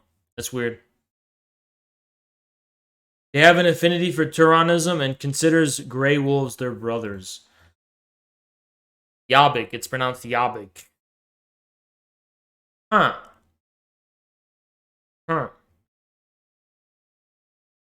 It's so weird how the sub counter doesn't update. Like, I guess Twitch does not want me to have 1800. Anyway. Let me give you this video.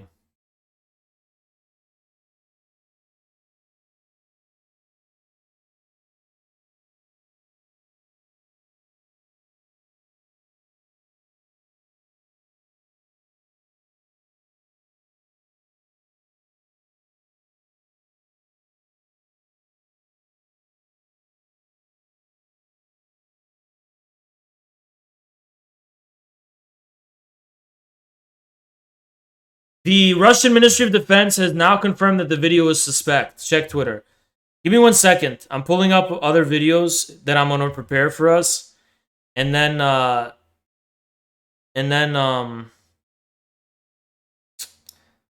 go to the Russian Ministry of Defense. Give me a sec.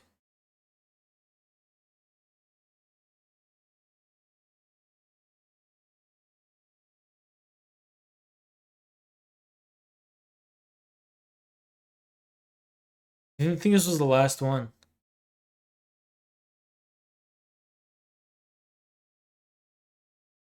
Michael Tracy opinion. Kantbot does not like this guy. Okay, I can't show you this footage because it's TOS. But Margaret Brennan of CBS admits that Zelensky's team handed her some photos, videos, and she's now going to broadcast them on TV with zero independent corroboration, just openly purifying a foreign country's propaganda. Mr. President, your team shared with us a video, images that your government has gathered of what has been left behind outside of Kyiv that I do want to share with our viewers. And I want to ask you about it. Looking and listening to what Vladimir Putin has said, he's called Ukraine not a real country. He said it's controlled by little Nazis. He's called you a drug-addled thug. Is he someone you can negotiate with?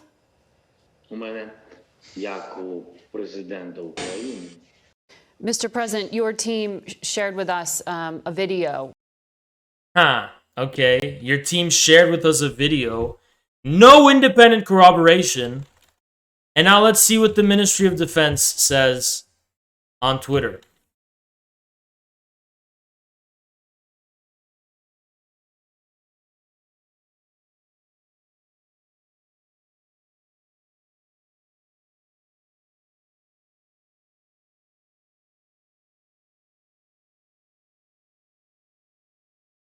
So, I mean, they've clearly denying this, right? The Russian Ministry of Defense denies accusations of the Kiev regime of killing civilians in Bucha, Ukraine region. So they're just obviously denying it. So there needs to be independent corroboration, which there isn't. We're nowhere near that, right? Okay, we got some of this.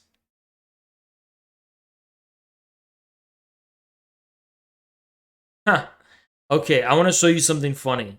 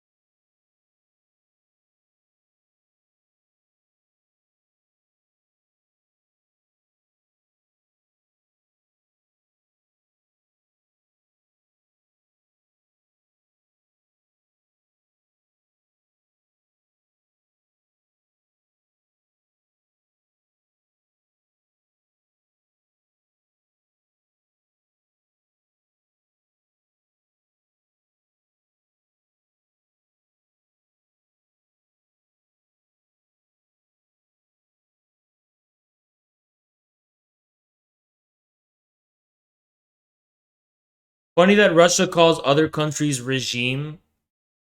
Do you know what a fucking regime is, dumbass? What do you think regime means? You fucking idiot. You literal dumbass in my fucking chat. Actual stupid fucking person. Actual stupid fucking person. Doesn't even know what regime means.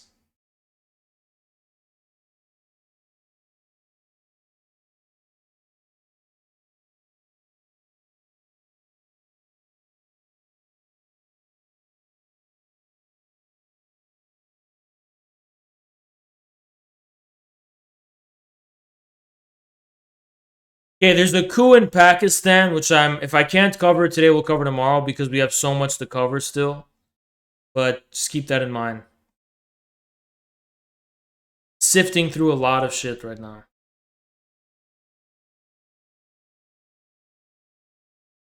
What the fuck is this? What the fuck is this? Brings us to the end of today's... Can I say one more? Because everyone is asking, what can I do? You can do two things. Control your own and your teenager showers. And when you turn off the water, you say, take that, Putin.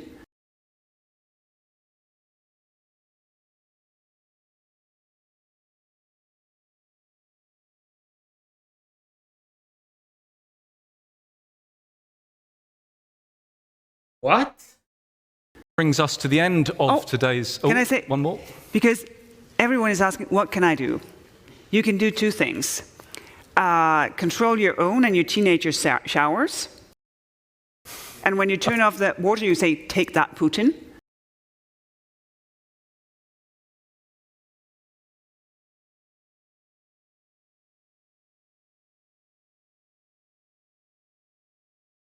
Imagine trying...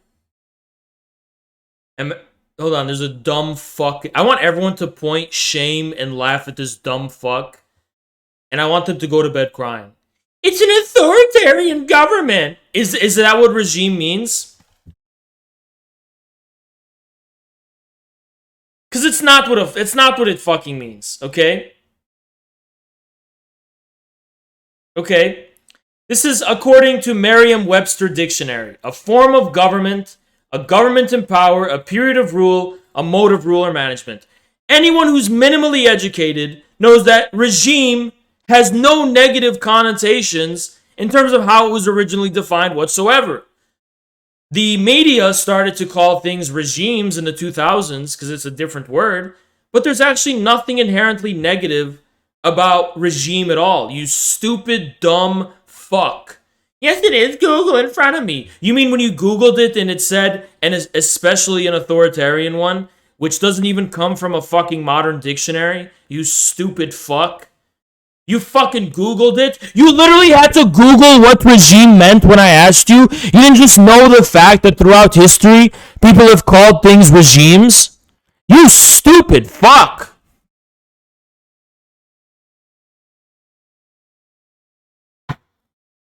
Yeah, they do try to use it derogatory, but it doesn't mean an authoritarian government. All regime means is government. It's like alopecia, which just means hair loss. Regime literally just means a form of government. It has no inherent negative connotations whatsoever. You stupid, dumb fuck. Yes, and Google says it's authoritarian. That's not what Google fucking says. Google had to go out of its way to say a government, especially an authoritarian one. This is all it says, especially an authoritarian one, right? Because that's how the media as of the 2000s started to use the word. But it literally just means a government. Do I have to explore the etymology of regime for you, you stupid fuck? Etymology of regime. Okay, this is Latin, rule, regime, regime. Late 15th century, it just means rule. That's all it fucking means. It means of the government, the rule. That's all it fucking means, right? Regime, on Wikipedia, it's a form of government or a set of rules, norms that regulate the operation of the government or institution and its interactions in society. The usage, right?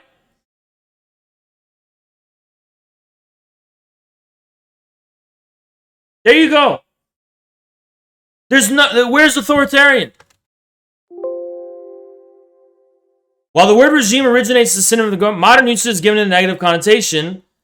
Webster's dictionary states the word regime simply refers to a form of government. There you go. Modern usage as of the 2000s. And Oxford says especially. So you're stupid, dumb fuck, and you lose.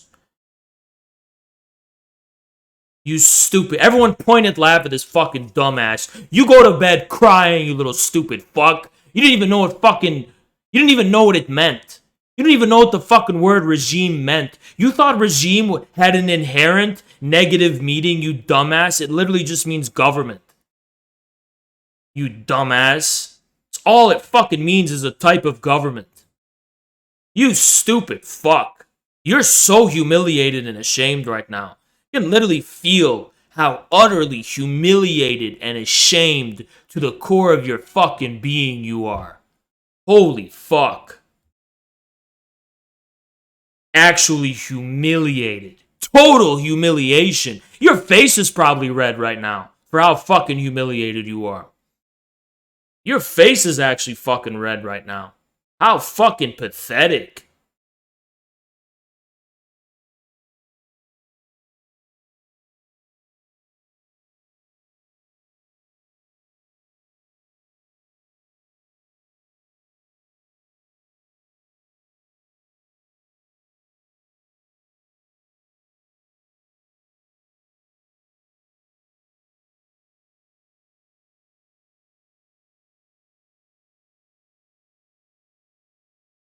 Absolutely fucking pathetic.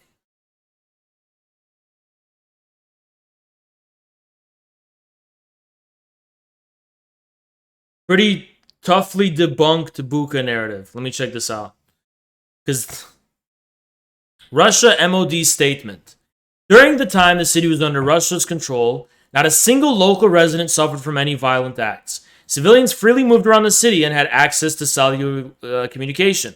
Exits from Bucha were not blocked, and local residents were free to depart in the northern direction. Southern outskirts, including residential areas, were under round-the-clock attack by Ukrainian forces. All Russian units completely withdrew from Bucha on March 30th. On March 31st, Bucha's mayor confirmed in his video address that there were no Russian troops in the city, but made no mention of any civilians shot in the streets with tied hands.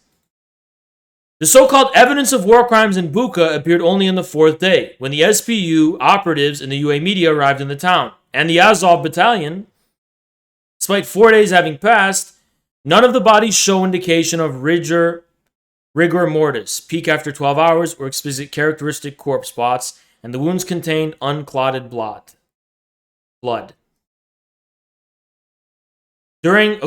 So let me explain this to you guys.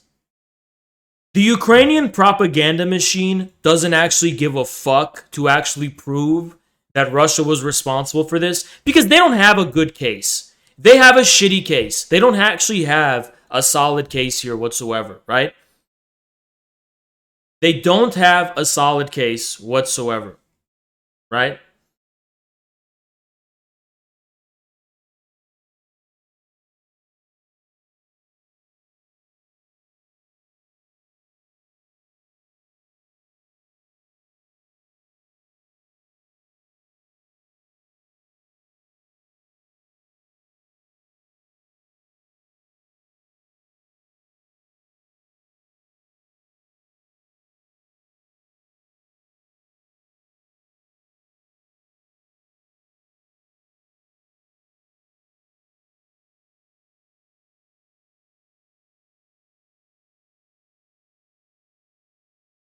Trying to create a narrative to force NATO into the war, yeah.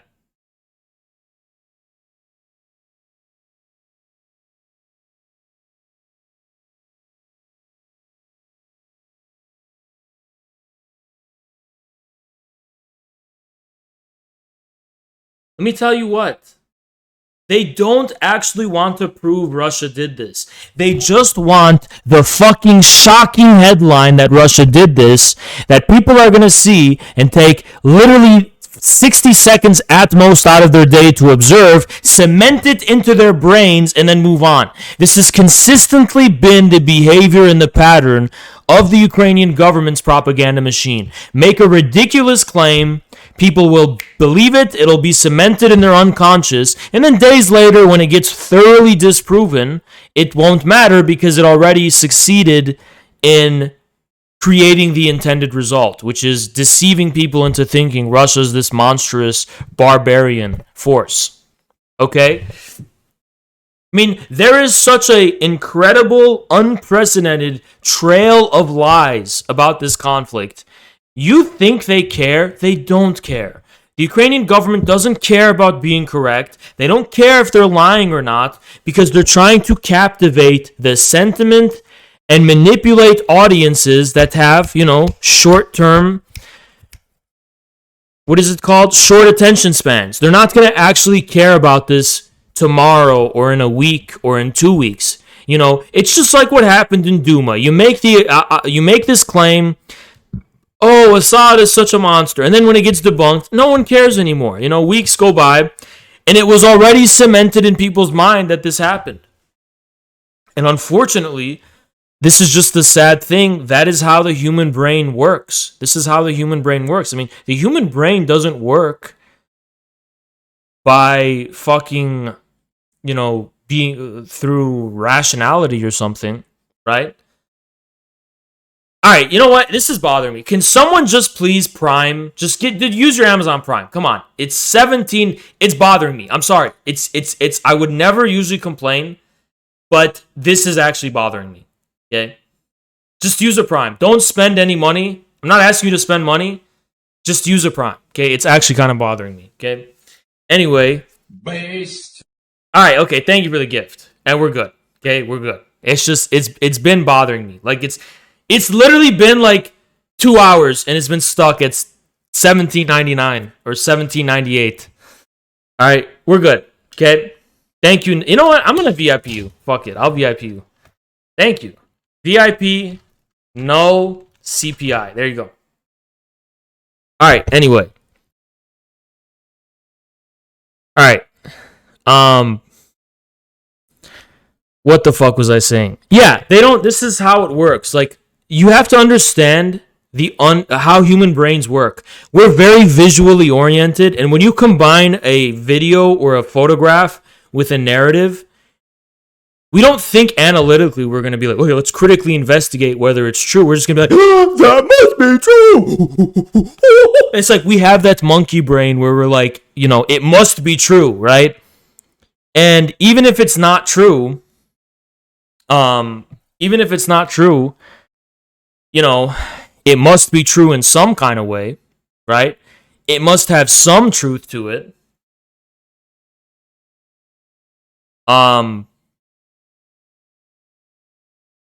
even if it has none, right? It's a very powerful effect when you combine videos with a narrative. And Russia's going to debunk this tomorrow or in a week.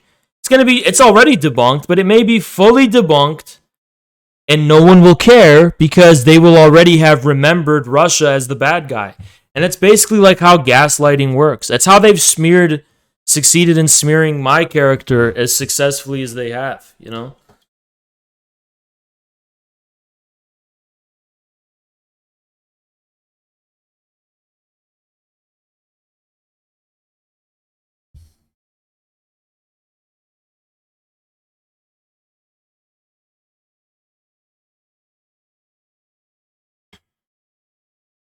All right.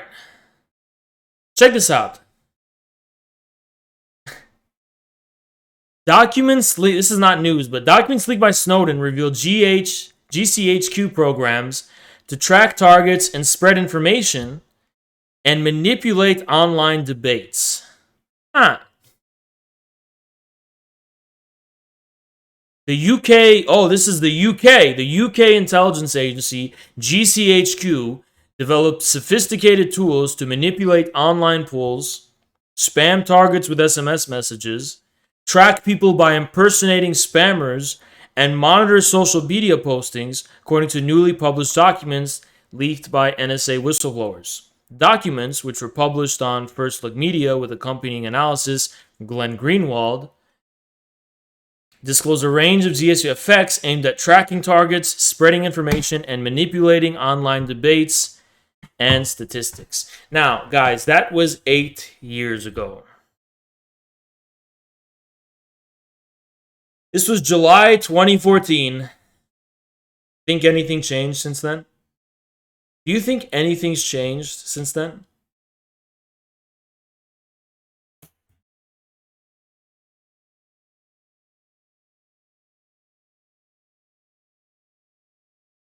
Think anything's changed since then? I think things have changed since then. I think it's gotten more sophisticated. Because, as I've said before, and a lot of you people, really don't really take this seriously because you just think it's a joke. But like 95% of Twitter are bots. And these bots can be pretty sophisticated. But they're bots. It's pretty scary. It's AI. You'd think it has to be human. No, that's a bot. Literally like 90% of it's bots. It's literally all bots.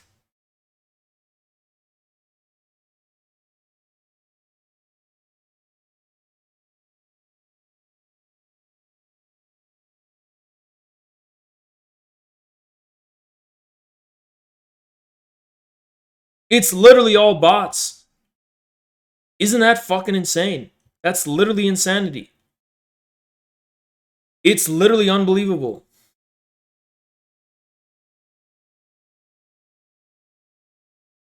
All right, you know what? I'm going to give subs to the community. Okay, wait. Thank you, Mr. Duff. Thank you, Mr. Duff, so much. I literally was just about to... Because I'm going to do it. Fuck it. Gift a sub. 10 subs. Let's go. 10 subs to the community. Complete. There you go. I'm gifting 10. There you go. Alright.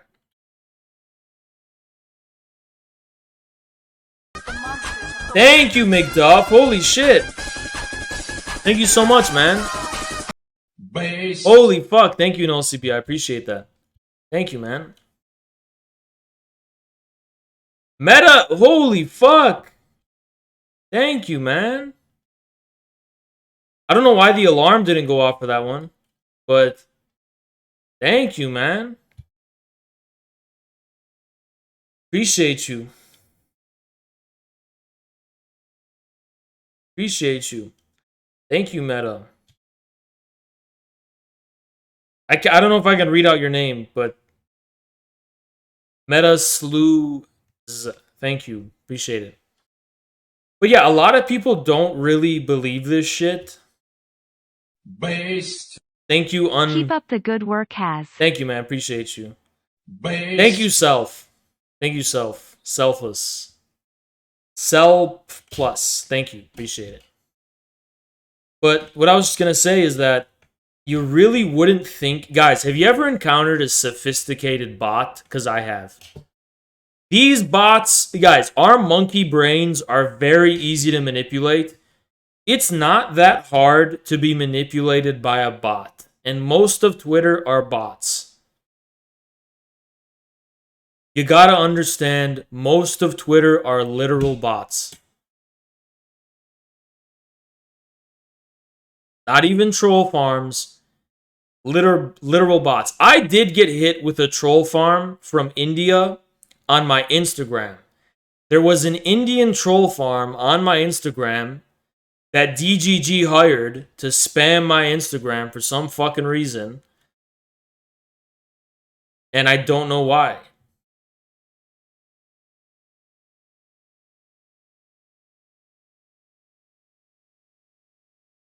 And they would like spam poop emojis, and they'd be like, Destiny's so much better than you. And I click on their profile, and this is not a Destiny viewer. This is an Indian troll farm.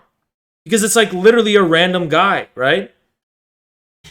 From India, who's not like this Destiny fan. It's just like a random spam account.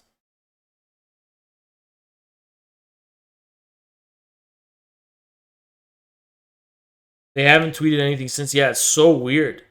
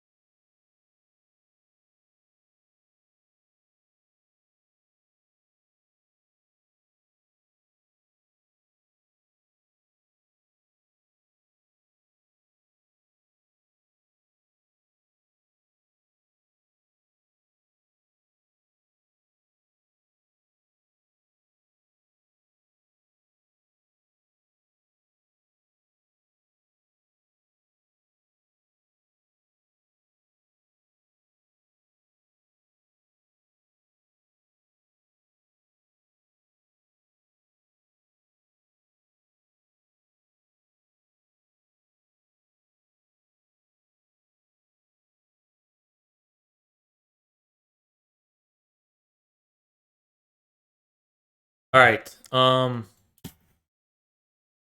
So this, I want to make sure, I'm going to vet this because this is kind of spicy stuff. Yeah, I knew Tucker was going to fucking go crazy. I knew it. Okay. Fuck. We have to remember that at the 2:10 minute mark, I have to fucking stop it. I knew he was going to do that shit. I knew Tucker was going to. So, okay, hold on. This is about Hunter Biden's laptop. So something's going on with Joe Biden. His poll numbers are absolutely tanking, but it seems like elements within the Democratic Party are turning on him. We're not going to pretend we understand exactly what's going on here, but something definitely is. I do. It's all in Caleb's book about Kamala Harris. They prefer her over Biden. It's always been that way.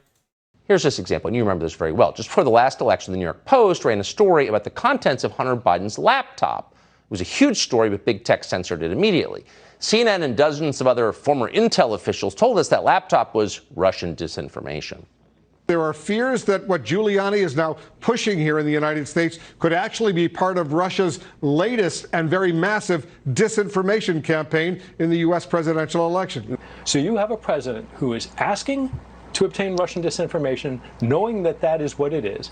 He is accepting that same information, and he is then turning it and using it on the campaign trail against his opponent. And that's mind-blowing. It's sort of a crazy quilt at this point, which has all the hallmarks of Russian disinformation. That said, it wasn't for lack of trying. CNN reported on Friday that U.S. authorities are seeing if those emails we just talked about are connected to an ongoing Russian disinformation effort.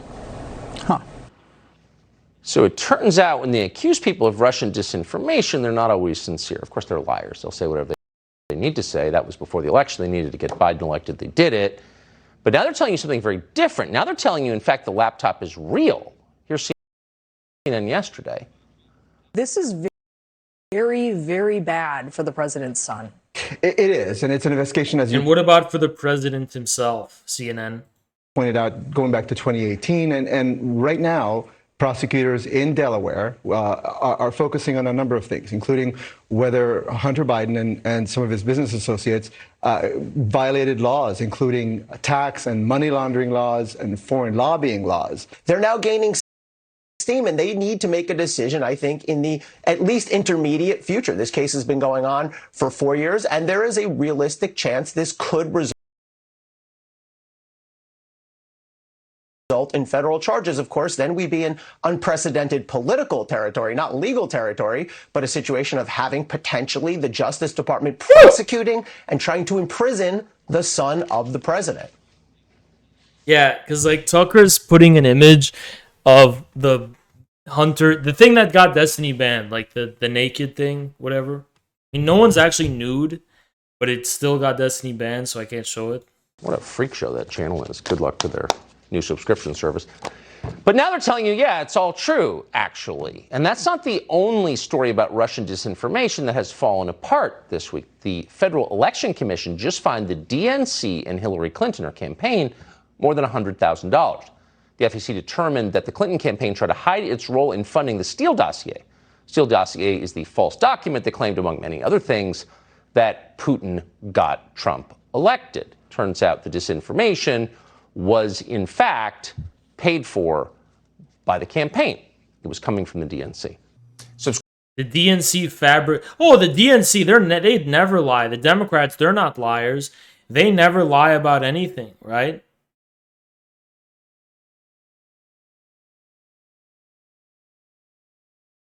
Let me just vet this video, make sure there's no dirty business. This one. Good evening and welcome to Tucker Carlson. Tonight, pretty much everybody in America feels awful about what is happening right now to average Ukrainians. They didn't ask for this war, and they're really suffering. So your heart goes out. You feel compassion for tragedy, no matter where it is, whether it's a landslide in Sri Lanka or a war in Ukraine. So you feel compassionate. On the other hand, you may have at some point over the last month asked yourself, why is the invasion of a faraway Eastern European country suddenly the single biggest thing that ever happened in our country, in America? That's kind of strange, especially given everything we've got going on in the U.S. right now. Ukraine!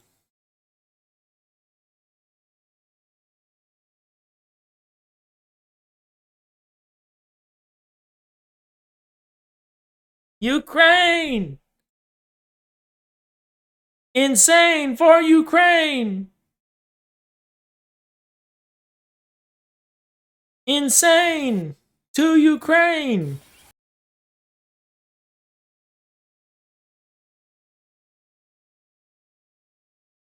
Right now.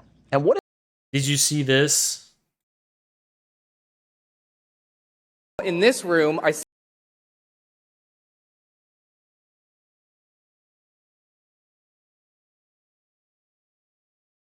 first of all, in this room, I see that no one's clapping for me. It could be because I'm not engaging, but it also is because everyone's doing this. And that's really important because those loud bursts of noise, even though this is a noisy space, when we can do something like reducing that, that's really important. So please don't clap, shoot up these. And additionally with the noise issue, like avoid hissing, avoid waving banners, right? If you don't know what to do, show up these, right? I'm sure there's lots of ways that we can communicate to each other without needing to rely on something that's going to hurt somebody. Damn, at the CPI conference, everyone clapped. I didn't know we were doing like this subversive, reactionary, right-wing thing when everyone was clapping.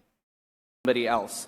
We have quiet rooms that are available. There's a range of options of these, right? On 7, there's one that has video but no sound, if you still want to be able to observe the convention, but the sound is an issue. There's also on Piedmont 8, a completely quiet room. One thing to note there, please don't go into that space with anything that's like an aggressive scent, for instance, right? What? What do you mean an aggressive scent? Okay? What do you mean an aggressive scent?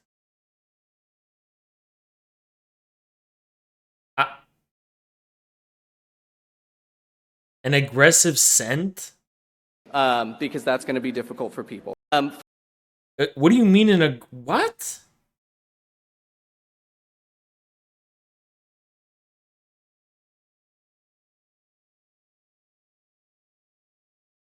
What?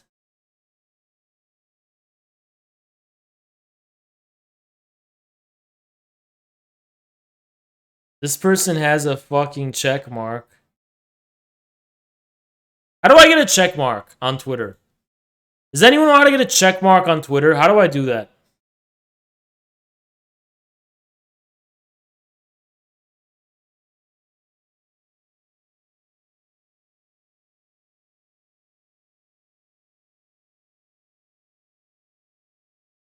It's in your settings. You can request verification. Why hasn't Jackson done it? How do I get verification?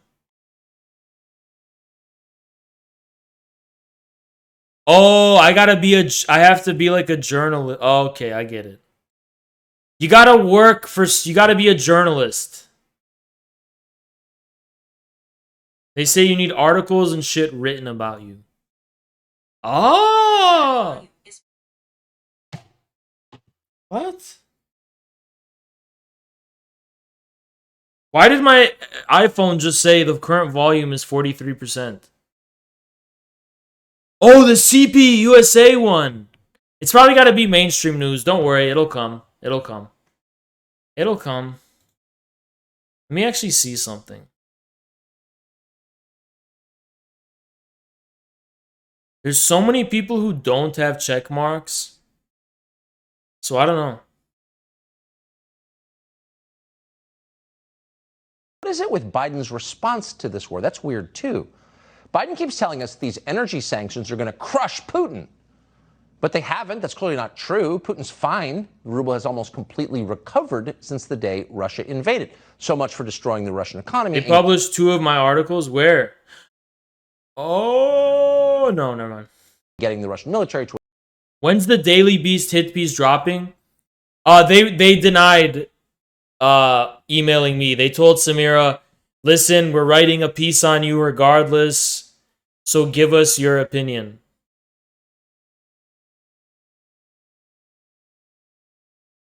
And she still hasn't. Saw me on, what's iFunny?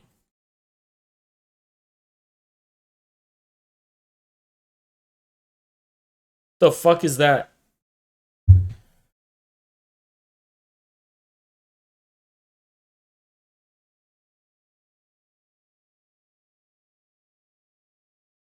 I'm not a fucking Zoomer. I'm not a fucking Zoomer. I'm not a Zoomer. I'm not. I've never been a Zoomer. Withdraw from Ukraine. No, I'm not. And yet, we in the U.S. are paying higher and higher gas prices thanks to these sanctions. So Biden is not hurting Vladimir Putin. Biden is hurting American citizens. Why? What exactly is this about? Well, the first thing you should know and never forget is that nothing changes a society faster than a war, even a war in another country. If you want to reorder a society, you're going to need a major crisis in order to do it. The democratic process is not going to work for you. The democratic process will never get you to total transformation because voters almost never want systemic change. They prefer That's not a sign of Zoomerism at all. incremental. What are you talking about? Improvement. And that's why they tend to elect the very same people to office year after year. They do that because radicalism, big change, scares them. They are not looking, and they are never looking, for massive, abrupt changes to the way they live. So again, if you want a revolution, you're going to need some kind of emergency to justify it. Let's say, for example, that you wanted to change a country's 250-year-old system of voting in order to make that system much more vulnerable to mass election fraud, which you would commit. How would you go about doing something like that? You couldn't do it by referendum. No. You might need to declare a public health emergency and then institute vote by mail. Hold on. People are asking me to look at something.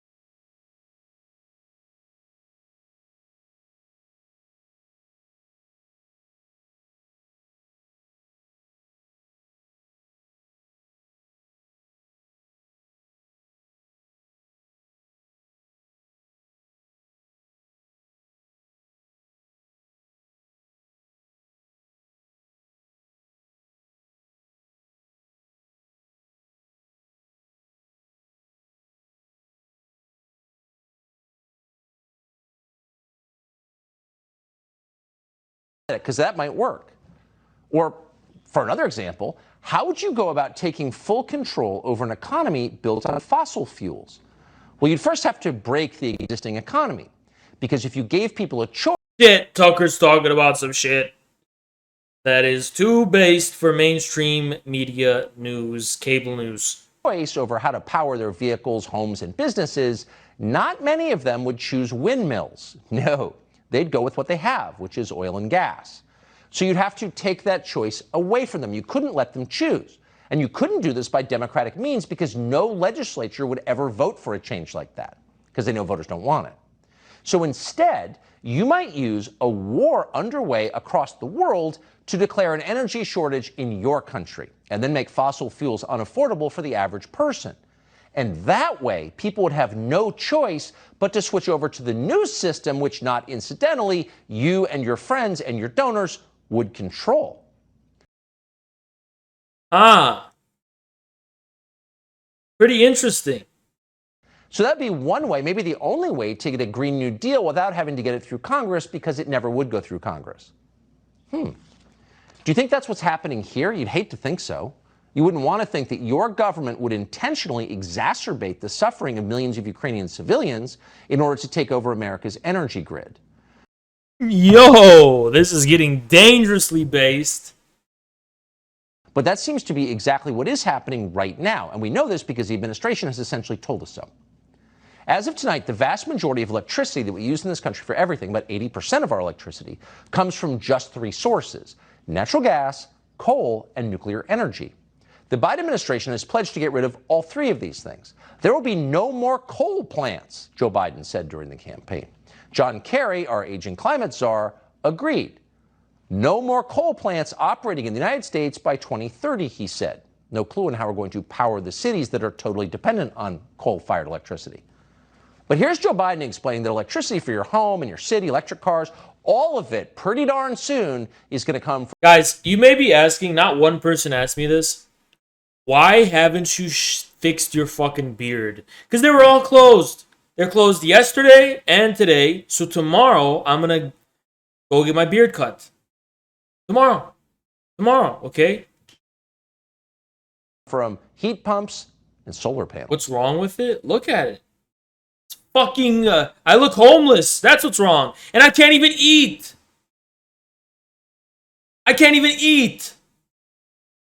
I'm swallowing my own beard hair, and it's really uncomfortable. And believe it or not, guys, it's starting to fucking get in my field of vision. Like when I'm just looking, I can see my beard now. It's like blocking my eyes' field of vision. I'm not even kidding. It's way too out of fucking control. Way too out of control.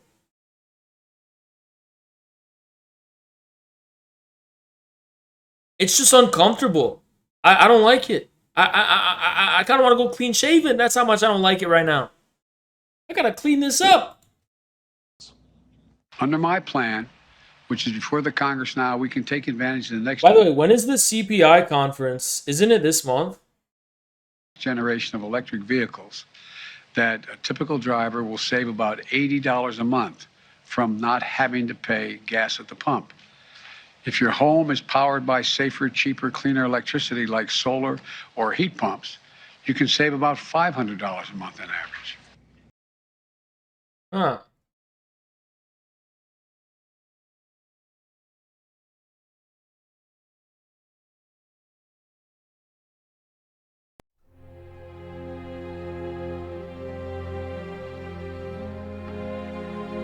Y'all know the quote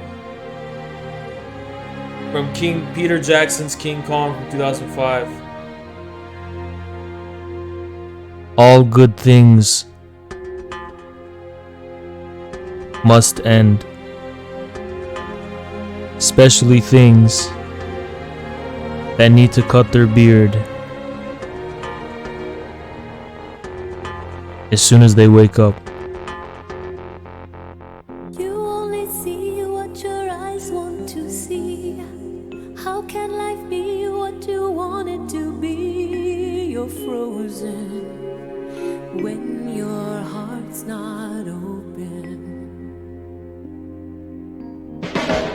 You're so consumed with how much you get. You waste your time with hate and regret. You're broken when your heart's not open.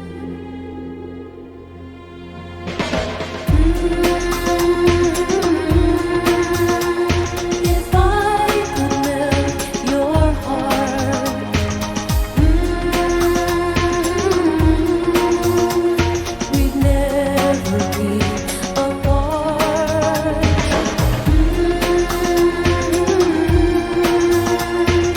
Give yourself to me.